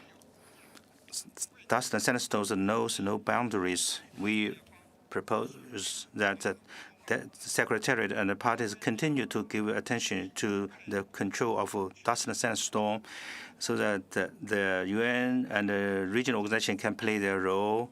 First is to increase awareness. We need to strengthen promotion so as to increase public awareness and increase attention. Two, to increase regional cooperation to control the storm at its source, restore the land, increase the sustainability and stability of the desert systems. Three, to increase research to study the impact of the storms on humans. It's necessary to set up a highly efficient research system to increase the level of prediction and control. Thank you for your attention. Thank you for your statement. I give now the floor to the representative of Argentina. You have the floor. Thank you very much, Madam Chairman. Once again, our gratitude for the preparation of this topic and the document. And thank you for having given it all the sensitive attention it requires. Resolution 77294 of the UN General Assembly, which provides for international methods for fighting against sands and dust storms, had votes and resources. It benefited from support and therefore secured consensus. The countries of Latin America, I believe, all voted in favor. I don't actually have a list, but I seem to recall that was the vote. Argentina is keeping a close watch on this topic. Our Patagonia is constantly home to sand and dust storms, and that is also the case of Chile, that is the other side of the Andes. La Pampa province, Chaco province continue to face ever more frequent and severe sand and dust storms.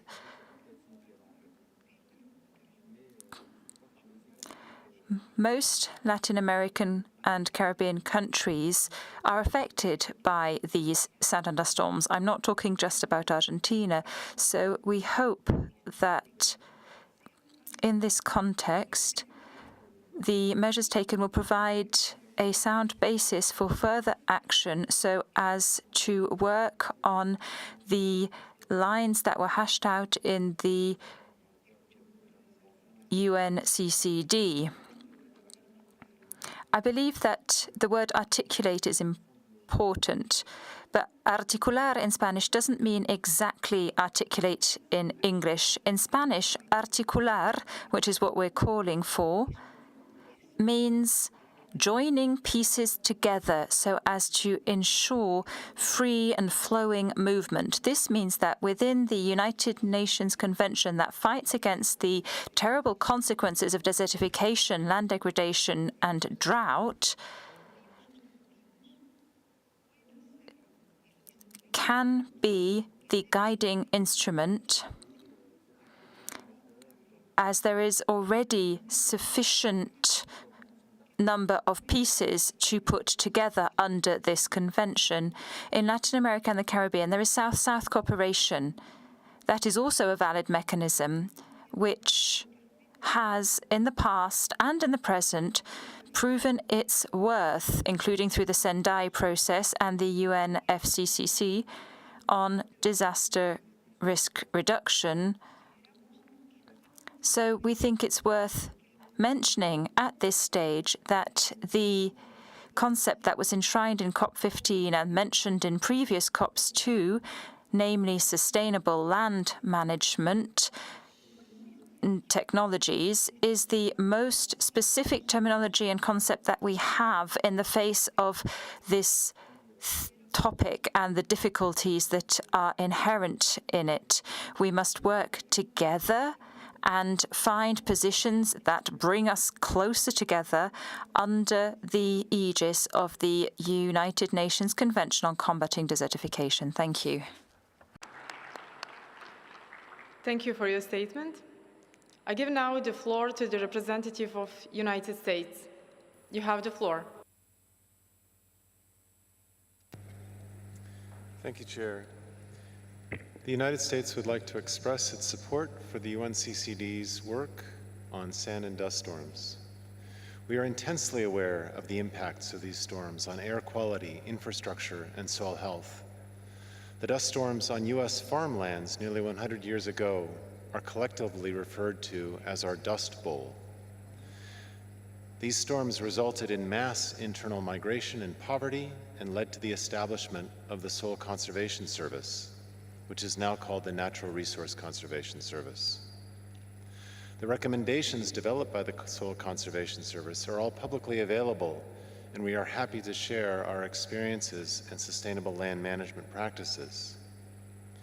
We unfortunately continue to experience sand and dust storms, including their impacts, fatalities and traffic accidents, declines in soil health, etc.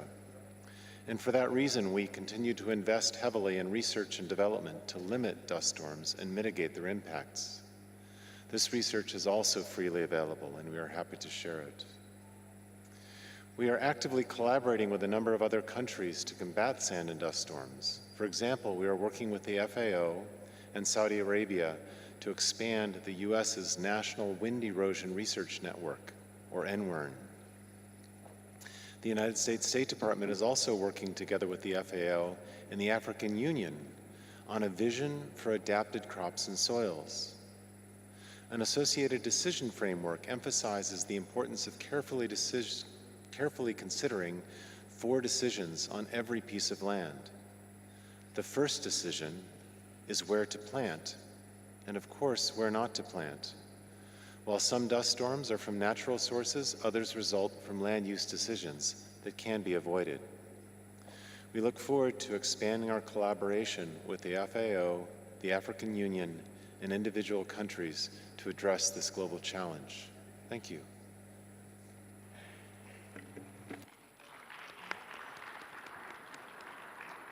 Thank you for your statement.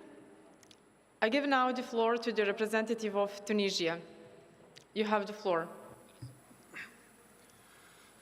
شكرا سيدة الرئيسة. Thank you, Madam Chair. At the outset, I would like to align myself with the delegate of Algeria on behalf of the African Group, especially as regards sand and dust storms. These storms are an immense challenge. They also pose a very great danger to sustainable development in socio-economic and environmental terms. For our countries, especially in arid and desert regions, these storms are a source of concern. This is due to their serious impact on the environment and on health. This is also due to their negative impact on infrastructure, on living conditions, and on socioeconomic welfare of the population, and many other areas too. These sand and dust storms recognize no borders. They are multidimensional, which requires us to deploy constant efforts at various levels, local, national, and global. In this regard, we are very aware of the importance of appropriate support being provided to all countries affected by these storms so that they will be able to implement action plans,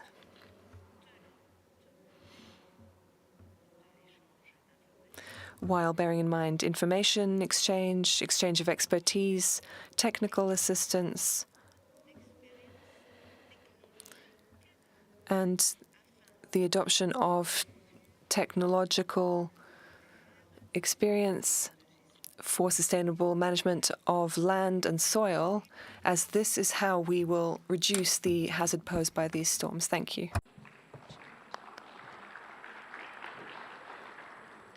Thank you for your statement. I give now the floor to the representative of Pakistan. You have the floor. Bismillahirrahmanirrahim. Thank you very much, Madam Chair, for providing me this opportunity to express on this important issue. We appreciate the Secretariat and the GM's work towards the policy framework on sand and dust storms, drought, land tenure, and gender issues. My colleagues in this forum have already expressed about the transboundary nature and across the border impacts of the sandstorms and the dust storms. It means there is a need for collaborative efforts as well. Of course, national efforts are also required, but at the same time, regional level initiatives are also required. So while the parties have developed drought plans and like to develop national strategies and action plans for sand and dust storms, we also request the Secretariat to take some efforts and support in mobilization of the financial support and resources, as well as technical assistance for developing country parties for preparation of regional and national projects. Because such issues, they need more broader interventions at regional levels. We feel that the plans would be of no use if these are not effectively implemented. Plans, of course, countries, they have developed many times. Many countries are having plans. But of course, effective implementation, that is something different that needs more collaborative efforts. Thank you very much.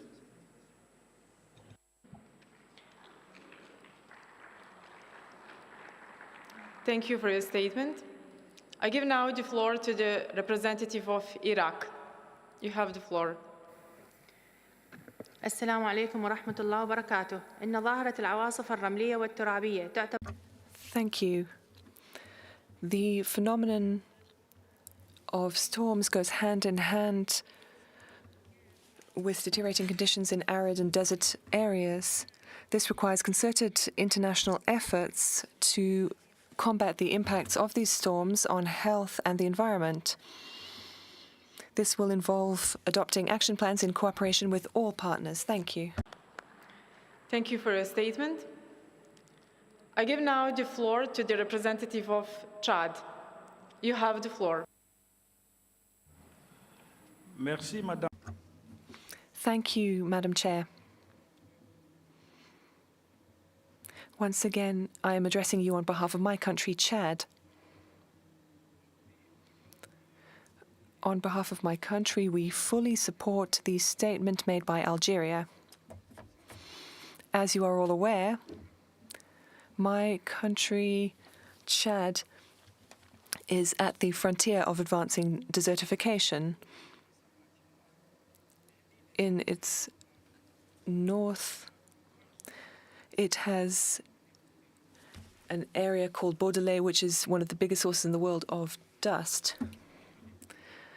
It has a crucial role in global ecosystems. There are also mining particles which are transported and end up in the Pacific Ocean. This feeds many microscopic plants, that is, phytoplankton. These are then consumed by fish and other animals.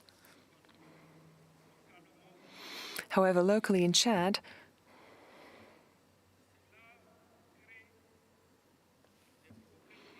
this creates immense environmental problems, undermining health and socioeconomic development of our country. Allow me, Madam Chair, to thank the FAO for its efforts in this regard. We also welcome the UN's International Day on Sand and Dust Storms. Without taking too much floor time, like other countries, Chad would like to call for the necessary technical expertise to control this phenomenon. Thank you.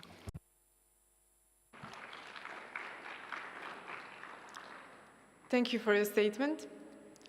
I give now the floor to the representative of Nigeria. You have the floor. Thank you, Madam Chair. The UNCCD Chair, distinguished delegates, Nigeria welcomed the report of the UNCCD on sand and dust storms and aligned with the sentiment shared by Algeria. We appreciate the efforts of UNCCD towards sand and dust storm mitigation in Nigeria. Nigeria is in the global map as a SDS impacted area and not as a source area. About 9 Nigeria states sharing borders with Chad Republic and the Cameroon have their fringes highly impacted with sand and dust storms, resulting in sand dunes. Consequently, Nigeria has carried out a study on risk reduction of SDS and has developed a policy framework on SDS mitigation through funding assistance from the UNCCD. In order to comprehensively manage the impact of SDS in the country, Nigeria is already considering integrating sand and dust storm management into its national drought and desertification policy documents with the aim of achieving sustainable environmental development. Going forward, since the SDS is a transboundary issue, regional programs on SDS should be given attention in the next agenda of the UNCCD. Thank you for your attention.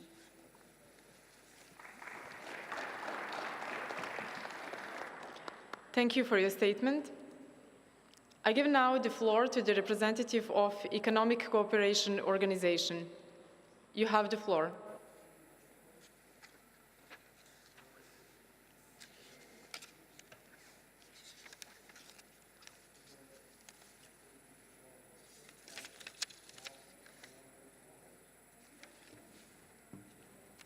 Since I am taking the floor for the first time, allow me please thanking to the host country, Republic of Uzbekistan, as well as UNCCD for their excellent and great work they have done so far. Sand and dust storms presents a formidable and widespread challenge for achieving many sustainable development goals. Across the globe, and it is a sad fact that the global recognition of SDS as a hazard is still low, despite its multifaceted, cross-sectoral and transnational impacts. In the ECO region, sand and dust storms have a lot of adverse impacts on different sectors, including health, agriculture, industry, tourism, and transport.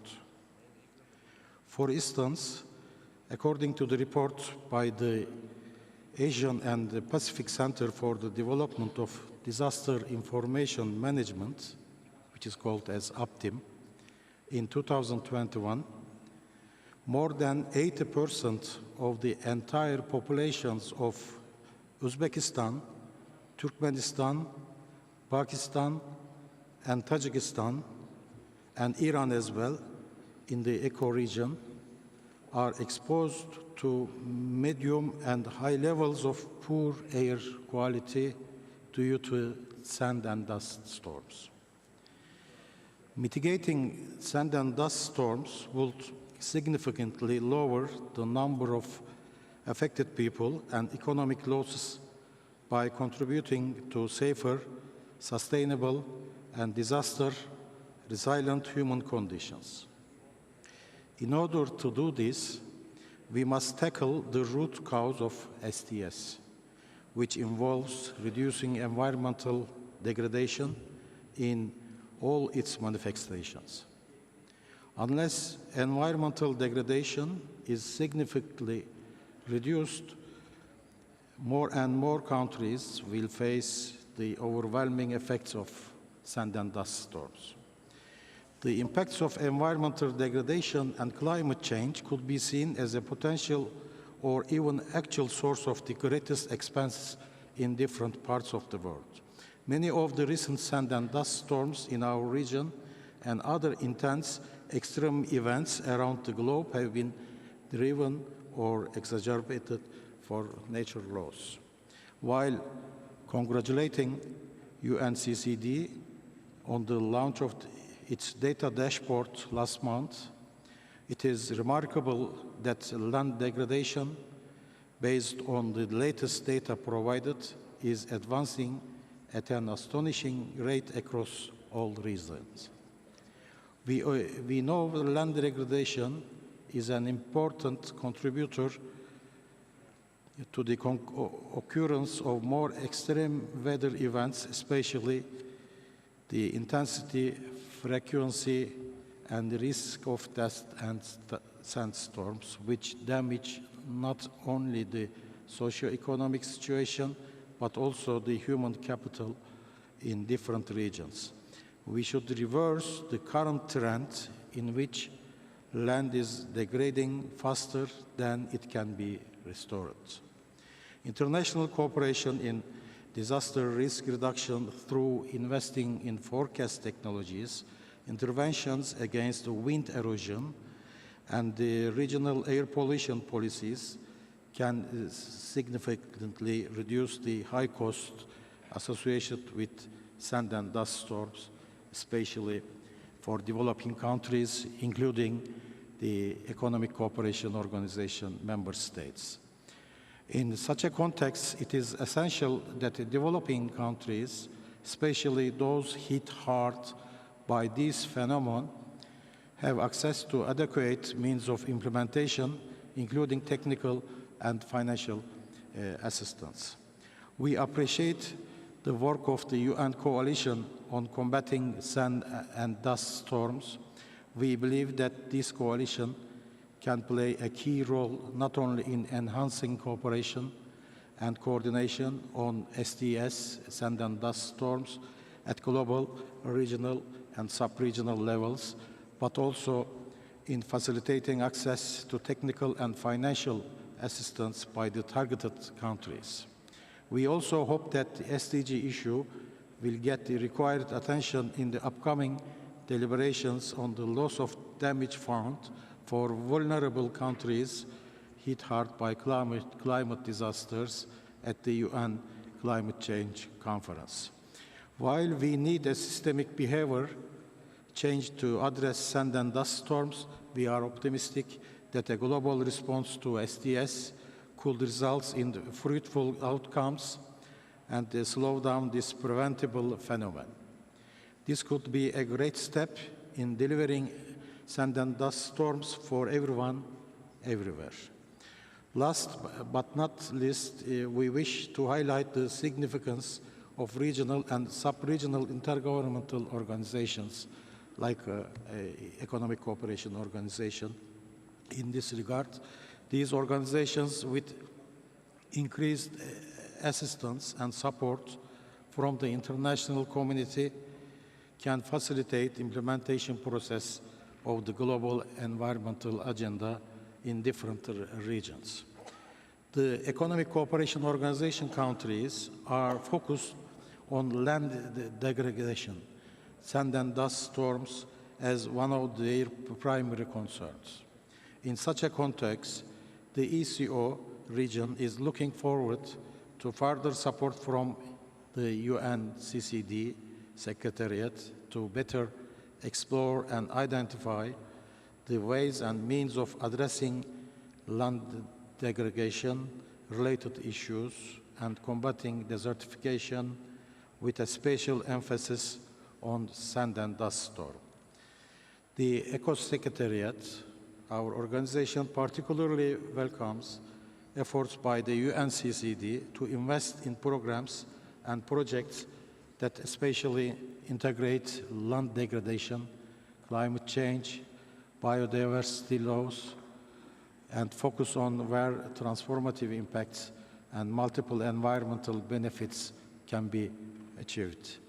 Thank you very much for your kind attention, Mr. Chair. I thank you all for your statements and interventions. I now invite the UNCCD Secretariat to address some of the questions raised. Mr. Alexander, you have the floor.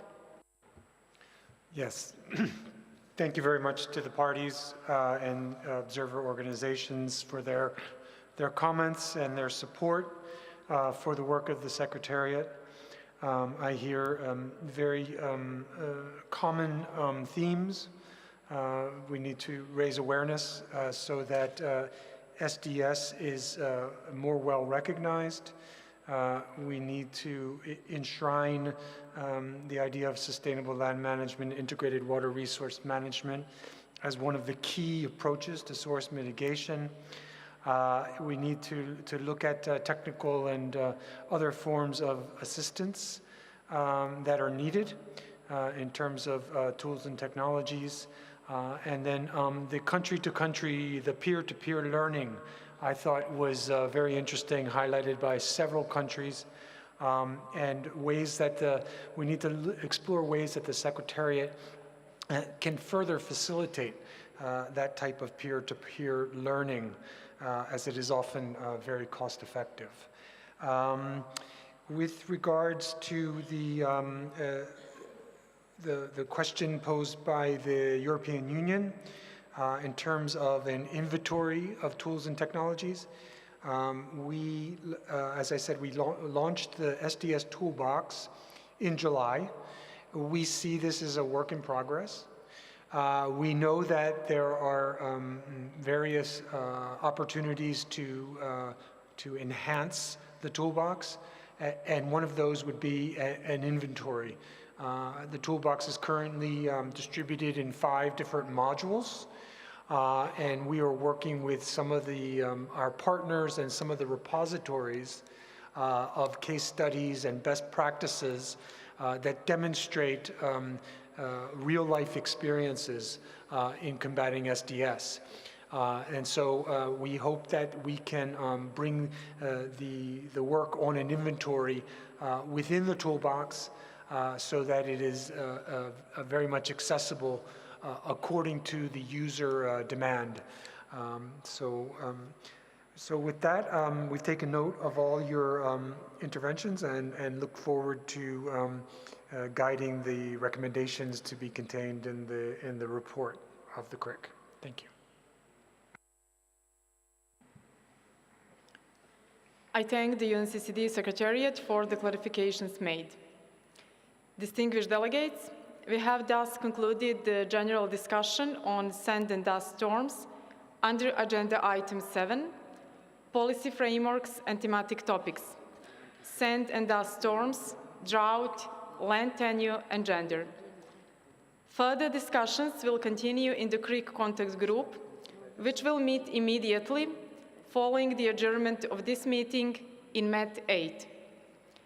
The high-level event on sand and dust storms, organized by the host country, will start tomorrow, 15 November at 10 a.m. in this conference room. The CRIC Plenary will reconvene tomorrow, 15 November afternoon, as of 3 p.m., and continue consideration of Agenda Item 2, sub-items Gender and Land Tenure. Delegates who may wish to participate in the CRIC Contact Group are kindly invited to proceed to Met 8. This meeting is adjourned.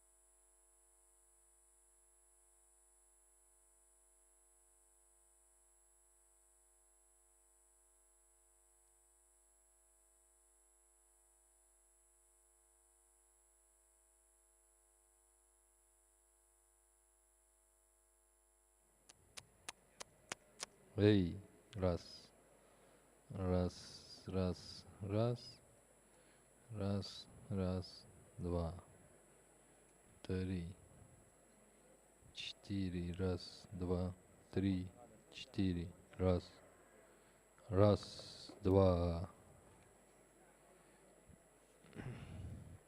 три, три, hey. 1, 2, 3, 4, 5. А?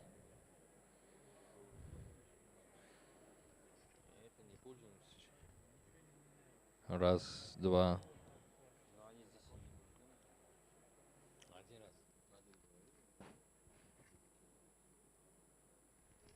Раз, два.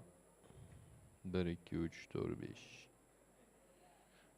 1, 2, 4, 5. Раз, два. Я.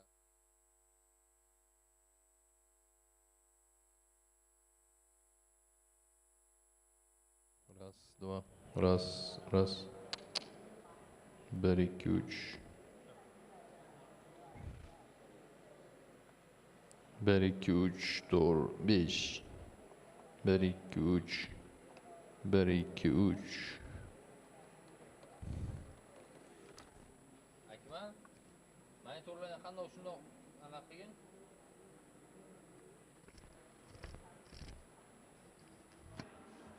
Раз, два, три. Раз. Раз, два, три, четыре, пять, шесть, семь, восемь, девять, 10.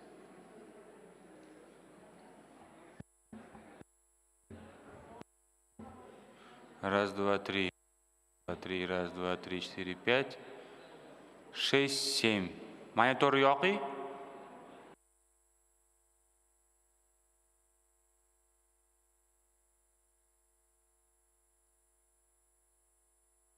Bir, ikki, uch.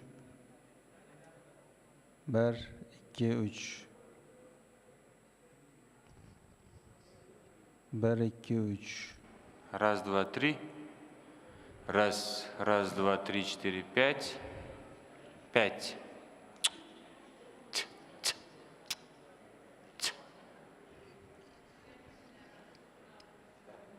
1, 2, 3, 4, 5.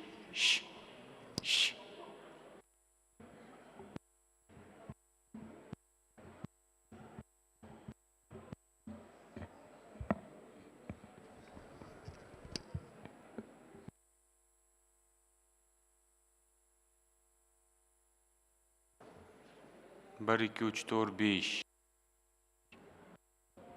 1. 1, 2, 3, 4, 5.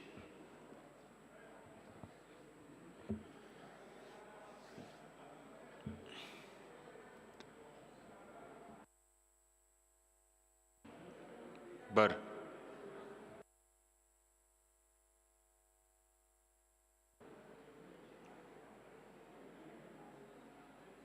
100. 1, 1, 1, 1. 1, 2, 3. 5. 1, 2, 3, 4, 5, 6, 7, 8, 9, 10. Eshityapman normalniy. Раз. Раз, два, три, четыре, пять, шесть, 7, 8, 9, 10. А? 1, 2, 3. Monitor o'chiringchi. O'chirmi hozir? Eshityapman normal. Monitor o'chirib qo'ya qolaylik, normalniy kelyapti-yu. O'rtaroqqa borib eshitib ko'raychi.